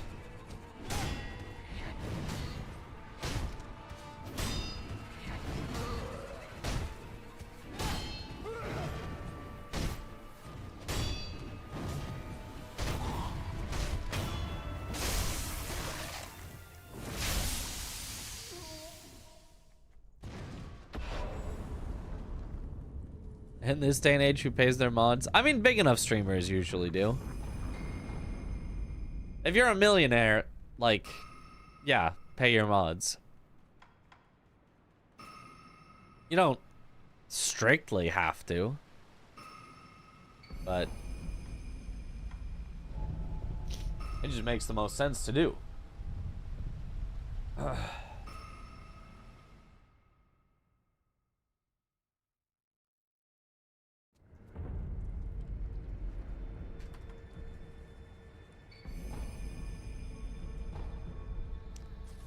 Like, you want good mods, so make sure that you pay them. I cannot afford such.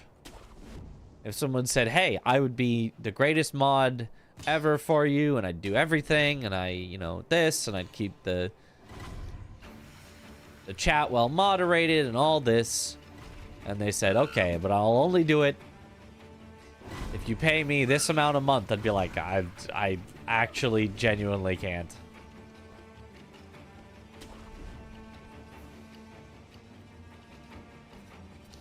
Luckily, you know, some people like to do it for free. Some people are just very helpful.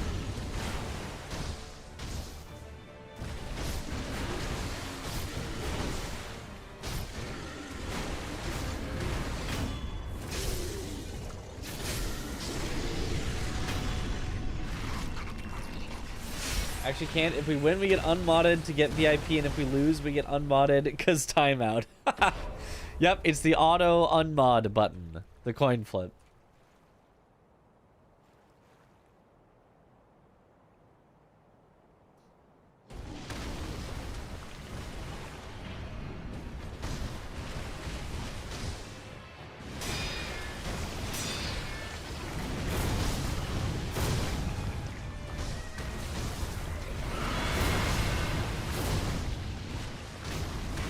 Nice. Solid. Aggie couldn't raid. But Aggie can't raid right now? Is he timeouted? Back then, okay, I was gonna say. That was very funny when, yeah, Aggie lost the coin flip, was timeouted, and could not raid because of it. Good times.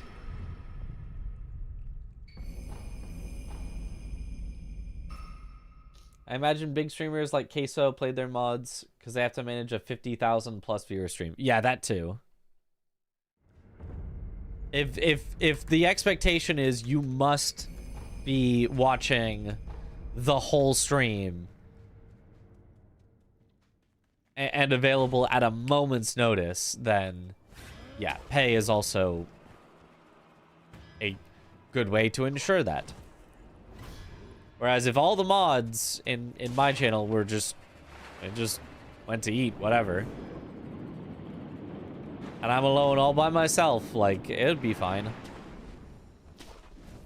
We don't have too many active chatters where it's like, oh no, they're gonna start saying stuff and I can't do anything about it. I'd just be like, oh, one person's saying something weird. Banned. Oh, Yathlon's not here to change the, you know, stream title. Guess I'll have to change my own stream title.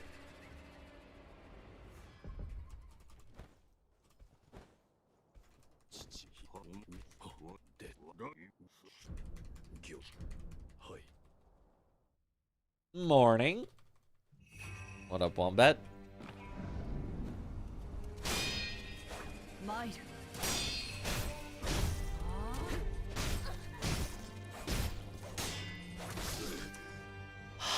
She was so mean. That was like the ultimate spacing nightmare. Oh, and then I missed one. And I missed one turnaround.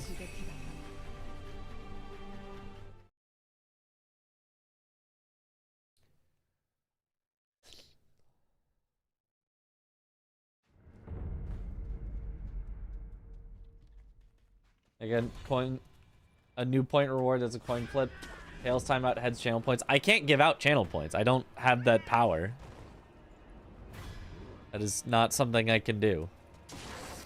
Otherwise, sure, I don't care. Have as many channel points as you want.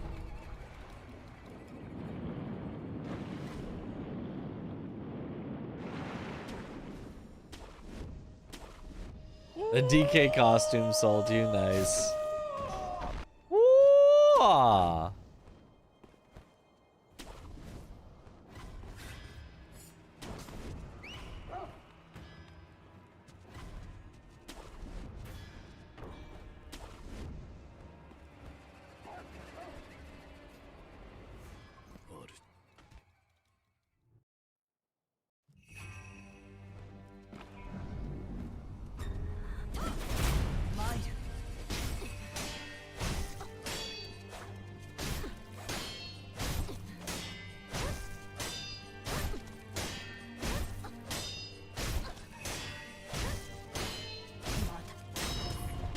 The mods exist outside stream. Well, they're in the basement, so is it really outside of stream if they're still there?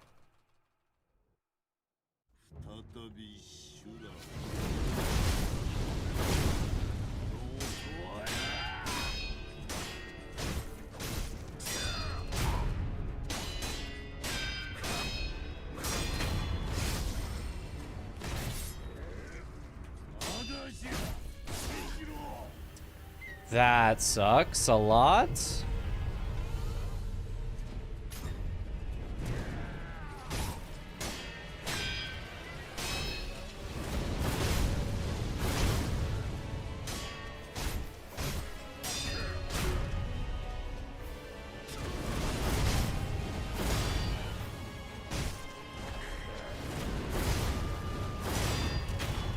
Okay.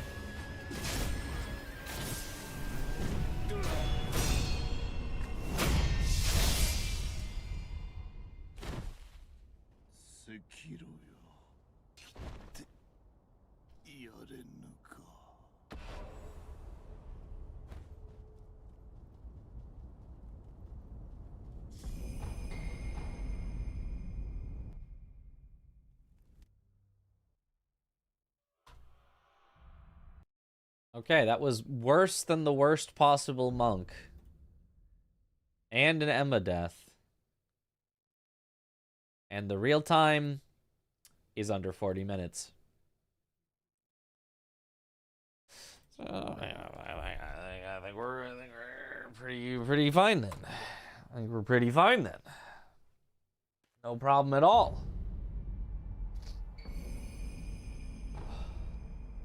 Sekiro anime should be a slice of life where he has to babysit a kid. I think that'll be fun to watch. Yeah, that'd be great. All right. I think Ishin would be a good cook. Well, he does know how to, you know, he does know his way around a fire.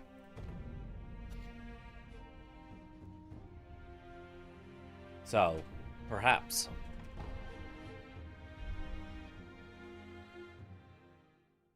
Is there any date given for the Sekiro anime release? There is not yet.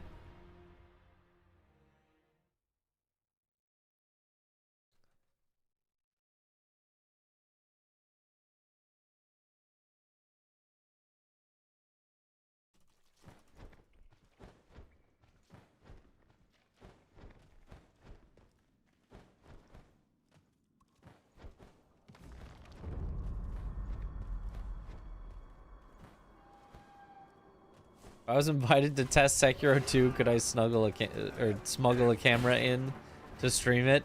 Well, it would depend. If streaming were allowed, I would absolutely do that. If streaming were not allowed, I'm not taking that risk. I'm not getting sued.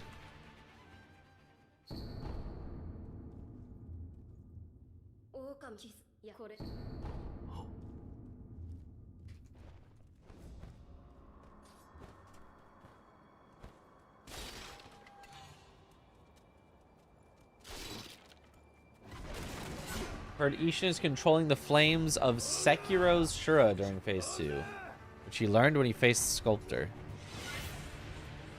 That sounds plausible and also cool.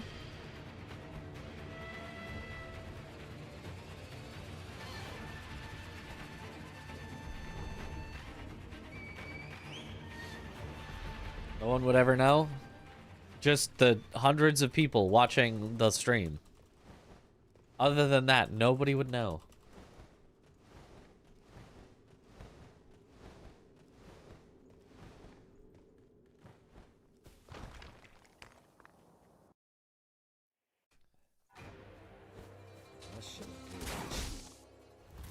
Nice, in the green.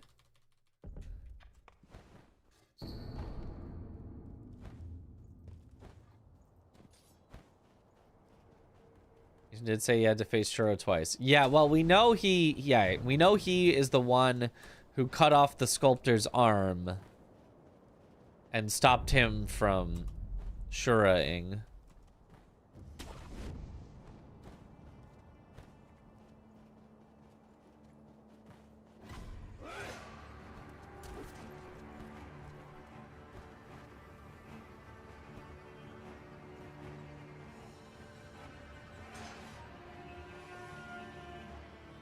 But as far as controlling his flames go, I don't know that we have confirmation of that. Sounds cool, though. If it is true.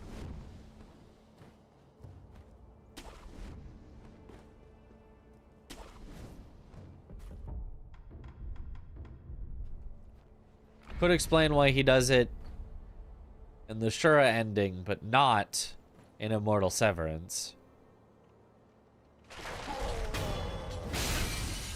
Big, if true.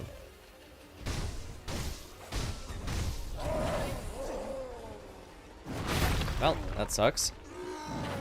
Not supposed to happen, but sometimes things do just be happening.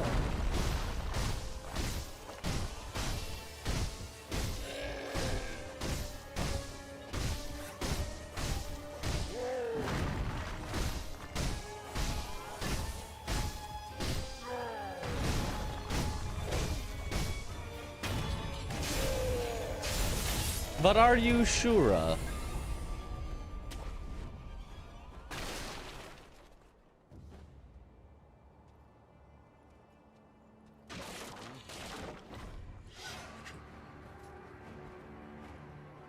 So cooked for an exam, there's nothing you can do. Well, what you can do is study and then get a good night's sleep.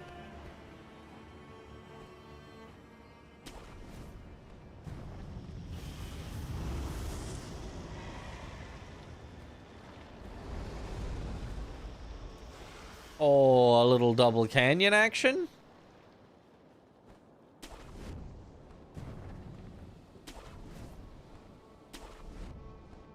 I'm planning on more randomizer.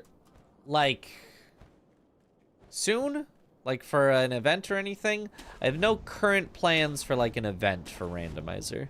I mean, I do just love doing randomizer. If I have a day where I have nothing else planned, I might just do randomizer for no reason, but I do not have anything planned with randomizer.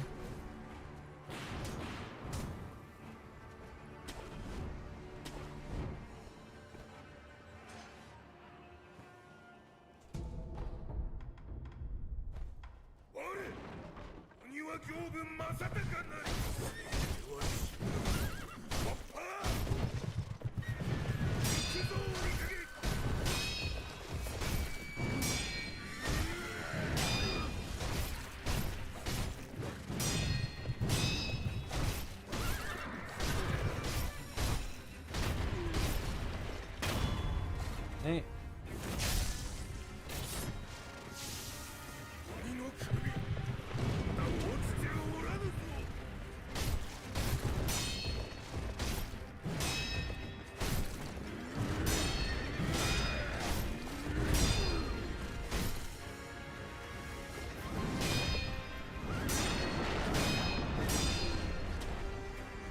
Okay, maybe good? Goodish? Comprehension, all the words tested can be anything, not even what you learned. Huh. That seems weird that it would not be what you learned. That kind of goes against the point of testing, is to see if you learned what was taught. But okay.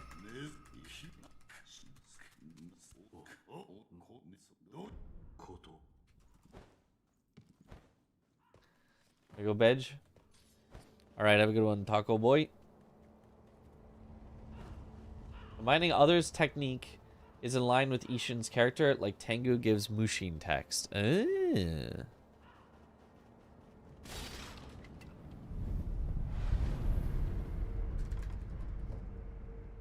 that's why he's the sword saint, because he could kind of pick up any weapon from the battlefield and be a master of it.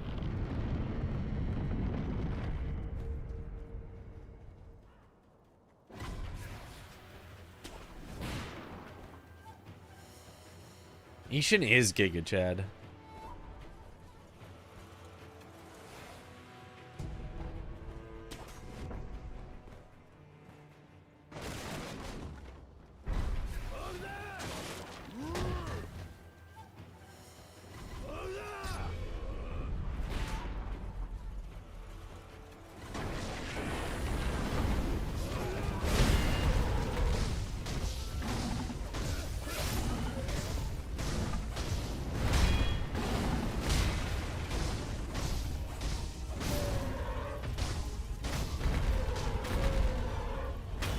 Okay, good enough. It was a little scary because the guy ran in, but...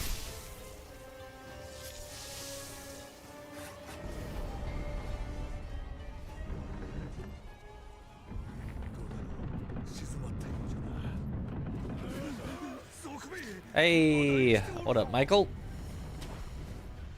Not this streamer again. Wow. Hot and cold. They're just a tsundere.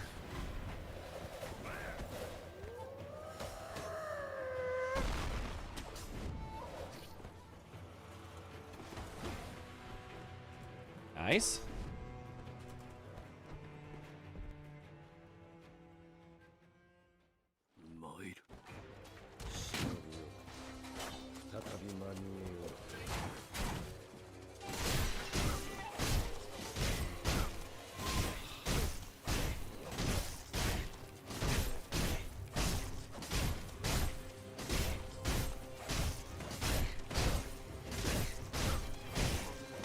Nice.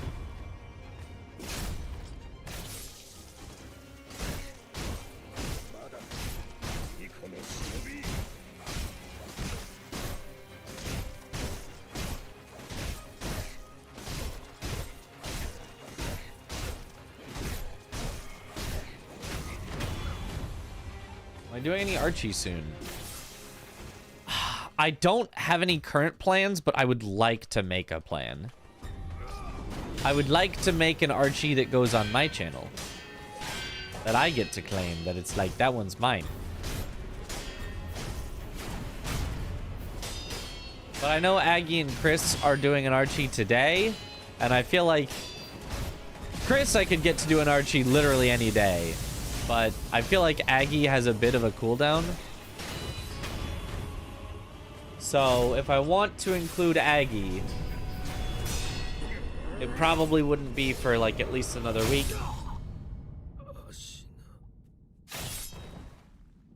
I feel like he's even more of maybe like a one every like 2 weeks or like once a month.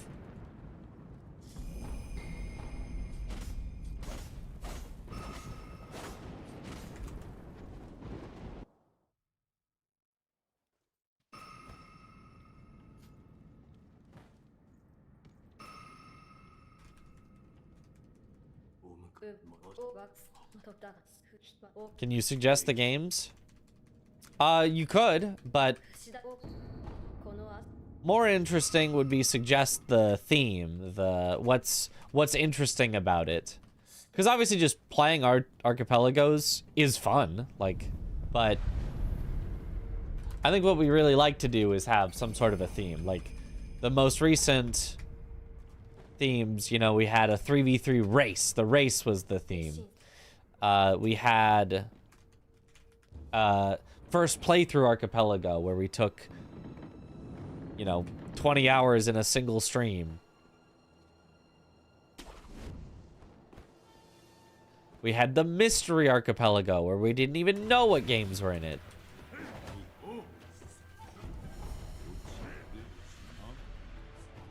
So themes like that are a lot of fun.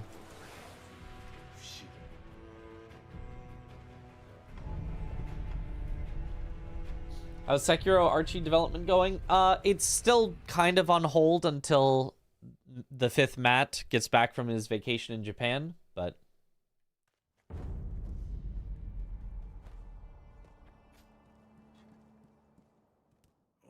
survival horror theme? I'd have to check if there are enough survival horror games that we like in Archie. But then I'm not sure how good that... I think they would suck for Archie. Because I don't think you can go back to areas. Like, in general, you get to the next area and you are done with the previous area. You move on. So that would just mean there's a bunch of items that you could permanently miss and never be able to get. So, yeah, I don't know.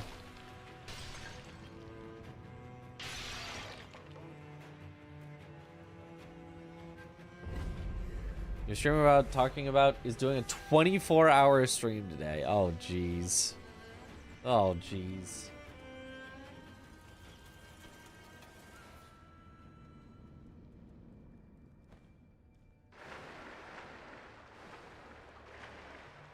And Hunger 1 and 2, RE 1 and 2, you can explore a lot.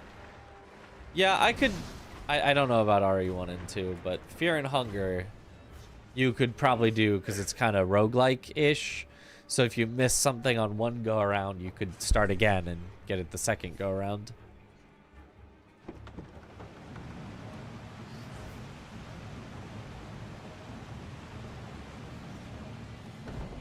There is Subnautica is in Archipelago, I know, and that's a little spooky.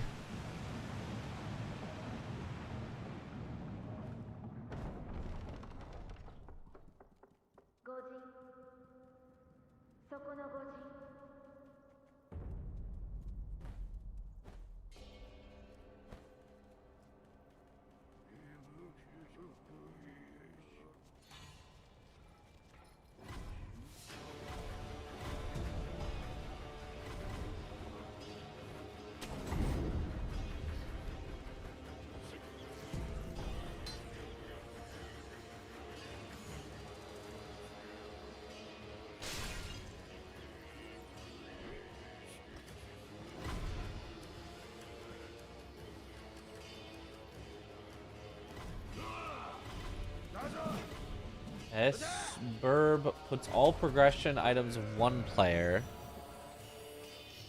one of the next player, in one big progression circle. Interesting. I kind of like that. I mean, I think that's overall kind of worse than a regular archipelago, where you know it could be anywhere. But for like a one-off, that sounds cool.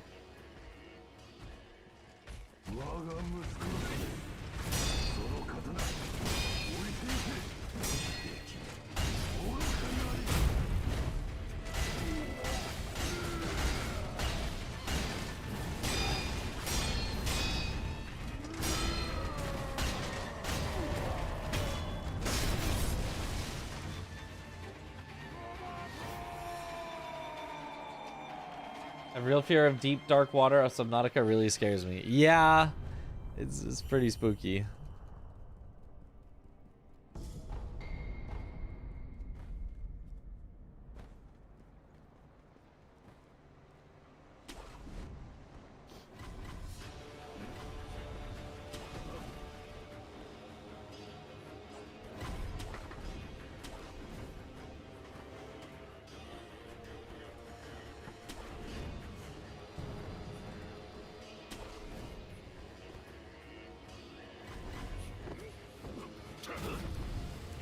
Oh, that's never happened before. Somehow I didn't fall.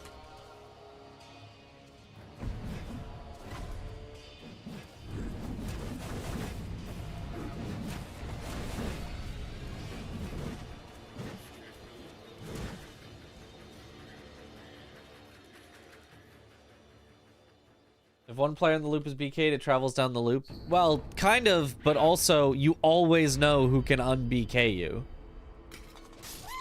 You're BK'd and you go, Parky! I know the progression item I need is in your game.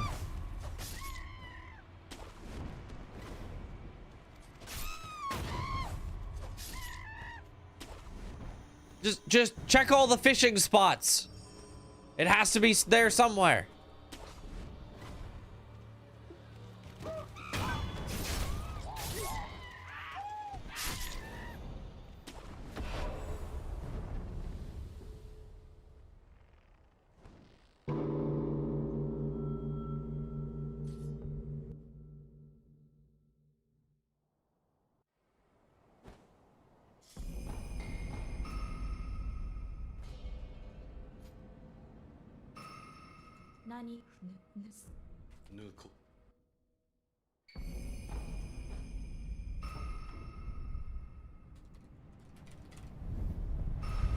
What time is the thing tomorrow? 5:20 p.m.-ish Pacific. So it's not really like, you know, early. It's not like we gotta get up early for it. However, I am still tired from the jet lag of being on New York schedule, so it feels even later than it is. Combined with the event happening generally very early each day. combined with just general jet lag and flight stuff. So even though I don't have to be up early, I will probably still have to bed early. I mean, luckily I feel very confident on the run, so it'll be fine.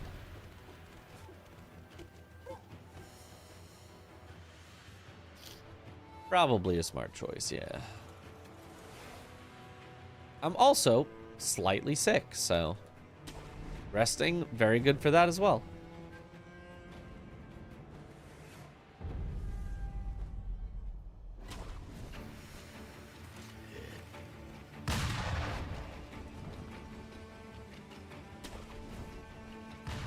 Yeah, sick as fuck. Hell yeah.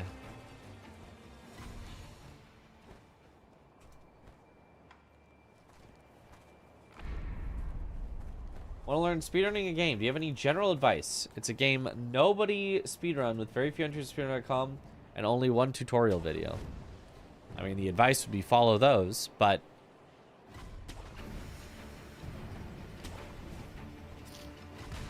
more so, you know, make sure you make saves, make sure you practice each individual section on its own very thoroughly. And then make sure you actually practice putting them together, going from one section to the next. And then you can do runs.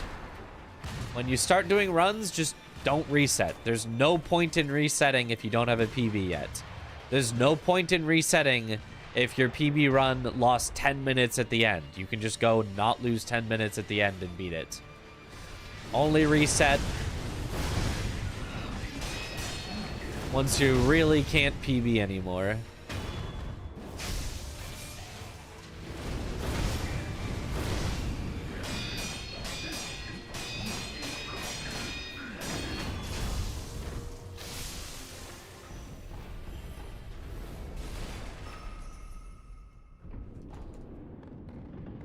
Those would be my advices.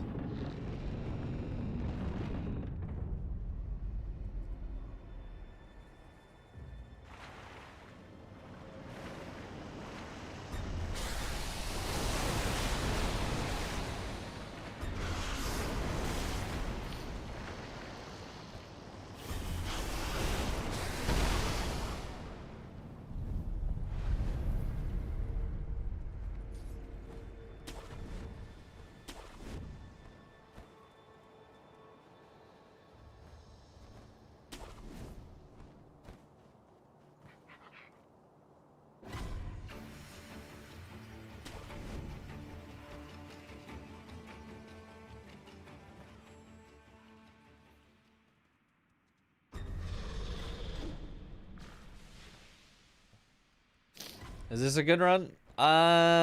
It's okay. Ah, it's less okay now. Oh god. Oop.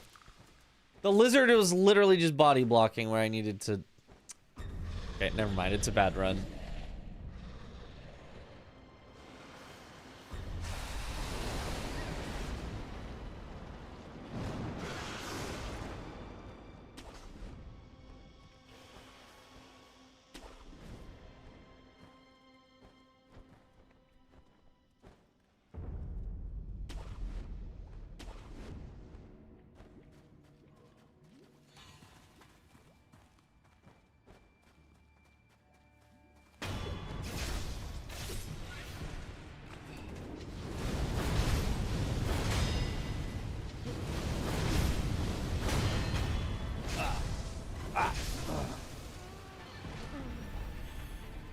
You can't find a trainer to save state, just have to practice segments, save point to save point. As long as it's on PC, you just have to go to the save data on your computer.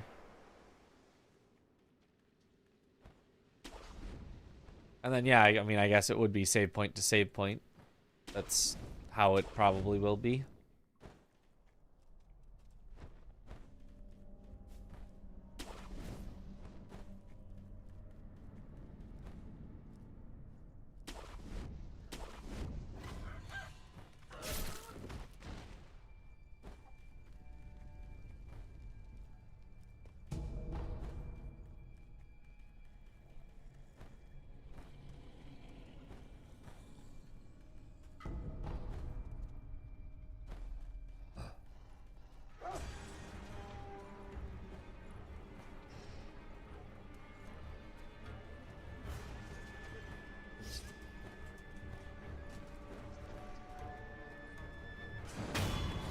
Okay. Hashina fried chicken, anyone? Honestly, I could use some. I'm starving. I feel like usually when I get sick, my appetite goes down, but I am hungry. My mouth is like salivating, even though I'm not really trying to think of food, but I'm like, I'm actively salivating. What day is it or what time? It's 1:39 a.m. now on the 15th. Eating fried chicken usually helps you recover from cold faster. I should try that. Sounds like a good remedy. I can get behind that. Oh, I bought... Last time I had a cold, I bought some stuff specifically for cold... like, shortening, making it less severe. I should do that.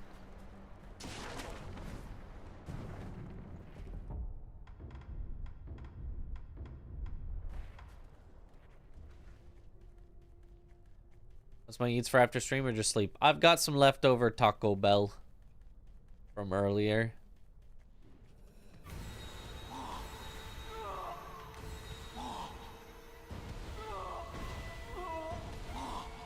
There's also some leftover pizza that my brother had, but I feel like that keeps better than Taco Bell.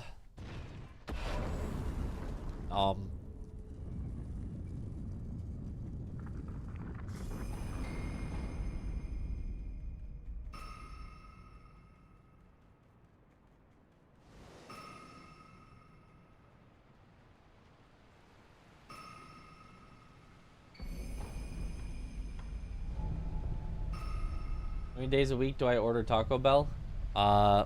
One, maybe two, if it's a week that I got nothing else.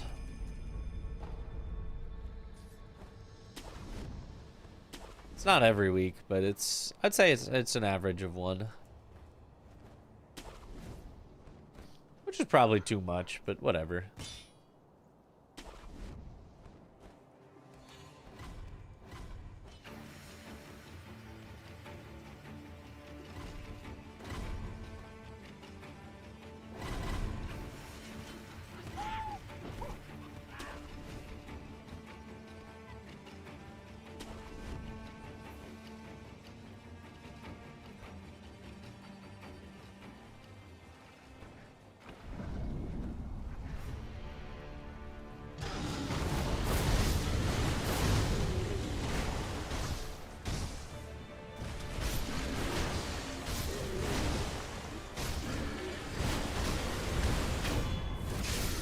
Getting cheesy bean and rice burritos from Taco Bell and putting them in the fridge to eat them cold. You'd prefer to eat them cold. Interesting.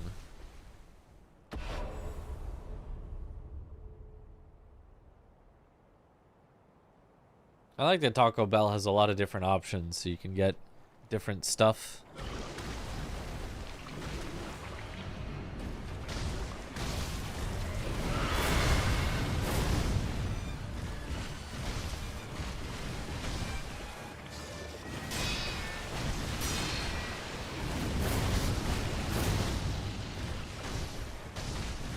Go ahead, scream. Yeah, that's what I thought. Cracking open an ice cold burrito. What's my favorite Sekiro challenge to do? I don't do that many like challenges. I like speedruns more generally, but my favorite Sekiro speedrun is at this point it's probably Shura restricted. It could also be Shura no air swim. That's a great one. But Shura restricted is very fun. As far as challenges, the thing I'd probably most go back to if I was to do another challenge would be the Mortal Journey Gauntlet, which is every boss back to back to back. Trying to do that hitless with Demon Bell, no Kuro's Charm, and sword only. Sword damage only? I forget which one. It's Team Hitless has weird, like, a distinction between only hitting things with your sword versus only hitting things with your sword and also not using any items.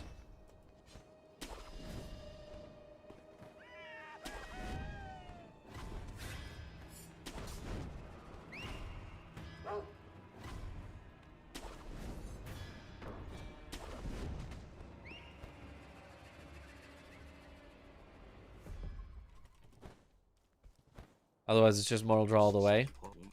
Yeah, which is still interesting to find when to Mortal Draw, but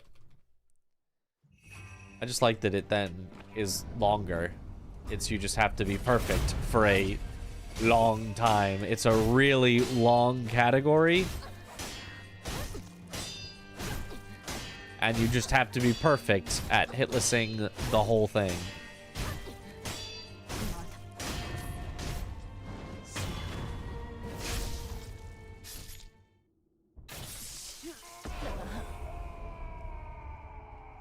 Yo, Isra, thank you for the Prime How are the sub. runs so far? Have you eaten something? Mirror's business. I ate before stream, yeah. I am hungry though.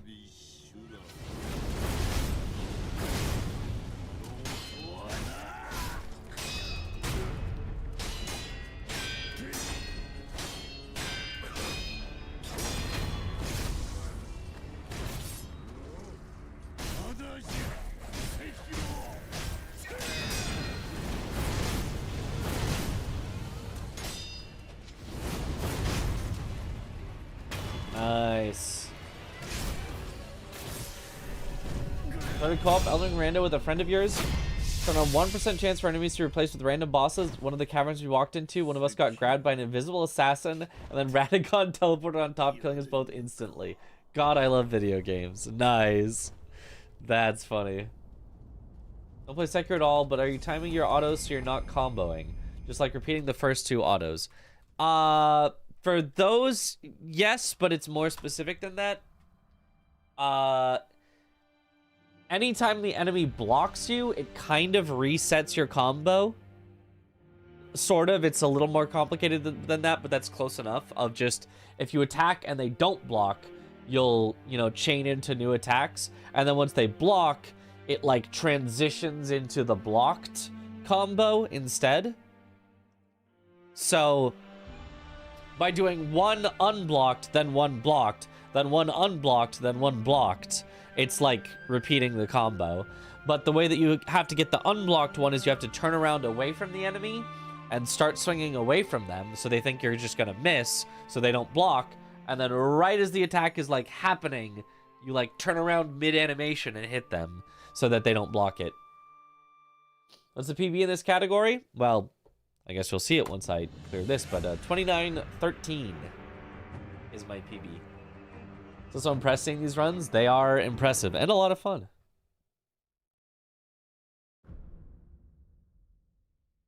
To try to do Mortal Draw, I've avoided using that at all long enough for some reason. It's fun. Mortal Draw is fun and powerful. Okay, I think I have hit my, I feel like I need to eat and go to bed. I know it's quite early for me. Usually I'm up quite a bit later than this, but it'll probably take a few days for the jet lag and the cold to wear off. So, but we got some good stuff in. Who knows? Maybe tomorrow I'll be so motivated. Maybe tomorrow we'll be like, I'm grinding out this category that I won't feel the tired. But today, since it was a little more chill practice, I think it was easy to be like, oh, I'm good, feeling chill, feeling awesome. So I didn't feel like I needed to like really push myself. So,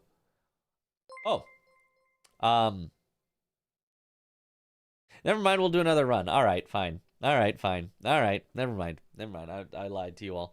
Never mind. We'll do another run. Never mind. Never mind. The timing. Yep. Aggie, thank you for the raid. Welcome on in, raid. How's the practice been? It's been good.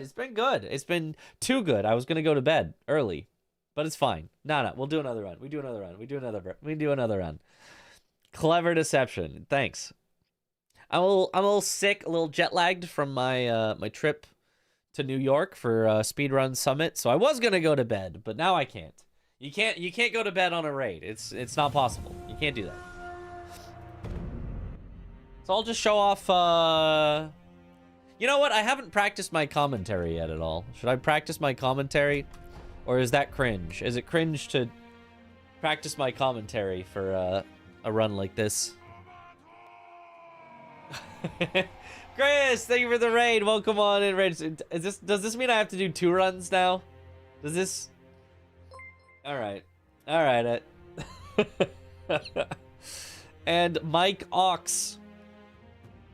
And then some other words after that. Mike Ox. Thank you for the sub. Welcome back to the bunch. Enjoy the emotes. Yes. Oh, okay. I guess I have to do 2 runs now. All right, 2 runs it is. Was there a winner? Is the archipelago completed? I guess you could get 5 games done in a stream. Thank you for the hydrate. Chris won. Holy. All right, fine. We'll practice some sort of commentary. It's a good thing I've also got Josh to help me out since I'll be slightly sick voice. Chris won, but he also cheated. Classic Chris. Also, I cheated. He even admits he cheated. Holy. That's a big cheating then. All right, well, here in the tutorial, all we can do is jump because we don't yet have our sword, and they did not program in a sprinting animation without the sword. It's supposed to be like a stealth section, so walking is slow, jumping is a little bit faster, and we're trying to go straight to Kuro. And we really hope not to get shot at the start. You're just supposed to jump across, but it happens sometimes, so we'll do it again.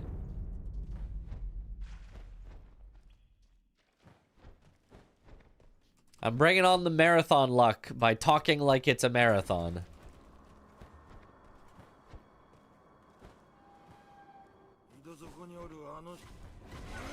I'm also kicking in the air every time that I jump. That actually doesn't do anything except for, you know, the more I spam the jump button, the more jumps I can get in, and each jump is faster than walking, so I spam the button.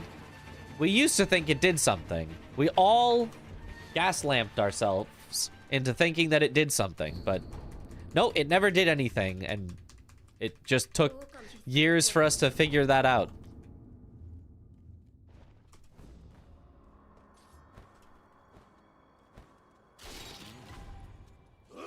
Gas-lamped, yep.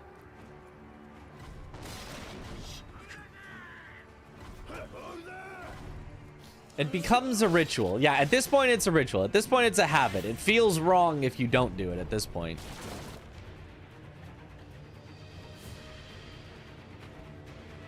Here we can actually do like a little bit of a skip. I don't know that it's really a skip, but you can jump across there instead of having to kind of sneak around the outside.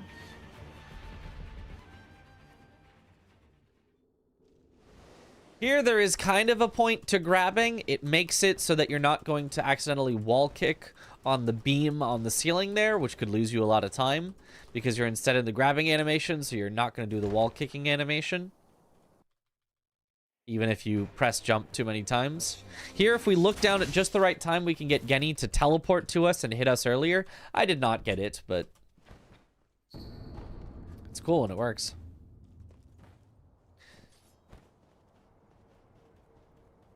All right, we have the grapple, which allows us to obviously grapple around.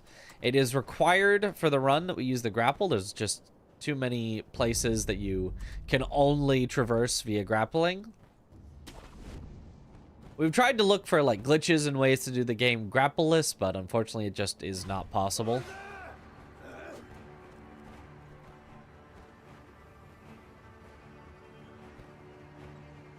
How long do I normally stream? Normally for like 7 or 8 hours, but today I'm trying to get back into it from my trip You grab those Gachine Sugar. They make you harder to see and hear. They basically are a stealth sugar. And we're going to use our first one right here so that we can sneak up on this next mini-boss. Required mini-boss. Let's just sneak right by these guys as long as we jump.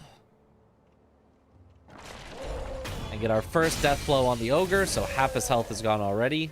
Then 1, 2, 3, 4, 5. 1, 2, 3, 4, 5, 6. Reset. 2, 3, 4, 5, 6, 7. That was a little awkward timing. Basically, I'm just going to try to dodge around his attacks and hit him as much as I can. Always take the death blow from behind because it's way faster. There's different animations depending on where you death blow enemies. So for some, I'll be trying to take specific death blows. For some, it doesn't really matter. They're all about the same.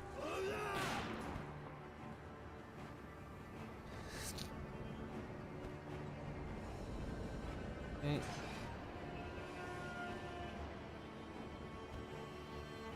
Plus, the grappling hook is sick. True. I will attempt to do double canyon here, but it's not going to work. It's a frame-perfect jump that I was early on. And now I lose a ton of time because I went for it. I have to wait for the snake to go away.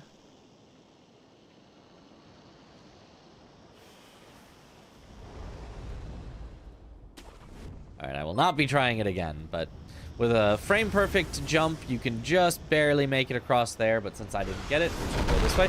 Blanks, thank you for the raid. Welcome on in, Raiders. Is that 3 more runs that I have to do now? Because I got 3 raids. Ah! I missed single canyon. Oh, no. Oh, no. Now I have to just sneak. This is the worst day ever. You know the drill. That's the math. I guess so. Now you're just forced to sneak because you're too slow to get across.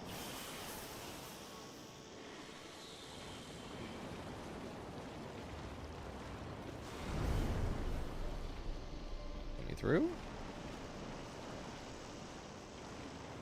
Okay, I'm just gonna treat this real carefully because we're in a weird, awkward spot. Yo, thank you for the good luck.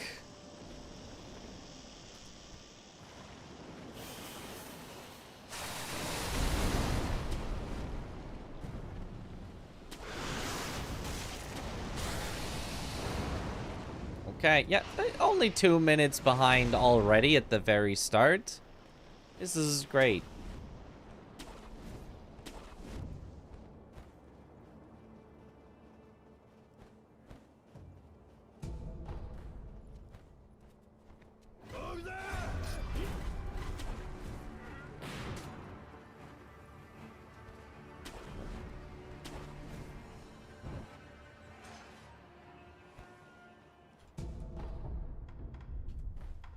All right, Gyobu, we start with 6 hits that do not count against our count. 2, 3, 4, 5, 6. From here, we need to count hits.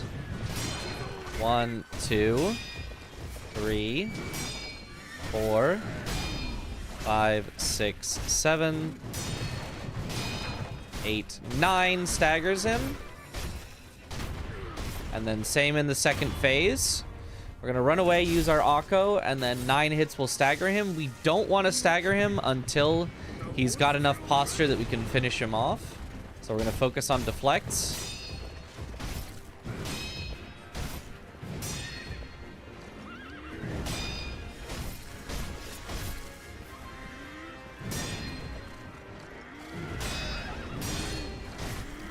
Alright, this should be plenty. And there we go. Solid Gyobu. I can't really count the second phase out loud because it's just too confusing for me. To be honest, I don't even count the second phase. I just know that each attack that he does has a certain number of attacks that you can do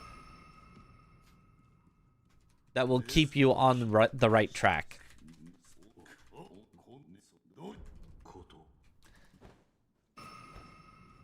You know, something like, you know, for every one deflect you do, you can get one attack in. But it's technically slightly dependent on which attack it is that you're deflecting. Percent raw input, percent. You feel it, yeah. Yo, my yummy hamburger. Thank you for the sub. Welcome to the bunch. Enjoy the emotes. I could use a yummy hamburger right now.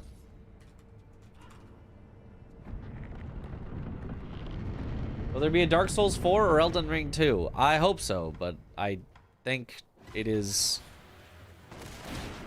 almost guaranteed we will not get a Dark Souls 4. It's possible we could get an Elden Ring 2, but I wouldn't hold my breath on it.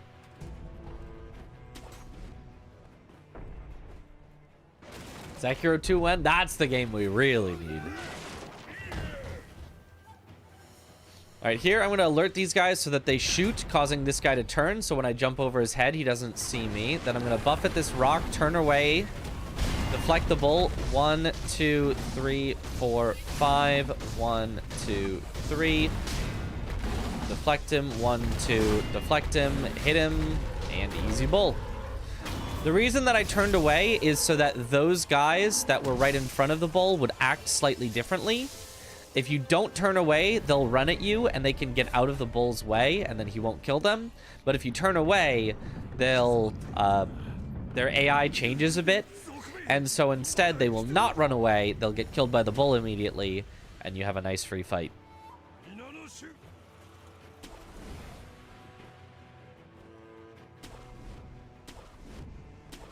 Here I'm coming up on front side dojo skip. It's a pretty tricky one where I need to land on some invisible geometry above me. The roof kind of extends out further than it looks. I got the jump, but I need to get a forward jump in order to get back onto the roof like that, or a backflip. And there we go. Gets you up with just a bit less walking. Doesn't skip any bosses or anything, so it is allowed in Glitchless, but it's just faster than walking around the alternative. Here we're going to put Genny in the corner. And do some dead angles. Dead angles being attacking while facing away from an enemy so that the enemy will not block your attack.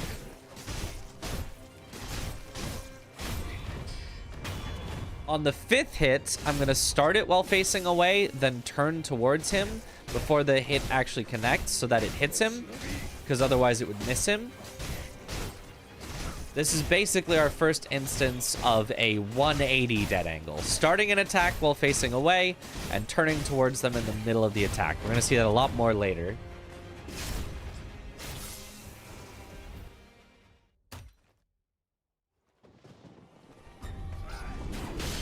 Oh. Turn slightly back too much. If you use the Akko and turn away from him and don't turn back at all, he'll just miss you, but I turned back slightly too early. Nice. We want to get as many lightnings as we can because they do massive damage to him when we reflect them.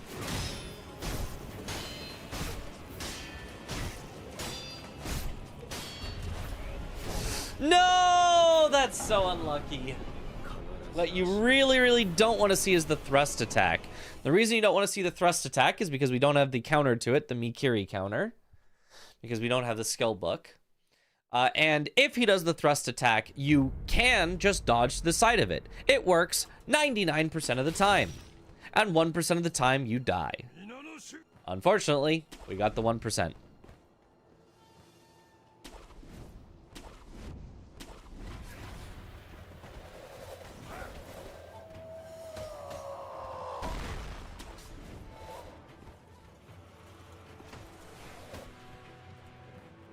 So now we just have to fight him again. There'll be no Akko on the final phase, but that doesn't really matter that much.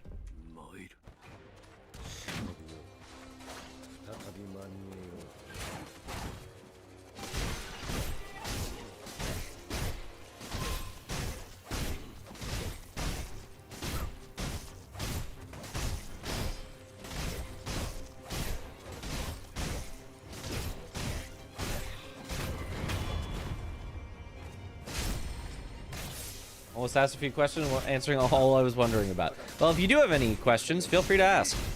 And I would be happy to answer them. They would give me more things to potentially talk about here.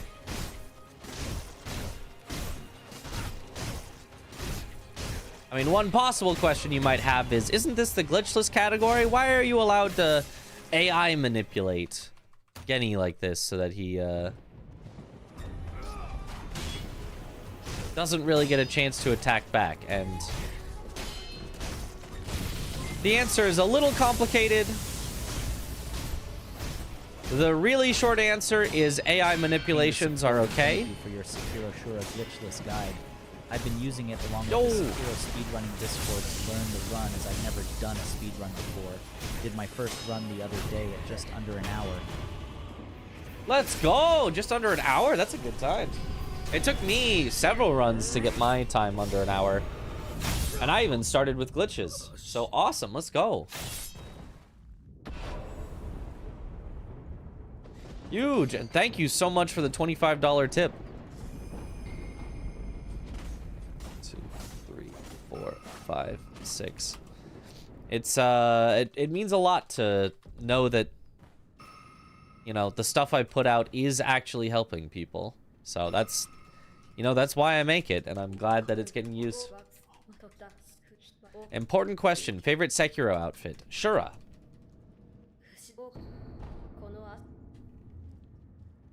Back to what I was saying.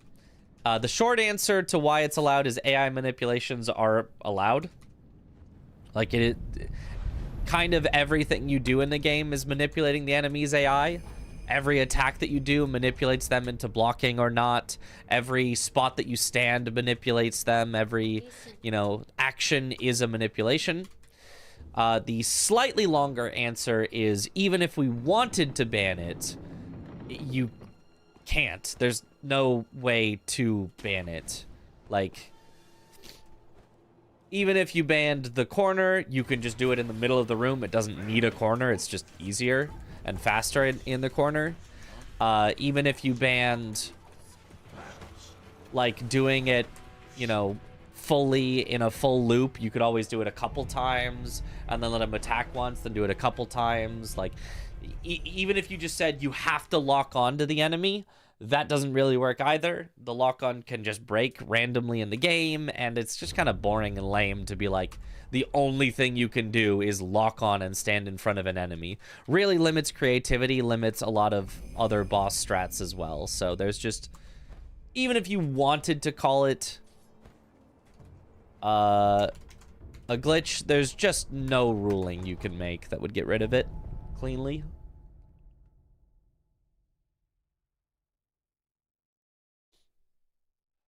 If your first death on the second phase required, kind of lag during transition. Nope.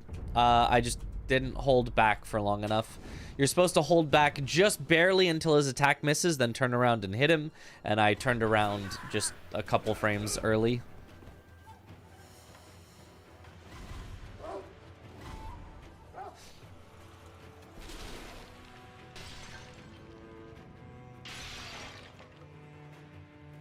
What was my first speedrun? It was technically no air swim.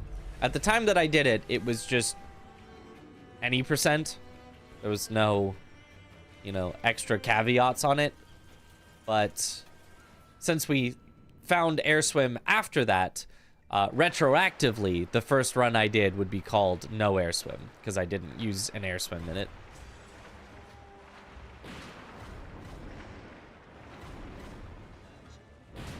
But yeah, a Shura run.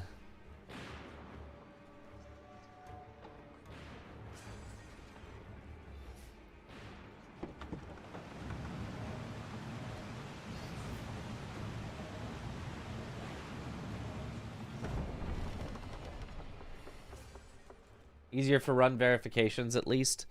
Yeah, but I mean, like, also easier for runners, easier for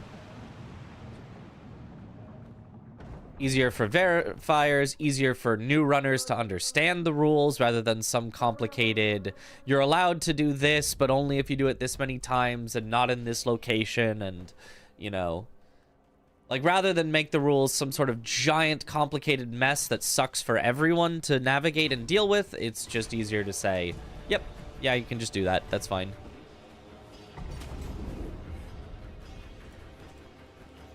Also, most people would just, even if there was a vote, even if you could make a rule, most people would just vote to have it allowed. It's generally well understood and agreed upon that it is not a glitch.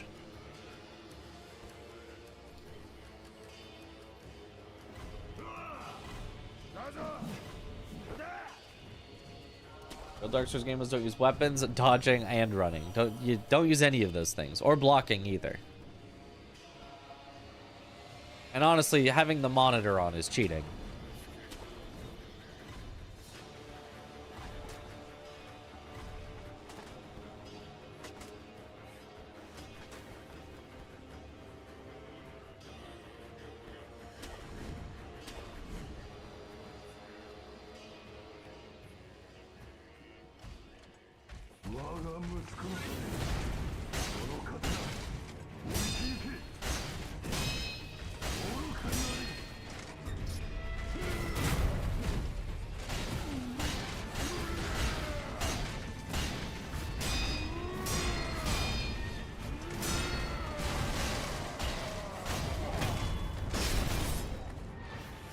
Bye-bye.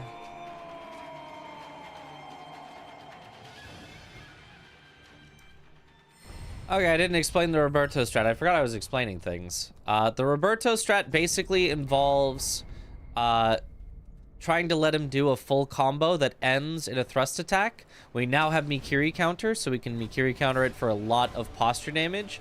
And then immediately after that, we stagger him with one more hit, and that'll cause him to get angry and do the big combo, which will let us reposition him near a wall so that we can knock him out, and then just do a few more attacks, and there it is, knock him out.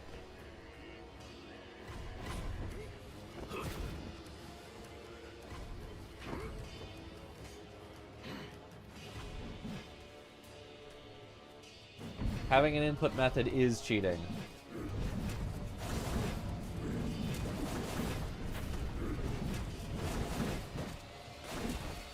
Alright, the monkeys strat. This is supposed to be kind of a puzzle boss where you're supposed to get them into specific places where you can blind them or deafen them with a bell or things like that. But instead, if you just use the Gachin Sugar to make you stealthy, you can just kind of sneak up on them.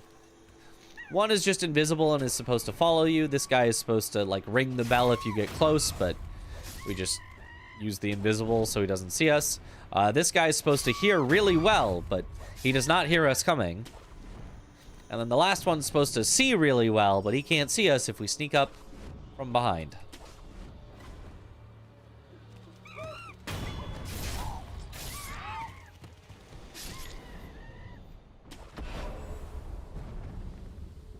And then I'm just going to ring the bell for good luck. But we ring the bell anyway, yep.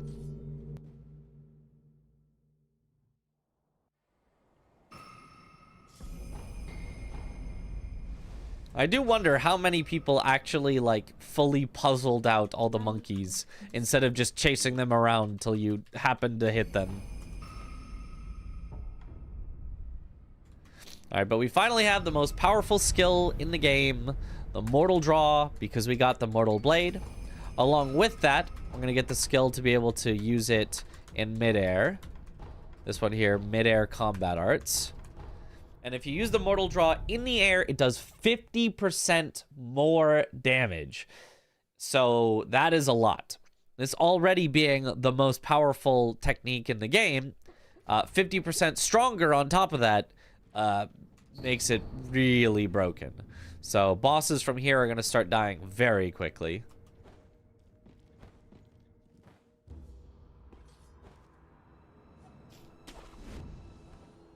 You chase them for 15 minutes on your first playthrough. Yeah, I definitely just kind of chased them. I think I might have gotten some of them into the dark rooms by accident while just chasing them, but like, I was just running around.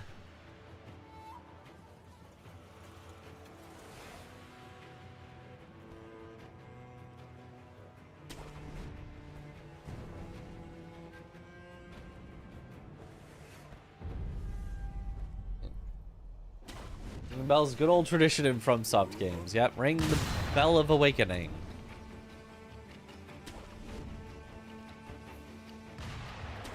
I do like their bells.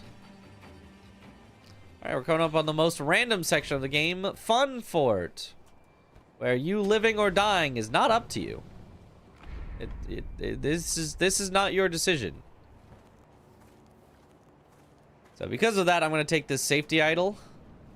We're already 4 minutes behind my PV, so what's another 5 seconds gonna do?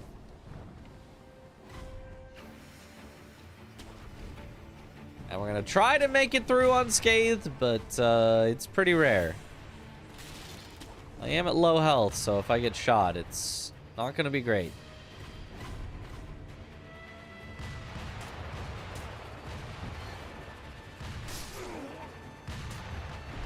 I mean, it's not as bad as it could have been. Oh, all the snipers actually stopped shooting me because I died. They all lost sight of me. Maybe that was kind of perfect then.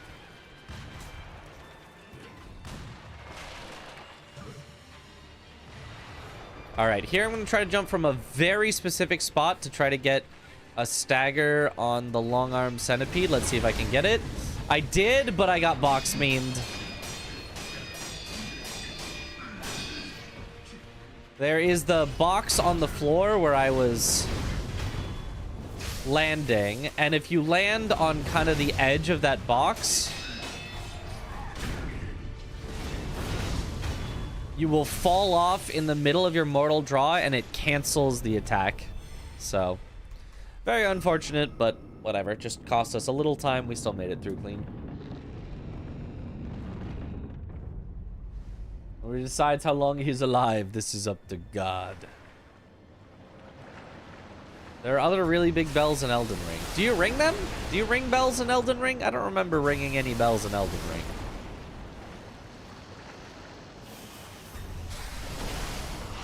It's not ringing a bell.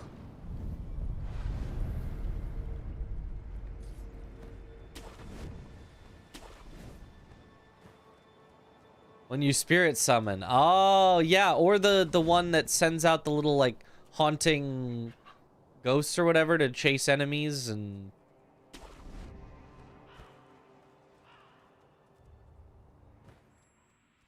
At least in the DLC, somewhat. Where in the DLC? Oh, the finger whistles? That's like blowing a whistle. I don't think that's ringing a bell.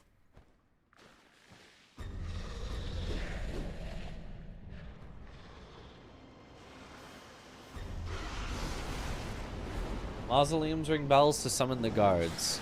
Oh. I should not have been looking at chat. I should not have been looking at chat. That is actually a problem. We do have Puppeteer, but that's very slow. That is not a mistake I would make if I was not looking at chat.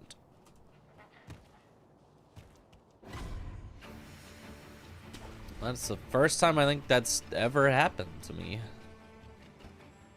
So now we probably have to equip Puppeteer. And we have to actually do the monkey thing. Because the snake is now going to be actually active here. And there's not really any way by, I think. No, wait. No, it's not active? Never mind. I lied. You can do it again. Why did I think he was just actively guarding? Never mind. We're good.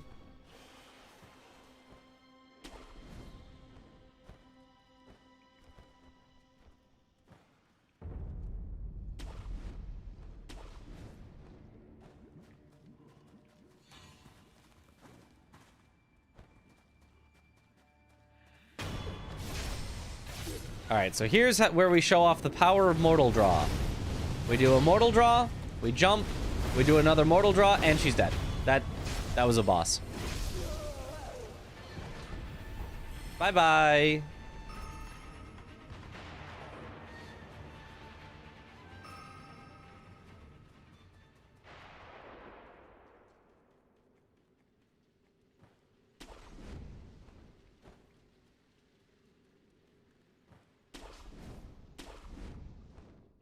Kind of lame to manipulate the AI to die that fast. True.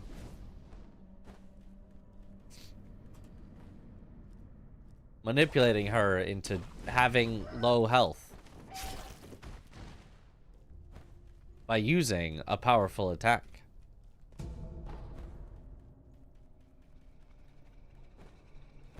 There we pick up some Yashiriku sugar, which is the most powerful sugar in the game, but it's so powerful that it has a huge downside.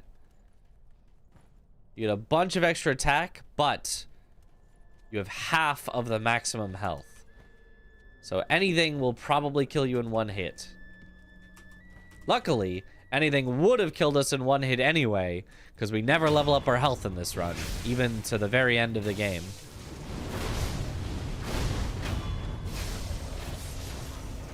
So for us, it's no downside at all.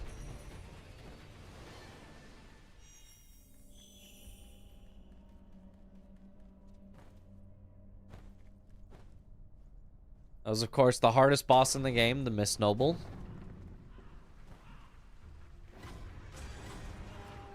Alright, coming up on the Corrupted Monk, we have the one strategy in this category that, you know, is somewhat contentious. I would say not agreed upon as to whether it's a glitch or not.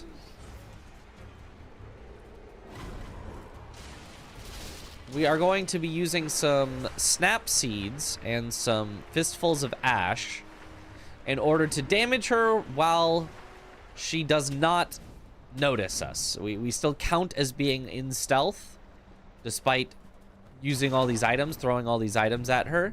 And every time that we hit her with something, it's going to cause her to back up slightly.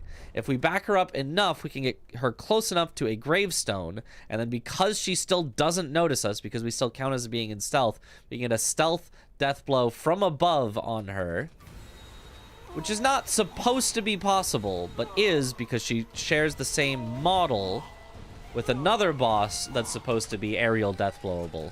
And I missed it, so never mind, we're going to do a backup, and this is going to cost us many minutes.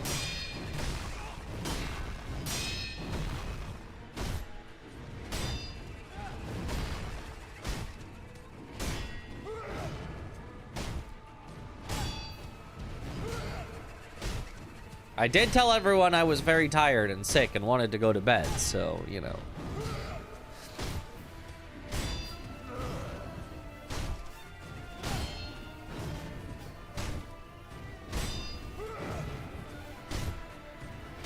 But yeah, this strategy is just dodge behind her, hit her once, let her block the next attack, dodge behind her, hit her once, let her block the next attack.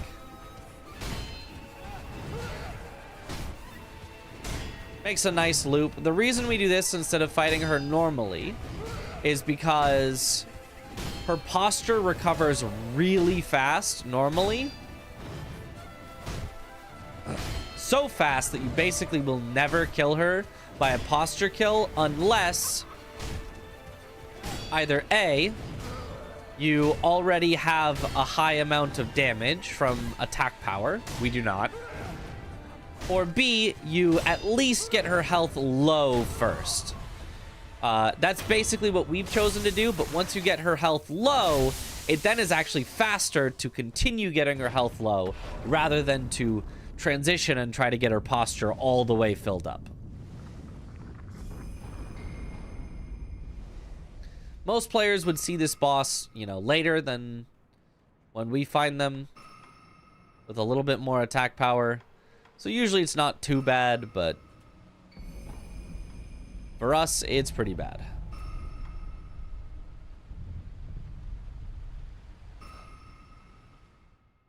It's still technically 4 Ash Monk. Yeah, that surely counts.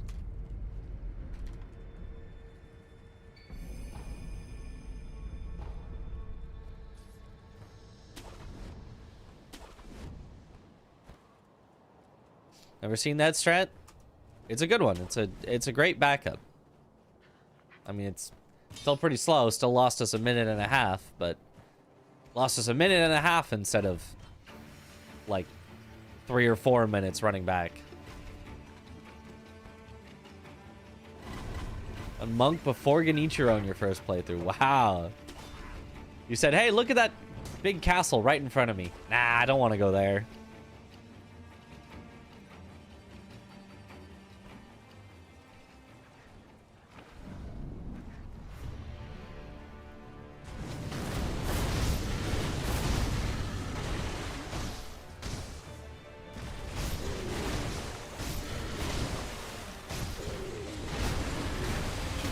Nice. I should probably explain this. Guardian Ape, the main thing that we want to do, first we're using the Yashiriku sugar, which massively increases our damage, again, halves our max health. Then we're using the Mortal Draw in the air, which makes it do extra damage, and we're trying to hit him in the head. The Guardian Ape actually takes increased damage if you can hit him in the head, including in this second phase. So I'm going to jump back and aim up and try to hit him in the sort of stump of where his head was, and that'll do extra damage. Boom! You see just how much posture damage I got from that one hit there? That is because I angled it up enough to hit him in the head. So you combine all of those damage increases together, 25% extra from the Yash, 50% extra from doing it in the air, and I think it's 50% extra from hitting him in the head. You multiply that all together, it's like triple the damage or something.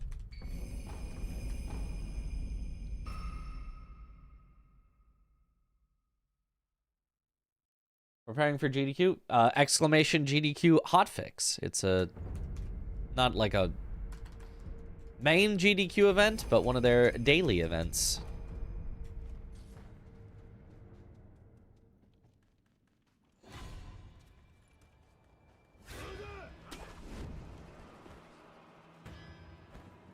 It's bothering me that you don't fully kill the ape here when you get Mortal Blade early. Yeah, it does seem like Sekiro should have figured it out at this point. But for gameplay reasons, I enjoy that you don't fully kill the ape there, because I would not enjoy it if, based on your decisions, you got locked out of a boss fight. I like when you have access to all of them. There are, unfortunately, some bosses you can just completely be locked out of in Sekiro, which I think is unfortunate. But I'm glad that there's not another one that you could lock yourself out of.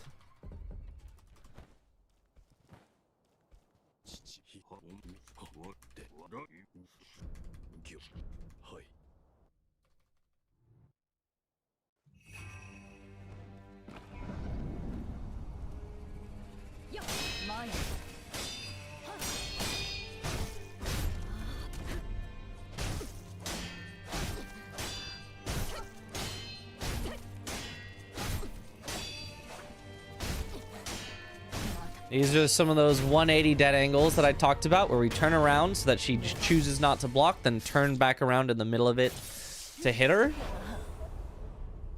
I also ended with jumping on her head before the death blow, because the mid-air death blow is much faster.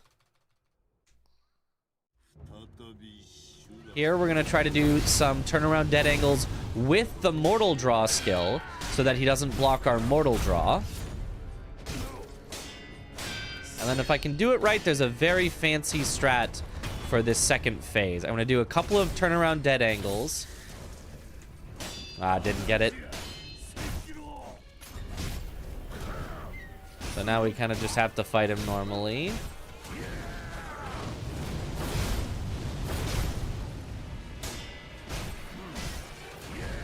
Unfortunately, this fire attack, you just have to dodge. If you try to block it, it will do a bunch of chip damage to you and kill us, but there it is. Just do a couple of jumping mortal draws and we've got him.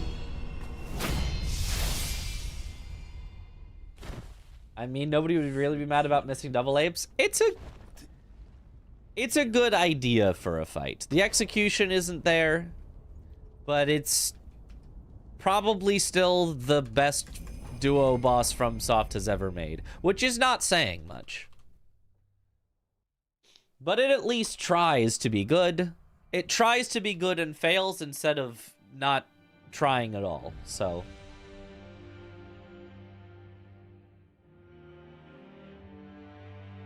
All right.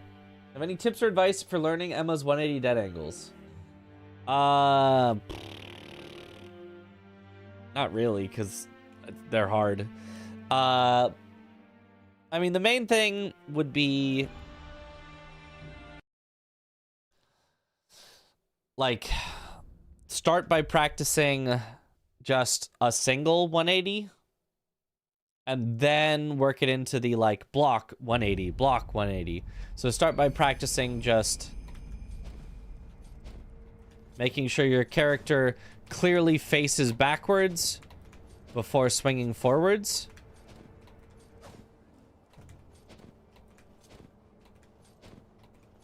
Try to do it as late as possible where your character still turns around. So something like this, where it's like you're like snapping back like right at the end.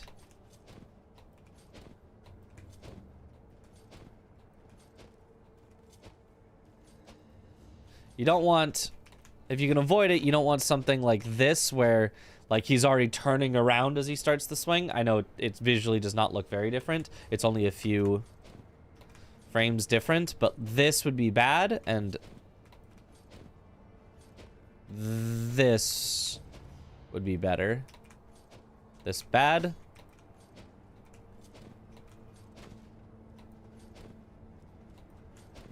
That better. Then you just kind of have to take it into getting a practice tool so that you don't die and she won't die, and then just best IMO. Yeah, they're fine. They're, sure. Yeah. They're also fine. They also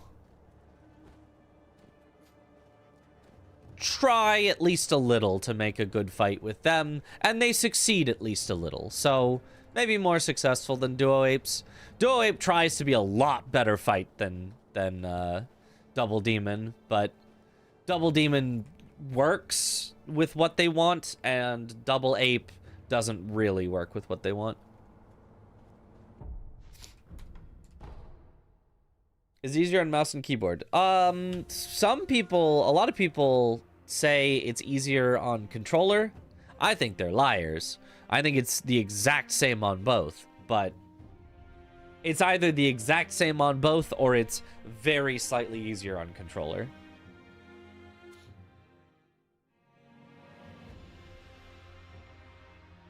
What would be top 2 and top 3 for duos? I could not tell you. They all suck. They all suck. Every FromSoft duo is pretty garbage. Duo Ape tries the hardest to be good and is spectacular in its failure to do that a lot of the time. When it works, it actually still is really cool. Genuinely fun when it works. Double Demon is probably the safe second bet for a top 3 because it succeeds pretty well, even if it's not trying like too hard to do anything super cool. It's kind of just one stays back and throws stuff, but at least like it works. I think it works pretty well. And then third place, ONS maybe, because you can actually kind of separate them with the pillars. I don't know. They're still just fine though. They're like not great. Is Twin Princes a duo fight? I wouldn't say so. You're just fighting one entity. They move entirely together. You hit them together. Like it's more like a weak spot on a boss than it is 2 different bosses. You know. Like I wouldn't call, you know, a Zelda boss that's got the eye weak spot that kind of goes like this and this and this, you know, a duo boss. When it's just an eye attached to a body that's moving around and you shoot the eye. I enjoyed Frida's duo phase somewhat. Yeah, somewhat. Yeah, Frida's duo phase is fine. Mouse and keyboard has pretty nasty input lag in most Souls games. No, it doesn't. They have no input lag at all in any Souls game.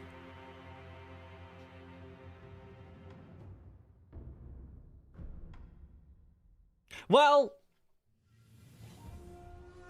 No measurable input lag. I have sworn sometimes that some of the menus do weird stuff with keyboard and mouse, and I'm like, I swear it. I swear.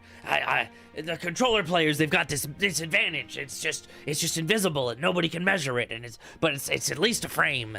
And every time I try to like actually measure it, it's like it comes out exactly the same. All right, again. Was DS2 keyboard any good? No, garbage. But not because of keyboard, because they made it so that every single time you log into the game, you had to change settings because they would default back to bad settings that would introduce lag. You had to basically... The default was, yes, I would like to have all my inputs lag, please. Thank you. And you had to go into the settings and turn off the please lag my inputs setting. Every single time you entered the game. And you could only keybind things to certain specific inputs. You couldn't just rebind to whatever you wanted. So if you wanted to have a sensible keyboard input option, you had to use a separate rebinding program like Auto Hotkey. You can't just rebind at what you want in game. Dark Souls 2 keyboard and mouse support was horrendous.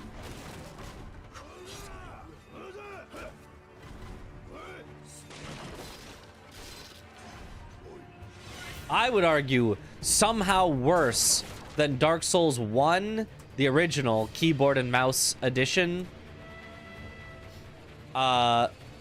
which basically didn't have mouse support. You basically had to play keyboard only, and I would rather play keyboard only Dark Souls 1 than keyboard and mouse Dark Souls 2. Without, you know, if I didn't have like auto hotkey to rebind and stuff. It was so bad.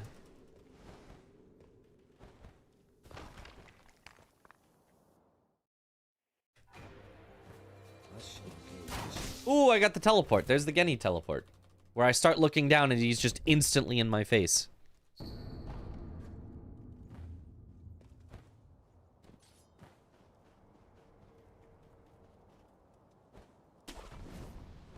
Liked playing Dark Souls and Elden Ring with keyboard and mouse, but damn, Witcher 3 felt unplayable on them. Really? I haven't played Witcher 3 yet, but when I do, you can bet it's going to be on keyboard and mouse.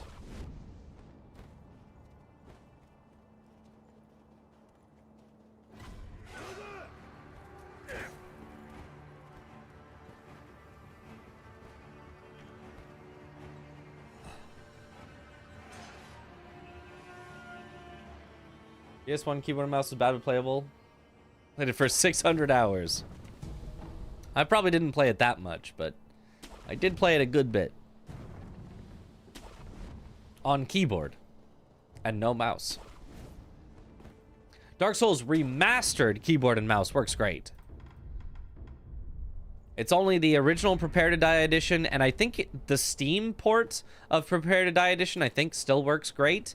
It was the original Games for Windows Live port of Dark Souls Prepare to Die edition that did not work well at all.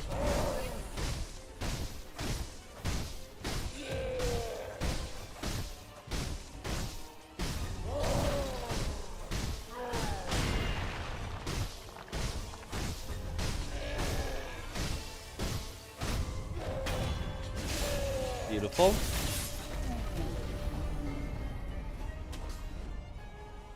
Ooh, in the green. Witcher 3 isn't that bad, just some really odd key choices. Can you rebind them, the really odd key choices? Can you make them good? Played Steam Prepare to Die edition? I think it was fixed by then. I think it was only the Games for Windows Live Prepare to Die edition that the mouse support was just horrible.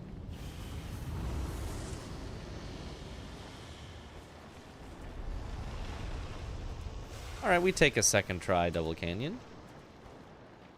That's not bad. Yes, you can. Okay, well then that's fine. As long as you can rebind stuff, like, it doesn't really matter. The only reason it really sucked in Dark Souls 2 was because you could not rebind it. The game would not let you rebind the horrible keybinds.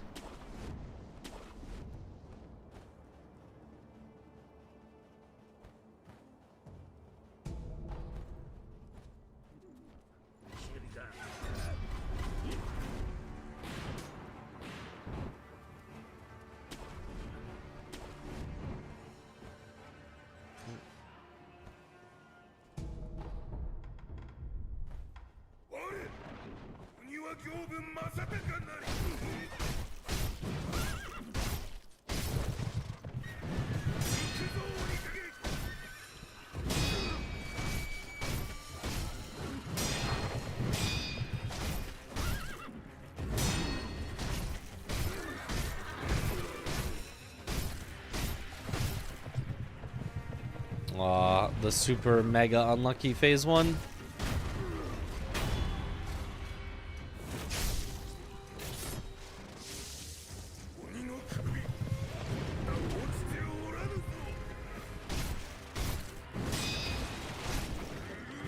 Oh, really unlucky phase 2 so far as well.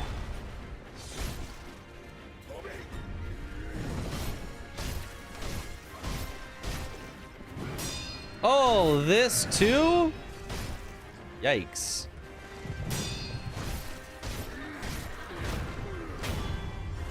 Yeah, horrible, Yobu. Both phases. Oops, all unlucky attacks.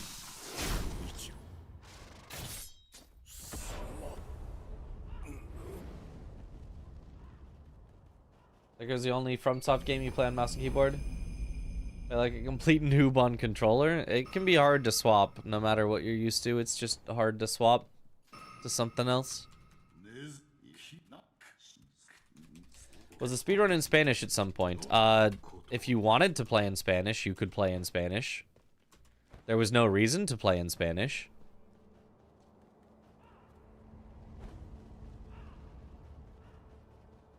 It has been recently fully calculated out, fully timed, fully tested that the optimal language by 0.2 seconds is Japanese.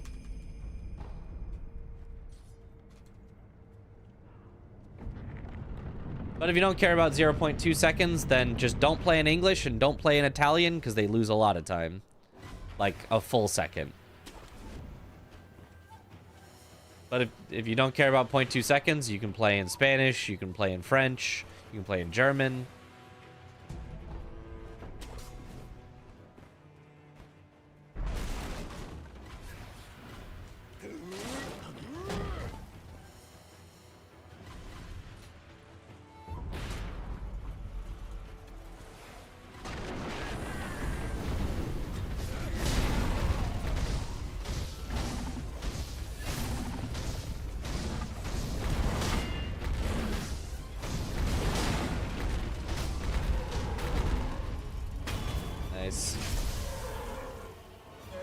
I actually thought the FromSoft won't be affected because dialogue can be skipped. It isn't.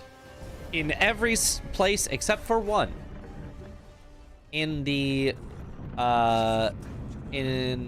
tower, after you have killed Genny, talked to Ishin, and then come back to the tower, so that Kuro is waiting in the other room with the Gunfort key.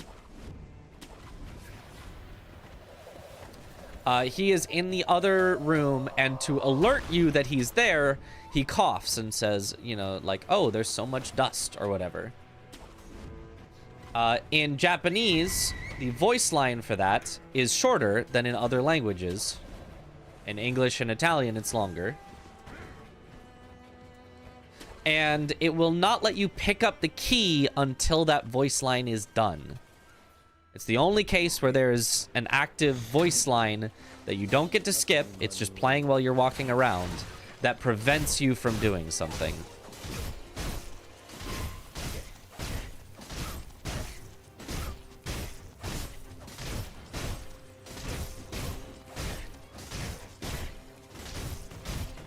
And Japanese is the only language where The voice line fully finishes before you even get close enough to grab the key.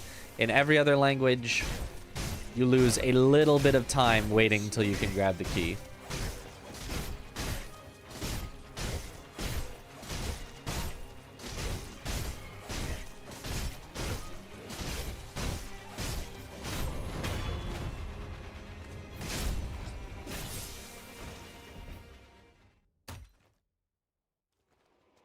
Only subtitles matter? Yeah, subtitles matter a lot. You need the subtitles off to be able to skip dialogue at all. Oh, that's so unlucky. Oh, and that's a bad follow-up for that.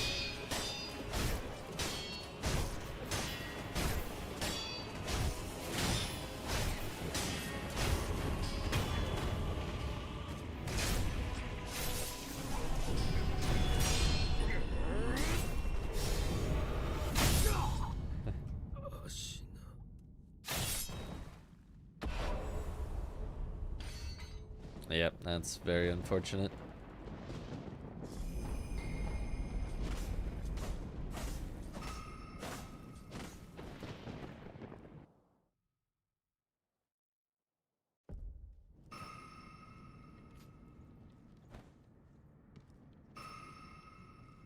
So it's not any of this dialogue here. This all skips at the same rate no matter your language. As long as the subtitles are off.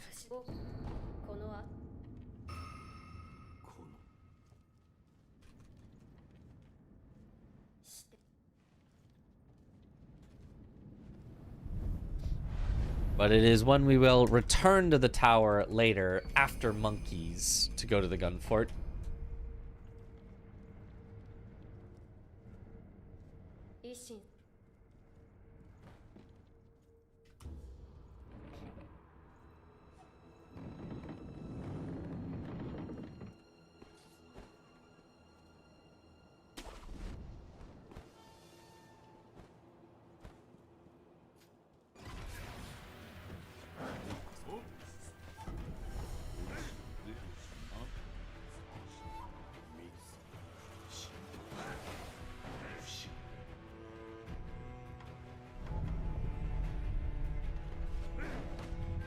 Do the subtitle thing. Neither did we for like a year after Sekiro came out, and then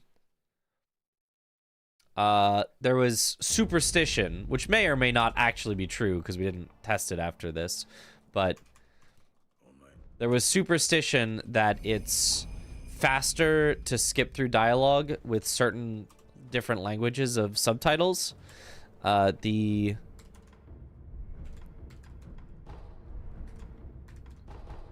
one that was mostly switched to, aside from English, was Korean, with the thought that it should be fewer characters, and so therefore maybe you could skip through the dialogue faster. This is unproven. Maybe it is faster than English, maybe it isn't. But then I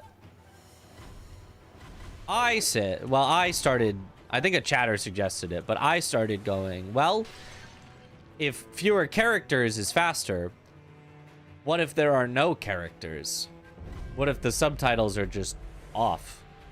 So turned it off and did the stuff. Made it a little harder to do the mashing because you don't have the subtitles like passing by to let you know that you're skipping well. You kind of just have to listen.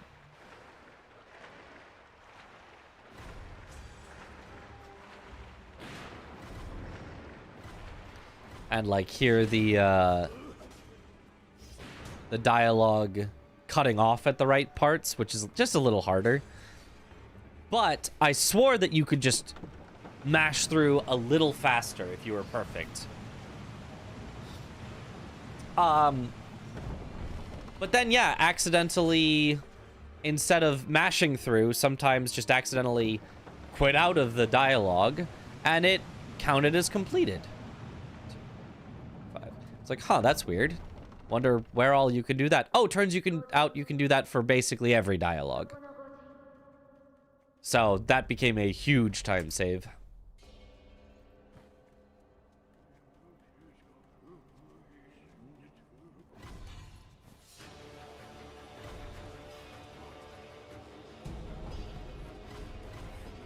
Someone explain in 2 words why Kuro was stolen in the first place.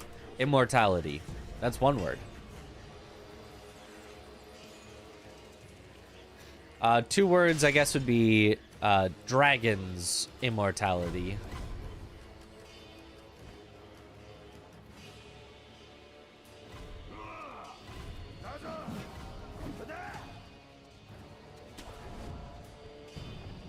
Magic blood. I like that too.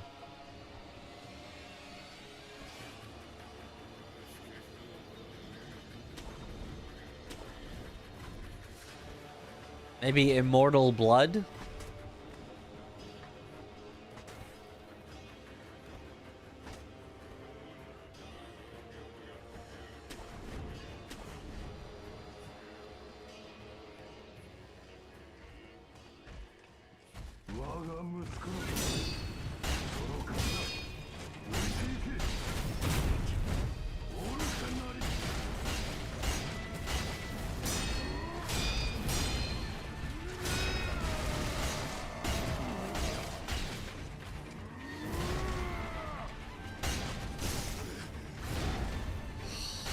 You mother. No, not at all. No. I bet on him shoving, and so of course this time instead of shoving, he does the slowest overhand. And then I said, okay, fine. So then next time I'll bet on him doing anything other than the shove, and so of course he does the shove. Because you just have to bet on one of them.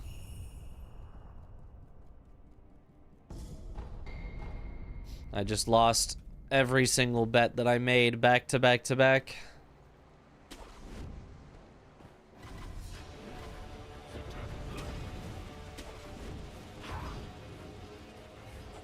Got the worst possible opener into the worst possible follow-up, into the worst possible follow-up for that, into the worst possible follow-up for that.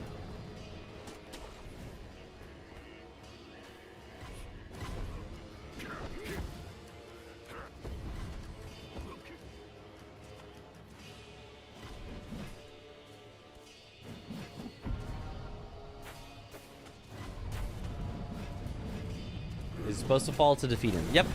The only way to defeat him.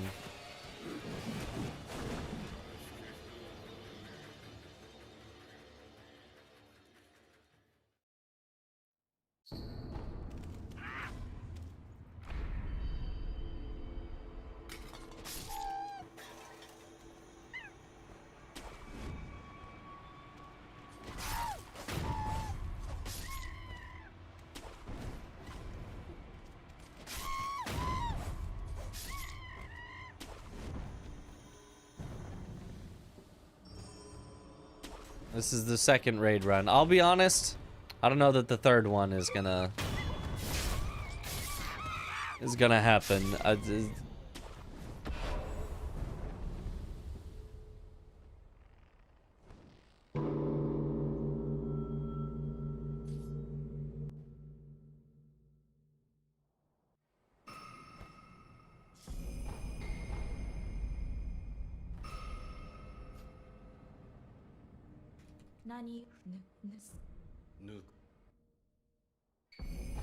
But the second one, at least, right now, is happening.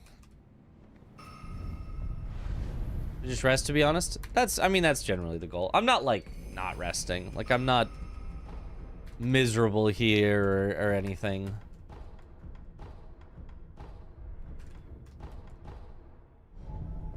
I'm not even, like... Like, I'm tired. I'm not so tired that I can't do anything. I just, you know... I think getting to bed after this. So that's here. Here is where the time difference. See how I was able to immediately pick up the key? Because he went, and then it was just over? It's just a little longer in other languages.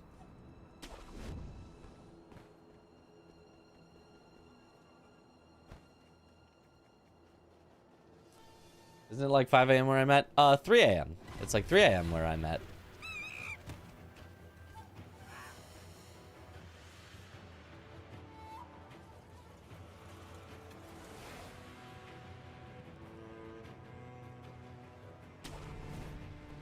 Crazy you that I'm doing it on mouse and keyboard. It's a very common way to play Sekiro.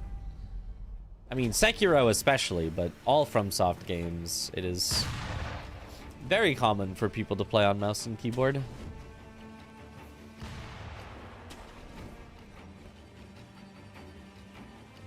Arguably significantly better for speedruns.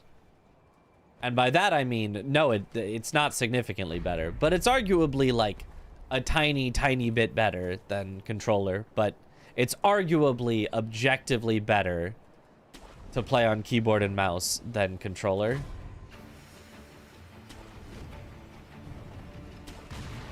Just by a tiny enough bit that nobody really cares.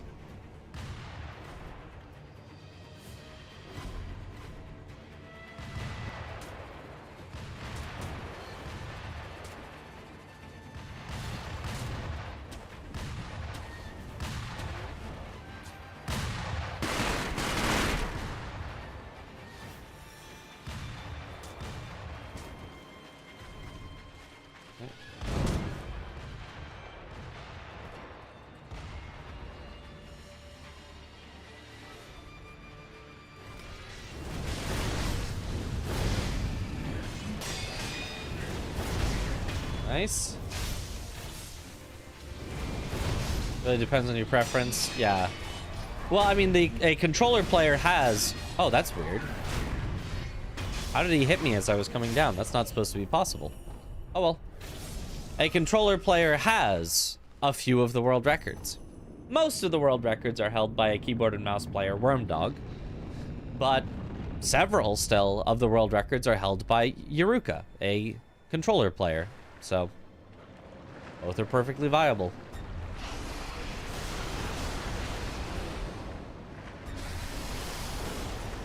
Controller has one spot where it's objectively better, the tutorial.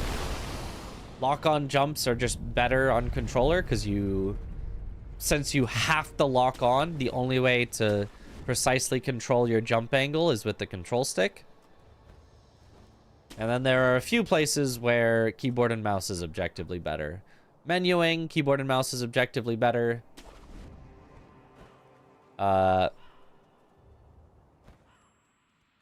Some skips, keyboard and mouse is objectively better. And outside of those two areas, they both perform equally great. Like, there's just no difference. In this cave, there would be no way to tell the difference between the two.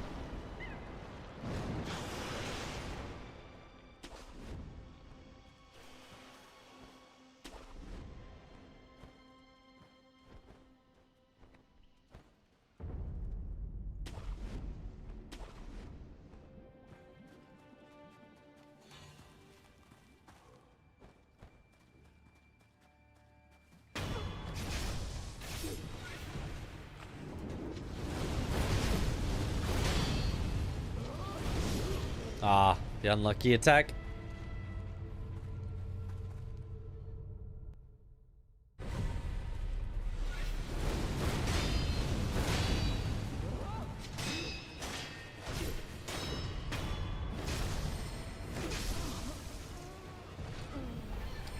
Luckily, I only did that with the knowledge that I had a revive ready. More GDQ, let's go. Not deathless.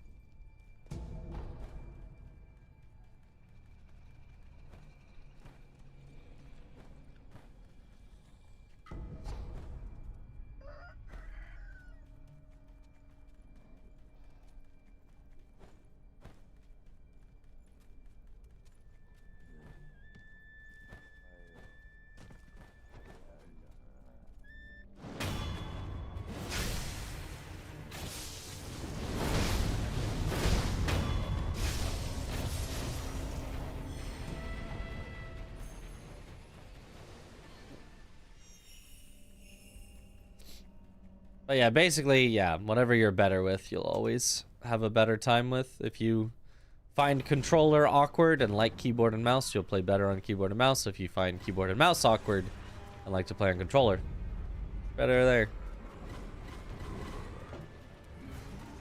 The two best players hold all of the world records because they are the two best players, not because they use a specific control type.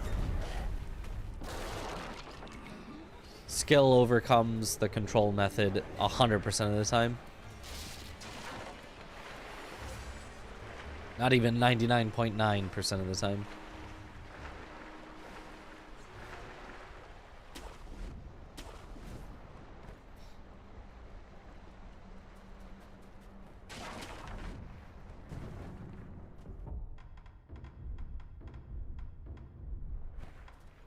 I don't get is why people sometimes push for playing controller in different games. I was watching a stream a few days ago for Dying Light. One guy was whining why the guy wasn't playing on controller. That's weird. When somebody in chat was complaining why the streamer wasn't playing on controller. That is weird. Love the keyboard and mouse from controller specifically because your frontside dojo skip was a lot easier for you with it. That's one where I think a lot of people would say frontside dojo is a little easier on controller. Like, it's at least maybe more straightforward. You just kind of roll the stick slowly, but I mean, yeah, I can totally see the preference the other way as well. Once I learn it on keyboard and mouse, and if I practiced it a bit, which I haven't practiced it today, but probably should have, I do find it pretty consistent and easy on keyboard and mouse.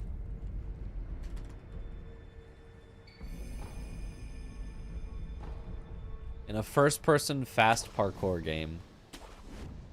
That seems weird on controller.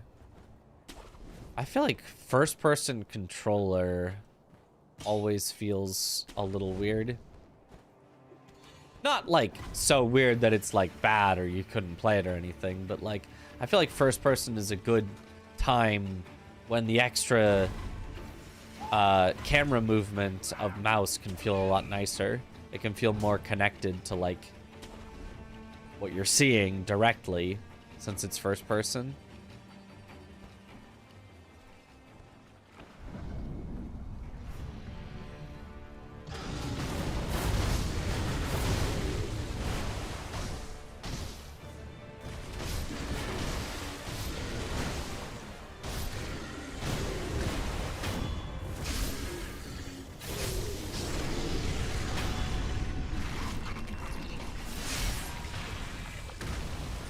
The corrupted monk stealth kill was debated on for glitchless, right? Yes, but it was a very, very, very long time ago, very early into Sekiro's rulings. And it basically was decided not that it would be allowed, but that absolutely any death blow would be allowed, period, in the game. That was the initial early ruling. If it's a death blow, it's always allowed. And if you kill a boss without a death blow, it's never allowed. Just so that there was a line drawn in the sand of these things allowed, these things not allowed. So because the monk kill was a death blow, it was just by default automatically allowed. Since then, more people have come to their senses and been like, well, that's obviously a glitch, but it's a little too late to change it. If you changed it now, the whole leaderboard gets nuked and everybody has to redo their runs from scratch, and you know, it wouldn't be the worst thing ever. Like, we could deal with that, but it's kind of just more hassle than it's worth for one single kill that's, you know, 30 seconds faster than the alternative, and the alternative is equally easy, so it's not like you're introducing skill or difficulty to the run. You're just changing one instant kill for one slow guaranteed kill. Well, I say slow, it's still pretty fast. A 30-second kill is still fast, it's just not as fast as an instant kill.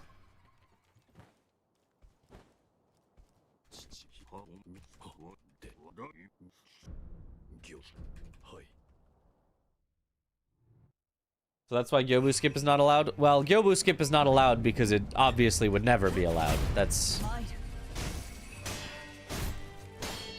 one of the most obvious glitch rulings you could have.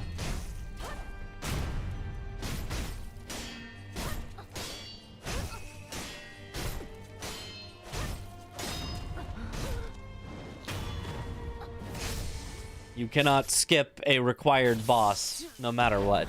That's just, you know.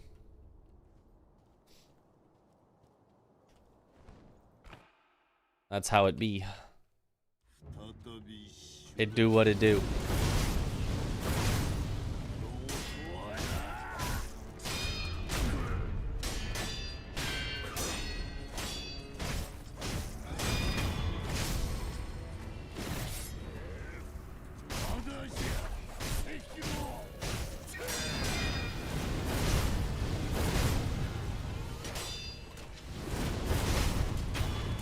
Nice. Are there any glitches that you think shouldn't be considered as such? Yes, two. Quitting out is not allowed in the glitchless category. I don't know that that's considered a glitch, but it's not allowed in the glitchless category. I think that's should be allowed. I don't see anything wrong with quitting out in the glitchless category. Nice, Ishin. Very nice. 3018. Not bad. And then the second is making Roberto fall early. You can do that by standing near the wall as he does his, like, big angry combo. And then you deflect the last one and he, like, stumbles forward and falls out. And that, to me, feels very normal. Like, the goal is to make him fall. And you're making him fall. So to me, that feels like a correct intended solution.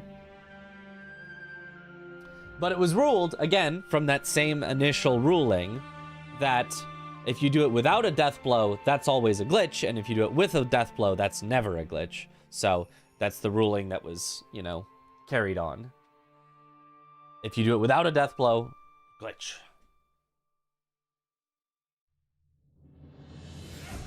Now, since then, we have called some things with a death blow a glitch, such as True Monk Phase 1.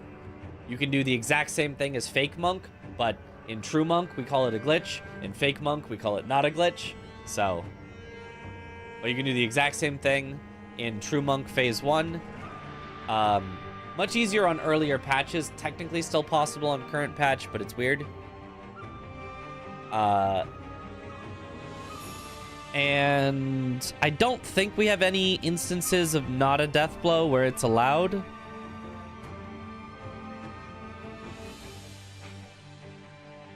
Oh, we actually kind of do. On the folding screen monkeys, you can interrupt them in midair. You can, like, hit them or, like, grapple through them in midair, and they can fall and die by falling. And that, I think we ruled, is okay in glitchless, would be allowed. So that is a case of something falling and dying and not being considered a glitch.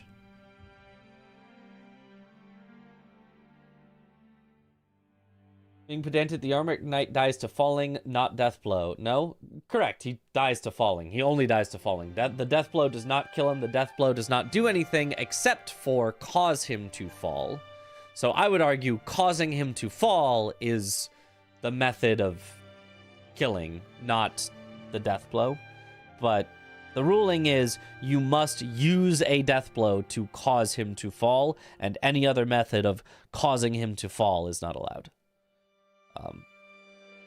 Yeah, it's fine. It's whatever. It's just, I don't quite agree with it.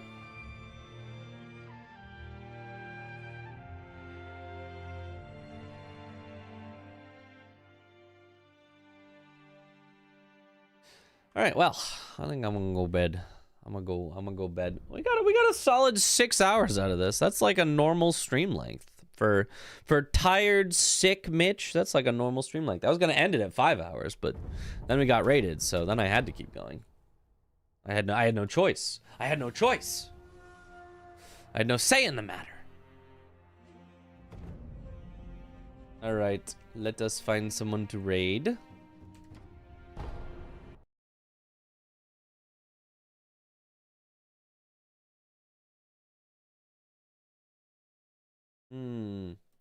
Born to sleep, forced to stream. So true. That's right, CBD, who's doing bingo practice. Season 6 of Bingus Brawlers. Yo, thank you for the G's and the goods nights. Sleep well, thank you. Hopefully I will. I didn't sleep great last night, but I also napped a bunch on the plane, so it might have just been I didn't have enough, sleep tiredness reserved. But hopefully today I'll have enough sleep tiredness reserved. I'll get a solid, 8 hours of sleep, let's say, and then tomorrow will be right as rain. But I traveled to New York. It was a Speedrun Summit. If you watched my channel over the last few days, I was all an event in New York. You can see the VODs still on my channel right now. But thank you all for watching. Have a good night, or morning, or afternoon, or evening, wherever in the world you all happen to be. And I will see you all later. Have a good one, everyone. Bye-bye.